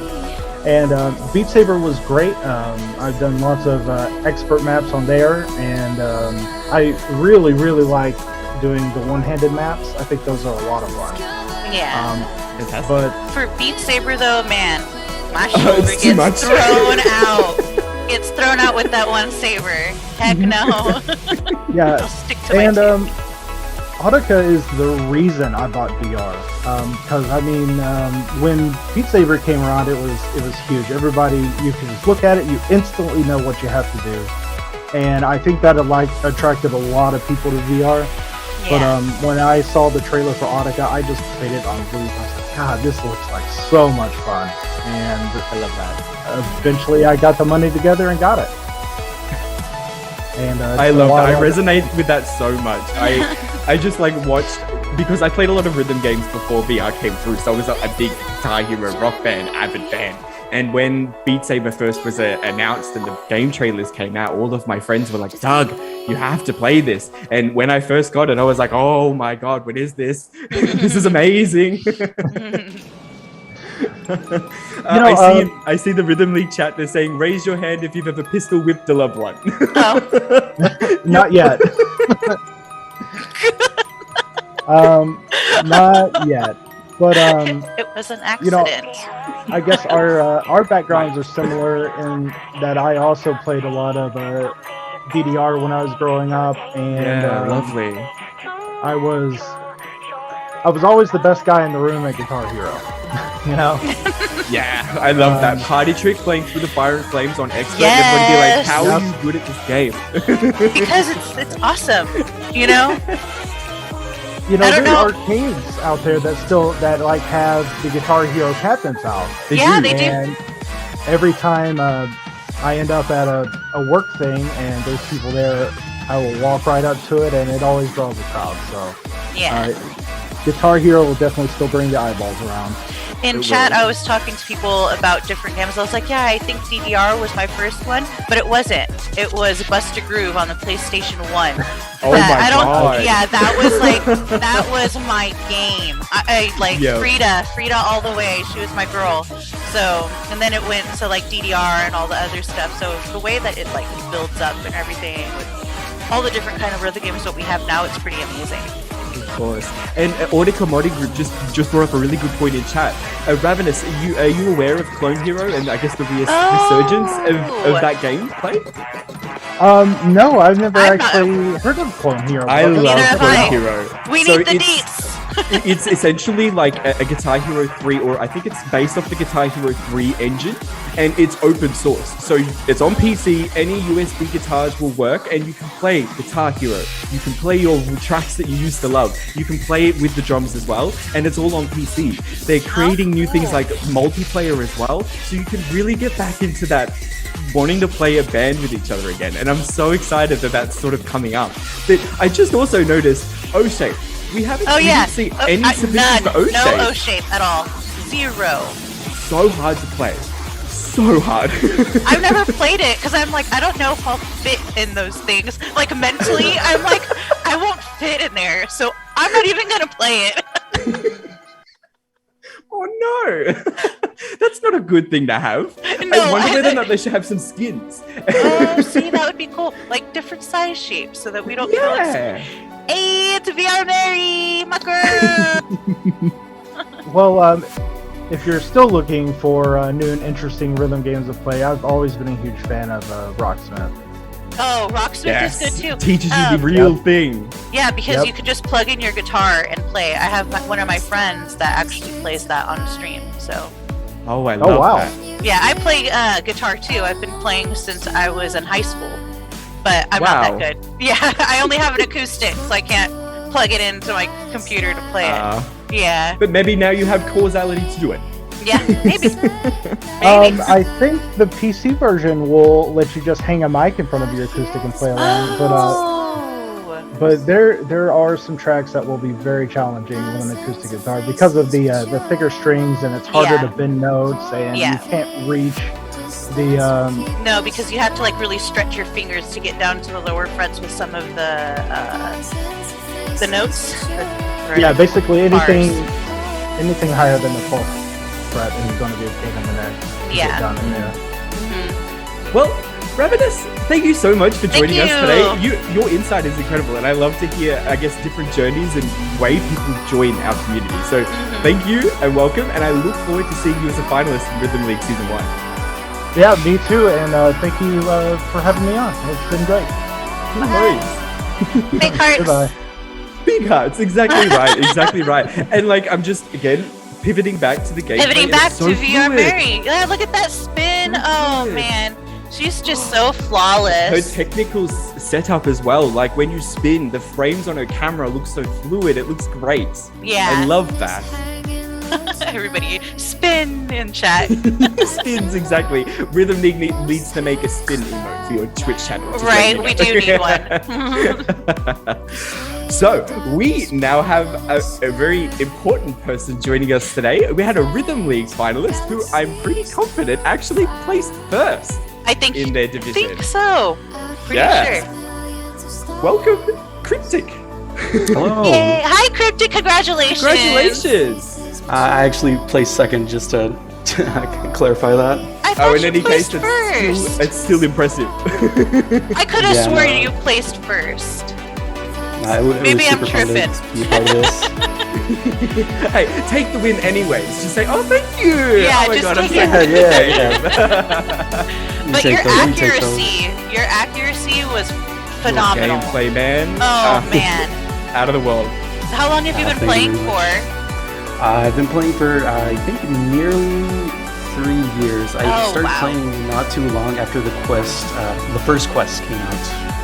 That's amazing because I won't like me trying to get to where you guys are in the technical area has been super difficult, and it's been a struggle because I'm like beat myself up all the time. But I'm sure you were there too in the beginning, correct? Oh yeah, from the beginning. You always like look at these top players and you think, there's no way I can make it there, and just with enough time.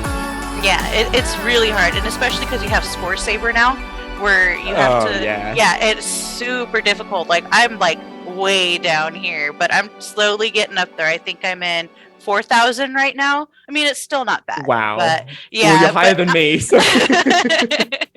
I'm trying.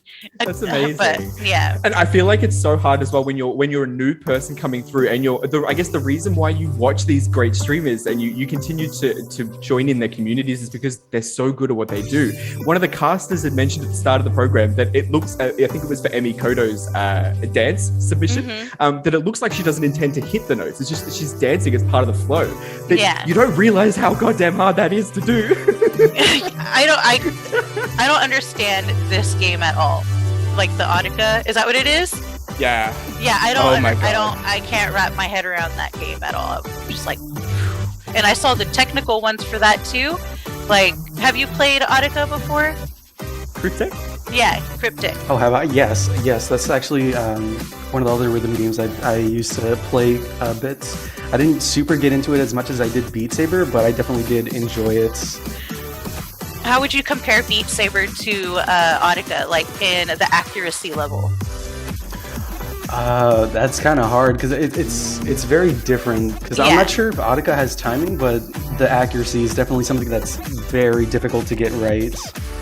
See, I wouldn't know that because I've never played it, and I don't like looking at it. It just looks very difficult. Yeah, it looks very intense. Cryptic, I was talking to Ravenous before about my issue with the whole eye tracking. Is that something you had as well, or am I just some weird person who needs to learn how to play the game better? I don't remember, honestly. I think I definitely had that sort of issue with seeing the notes in my periphery. I like how Audica modding group says, yeah, you aim and hope for the best. Yeah, exactly and right. He said that, they said that it's very timing based. So there was that. No, that makes there's sense. an answer to that. Cryptic, you were talking about how you played this game quite a lot for a long time. Obviously, you would have seen the community develop, and there's been so many things being achieved, and specifically with Rhythm League, this is such a milestone thing for our community. Would you have some, I guess, if you would manifest things that you would love to see in the future for VR rhythm gaming, what would it be?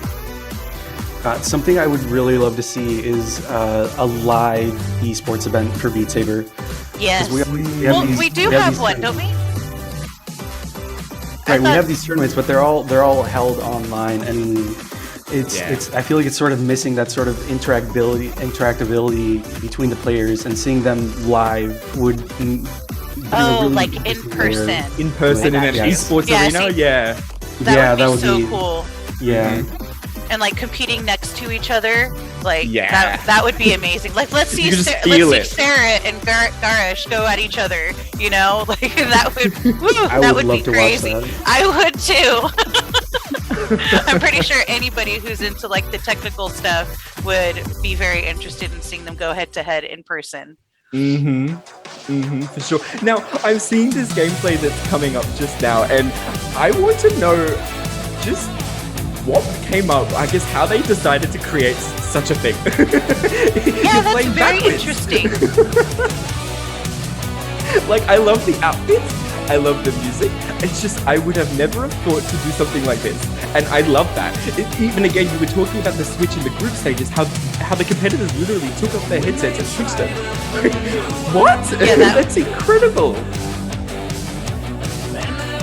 Absolutely in awe of the creativity in this space. It's in the groups, definitely.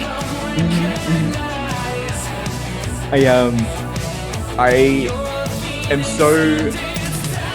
I know that in this space, it's kind of like you would expect to be a little bit jealous of a lot of people because they're so much better than you. But in this community, you really feel like no one judges you for your skill level. It's how you enjoy the game, and if you're enjoying the game your way, you become accepted into the community. And I think that that's really great because there's just no pressure on, especially with streamers. You can stream just because you like the game. You don't have to be good at it. You don't have to look great doing it, and people will still love you to be part of this community. Yep. And I just thought I'd like to say that because I think it's great. Cryptek, have you got a favorite event for today? Is there anything that you thought of that was just like, this was absolutely incredible? Seeing the dance category was really interesting to me. Like the way people move around and they're still managing to sort of keep track of everything. It's really impressive, and it's not something I really looked into before, and it was really nice to see it now. Yeah, a lot of people don't realize that there is a Dance Saber part to Beat Saber.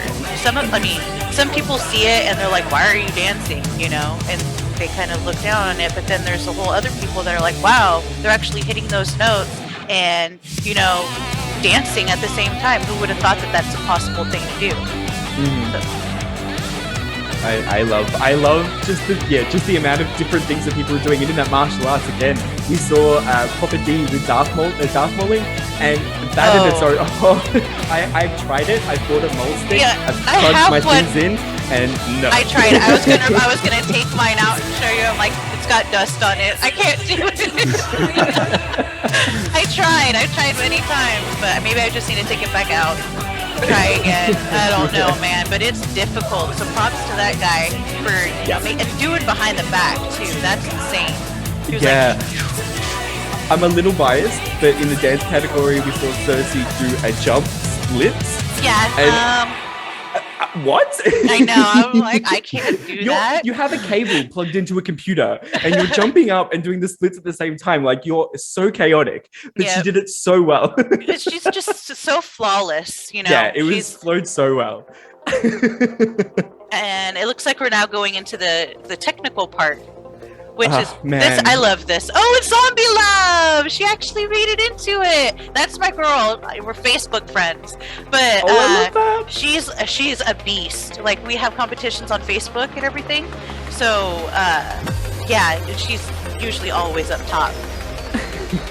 And it's such a great thing. Like, for me, I am so bad at this at accuracy in Beat Saber, but when I switch over to Synth Riders and then there's a few people coming around, they don't see it, or they've played Beat Saber before, but not Synth Riders, and they compare the two, they're like, wow, this is so much different. It's so much more of a full body workout. And I love that a lot of people are sort of switching and changing and still, I guess, being competitive in both senses. So the cast has talked about there was a Beat Saber player, a pro Beat Saber player who's also a pro Audica player, which I think is fantastic. Just so many transferable skills there, for sure. I think that's very. I'm trying to move this over here so I can see both of you guys, because I want to see both. So that way I'm not looking like I'm looking over here all the time, you know? Yeah, I'm like so distracted by the gameplay, but I can't fit it on the same screen where everybody else is, so I'm just gonna have to look around. Oh, jeez. So what was your highest score? What do you think your like best accuracy that you've gotten? Like, what's your highest percentage? My highest percentage is definitely like a high 97. Ooh, geesh. That's definitely How is something that that's Hey, people manage 98s and 99. I think I've seen 199. I think. Yeah, the accuracy community part of the game is actually just insane with accuracy. And I'm good with accuracy in my part of the game, like with the speed type gameplay, but the accuracy, it's a different level. My accuracy level is good when it's like, you know, slower. So I could do that, but I'm the opposite. I freak out when the notes are coming way too slow, and then I swing too early and I miss it completely. Oh, no, I mean, you could change your offset, you know, so that it's like close, but it just reacts so slowly. I'm like, quick. You're like, But it's like, I don't know, I can't hear what song they're playing right now, but They're doing pretty good. I can't see the percentage. There's a double S rank going on right there. Like, I mean, you can't complain with an SS. If anytime I get an SS, I'm like, I'm so good at this game. It gives me such a rush when I FC a song or I just hit a really good score. I'm like, yes, I have to go and punch something. I'm so excited. I remember when oh, never mind. I'll share that later. You're like, no, but I want to know now. I wanted to hear what he was gonna, if he wanted to say anything or share anything, because we only got like a minute left. So just wanted him to share. Hitting those high scores, especially in those moments where you feel like, oh, this is just gonna be a normal play, you know, whatever. But then you set a new high score for yourself, and it's an amazing feeling to have, especially when you're playing like ranked and you actually see yourself moving up.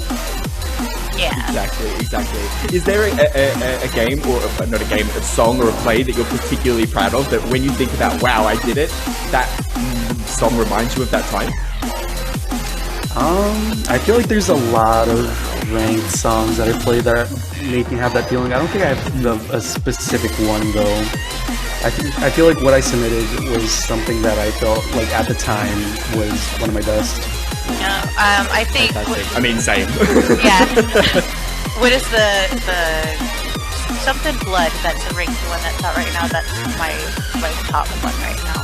Nice. Yeah. Well done. I'm trying to remember what it's called, but I drew a blank. All right. Well, thank you for joining us. We got a couple more other people that we have to interview, and I appreciate you staying after and joining us in the semi-show or the semi-finalist show. And congratulations once again. Yeah, and like your play was congratulations. fantastic. It was brutal, and I loved watching it. So. Yeah, thank you very much for having me. It was a blast to be a part of this. Agreed. Yeah, I agree. I'm having so much fun being a part of this too. So. Oh, this I can hear the music now, and it's like a banger. Like, I really enjoy the deep bass music, and I'm like, this would definitely be a song I'd play with this. I was trying to, what I was going to say, I forgot what I was going to say. I was going to tell you right now, but whoop, it's gone. That's it's gone okay. It'll come back at some point. I don't think it won't. I don't think it will at all. It's gone. Oh, no. I wouldn't have been important anyways. Right? But, jump straight into our next guest, which is very exciting. Again, another finalist that came in today from Rhythm League, but you played Synth today, I think. So, my friend, welcome in, Lexar. Lexar. Thank you for having me. Wow, man, congratulations on your play. Thank you. It came as a very big surprise. Of course. Talk to me about your engagement into Rhythm League. Did you know about it when it first started up, or was this sort of like quick, I need to get in really quickly? I knew about it when it first started up, and it was one of those I need to get into it really quickly type of things. Me too.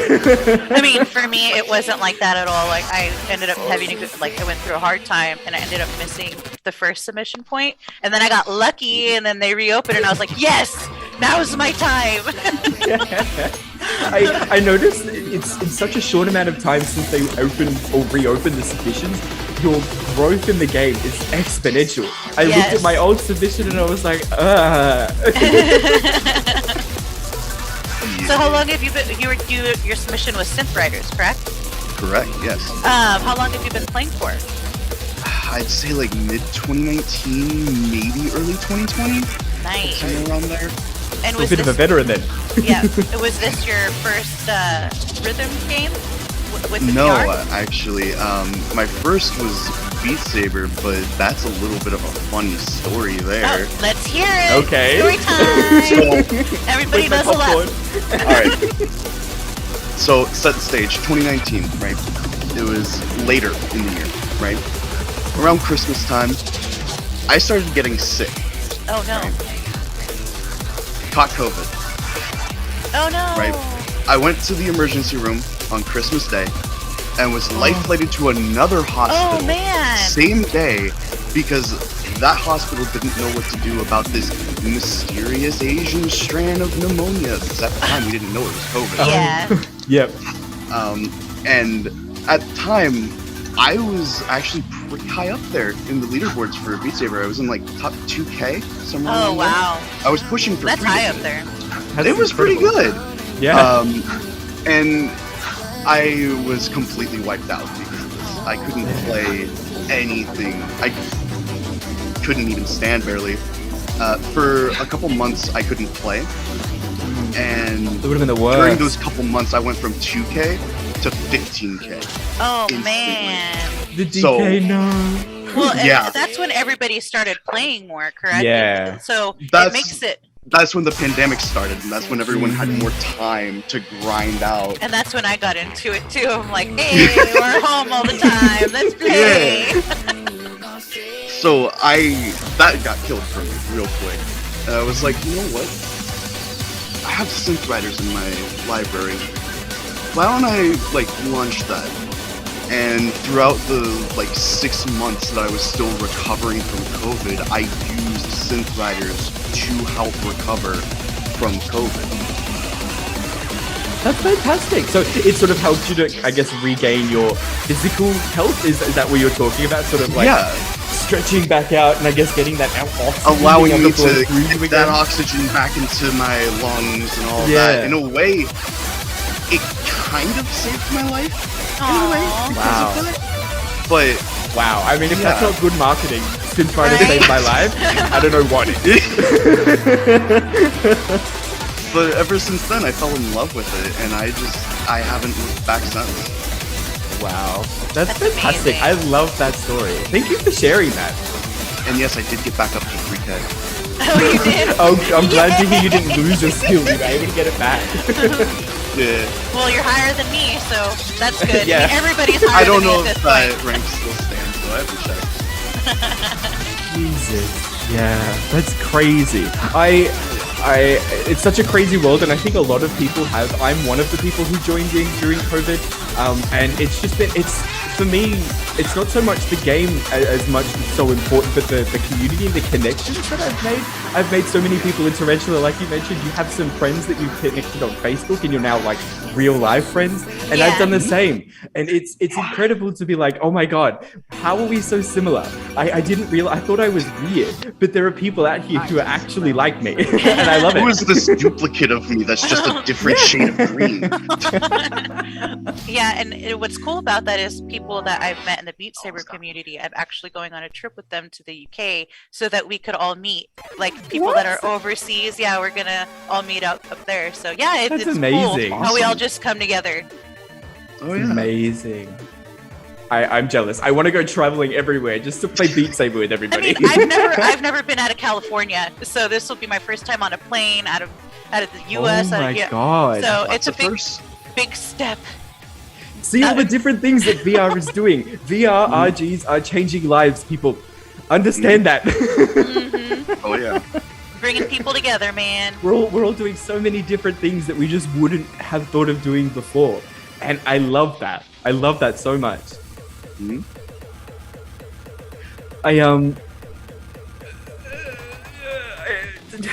These jumps in the tech mapping. I'm like, oh, Well, my and those wrists. bomb I'm like, resets. yeah, the resets specifically. Bomb I was just resets like, are terrible because you have to hit up here, up at your shoulder length to hit those perfectly. Yes. I mean, I do Yes. personally. I don't know about anybody else, but you have to keep them up. Our elbows have to be sort of anchored upwards as well. I feel like I really have to get my chest muscles in, and I've really got to go for it. Is that how You're a scarecrow.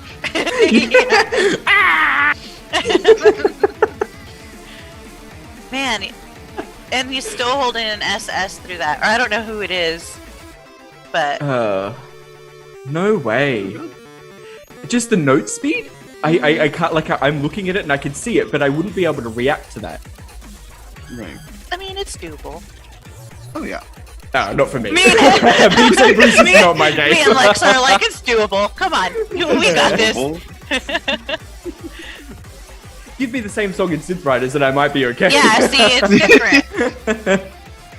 Yeah, no, it's so I feel, hard. I feel that Synth Riders is also like a more full body workout. Like you can do a full body workout in Beat Saber, but in Synth Riders you actually have to move yourself to play that game. I would agree. I think the first song that really made me go, oh my god, I love this game. I don't remember who mapped it, but a song Monument plays, and it's very the way that you play the map is very circular, and you're just circles but in rhythm, and it's so fun.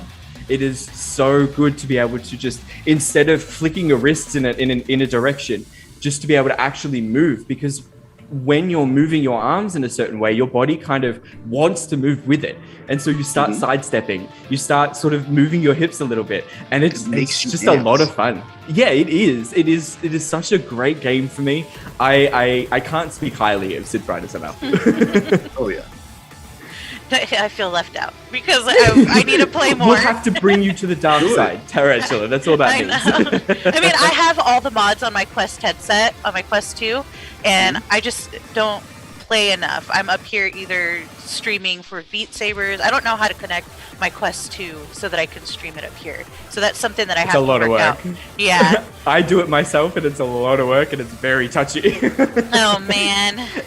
That's why I made a comment earlier about how VR streams just never work. And if you get a Quest 2, it's like rocket ship. It just never works anytime. Yeah. So I'm thinking about buying it again for Steam so that I can actually stream it.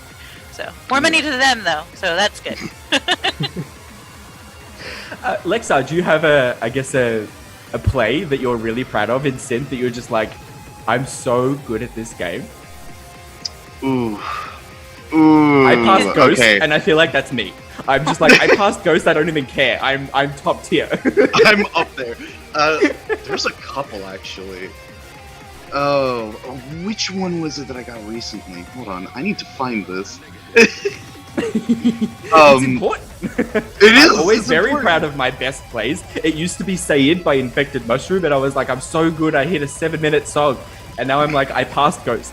My heart rate hit like 195. I keep a chest heart rate monitor on, and I'm like, this is insane. Hold on, let me answer a question real quick. Iverson, no, you don't need mixed reality to participate for the technical part, but you do need it for all the other ones. So just or technical. Avatar, if you've got Avatar. Or Avatar, yeah. I love Audica gameplay. Yeah, here's Audica. I feel like, have you seen Audica? I know that we watched some avatars play, and obviously we did see I think it was Lapricart playing Lapricart playing in mixed reality. But I feel like Audica's one of the games where I kind of actually prefer watching the game in first person in comparison to mixed reality. It kind of looks a little bit like a little less intense when you're just watching someone kind of stand there and rotate their head slightly. But when you see this, you can see just how quickly you have to react, and it's so much more difficult than it actually looks. I still don't. It looks too intense for me, especially when that person was playing. What was it? The Camellia song, but it was Ghost.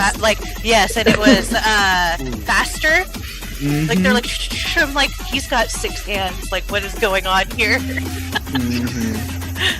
General Grievous. I know. I couldn't wrap my head around it at all. General Kenobi. That's also one of my favorite characters. General Grievous. Surely Beat Saber is heavily inspired by it, but it's interesting that a lot of people talk when I talk to people and I say like, look, I play Beat Saber, and they go, wow, you're a really cool Jedi, you must love Star Wars, and I'm like, I've never seen one movie. Oh my gosh. I have no idea any references you're talking about. If you think that I'm a good stormtrooper, then great. Oh man. My ignorance and naivety shows now. Oh jeez, yeah, but that Darth Maul mode, it's just, I've seen Proper D play before, but that submission was just out of this world. It was insane. I have no words for that. And funnily enough, we've seen quite a lot of Camellia come up, and the caster said that Camellia is more of a genre than they are an artist, and I found that quite hilarious. But when I kind of thought about it a little bit into detail, I was like, actually, because when you listen to the various songs that Camellia has released, there's so many different genres. What's cool also is that I got to watch him stream in Avatar. Yeah, he was streaming a couple days ago, and he just played all of his maps. So it was pretty cool, and he couldn't even pass them. So I'm like, yay! He can't pass him. Oh no, I kind of feel like you're a little bit obligated to pass your own maps. Right? It's like, I made this song, so I should be able to pass it, and then you're like, oh, that's embarrassing. At least for me, I'd be like, oh, I would like hype myself up. I would be like, okay, I need to practice. These people are gonna pound it on me because I know how difficult these songs are. I mean, Camellia knows that. I mean, Camelia's made songs for Beat Saber tournaments before. You would think that they would build up the skill a little bit more, but it's great to see. And even with Alan Fulmer as well is starting to play and stream more, and I love that the artists are now coming into the game as well. It's so cool to see the connection, because what they see is an unintentional connection to their music, because they didn't intend to have this being played in here, generally speaking. And I would not have listened to a lot of this music out in just mainstream world. But when it's in this context, I'm like, I love this so much. My entire Spotify playlist is filled with synth riders and Beat Saber music. That's it. That's cool. That's I cool. only listen to this now. I mean, most of the music that, like, especially the custom map songs, that's what I normally listen to before, because I used to go to raves and everything. So I'm like, hey, I know this song. I know I'm bad. Go judge me. Lexa, I have a question for you before we say goodbye to you. And that What's is, given that you've been around in this space a while, I've spoken, because I like talking to veterans, because I'm not someone who's been in this space for a while myself. And you've seen this community develop so much. Do you, by any chance, have you ever manifested like a perfect VR rhythm game that you'd love to see? And if you have, what does it look like?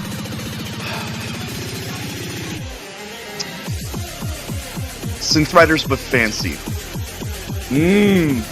I love it. So when I put Casino on, I feel exactly that.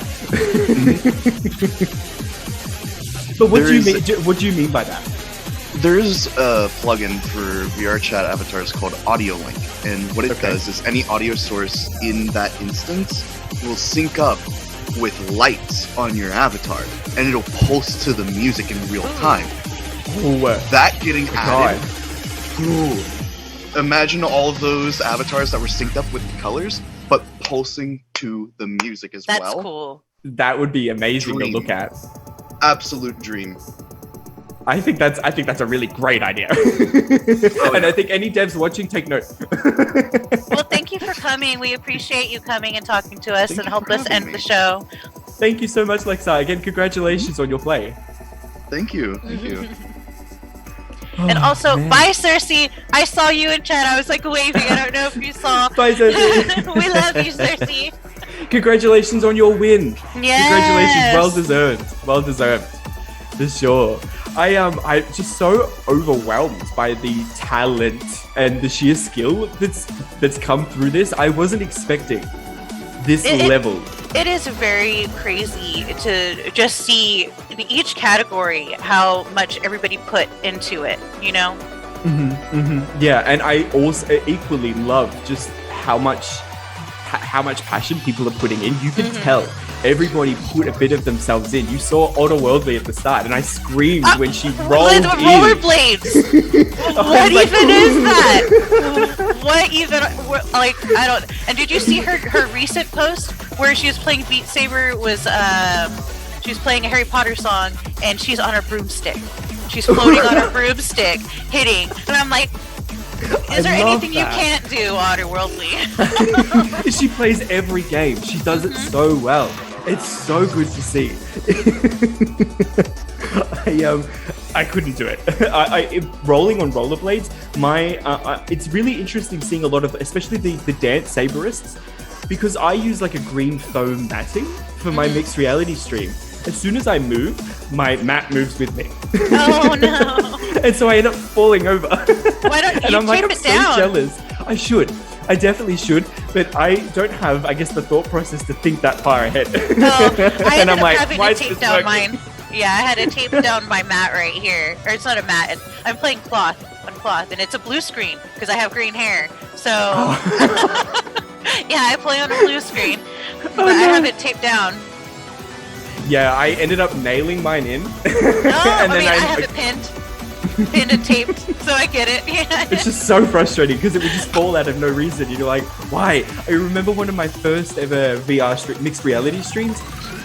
I had like curtain rods or something. It was a really cheap A-frame that I made. It was really bad. And halfway through the stream, it just fell on me.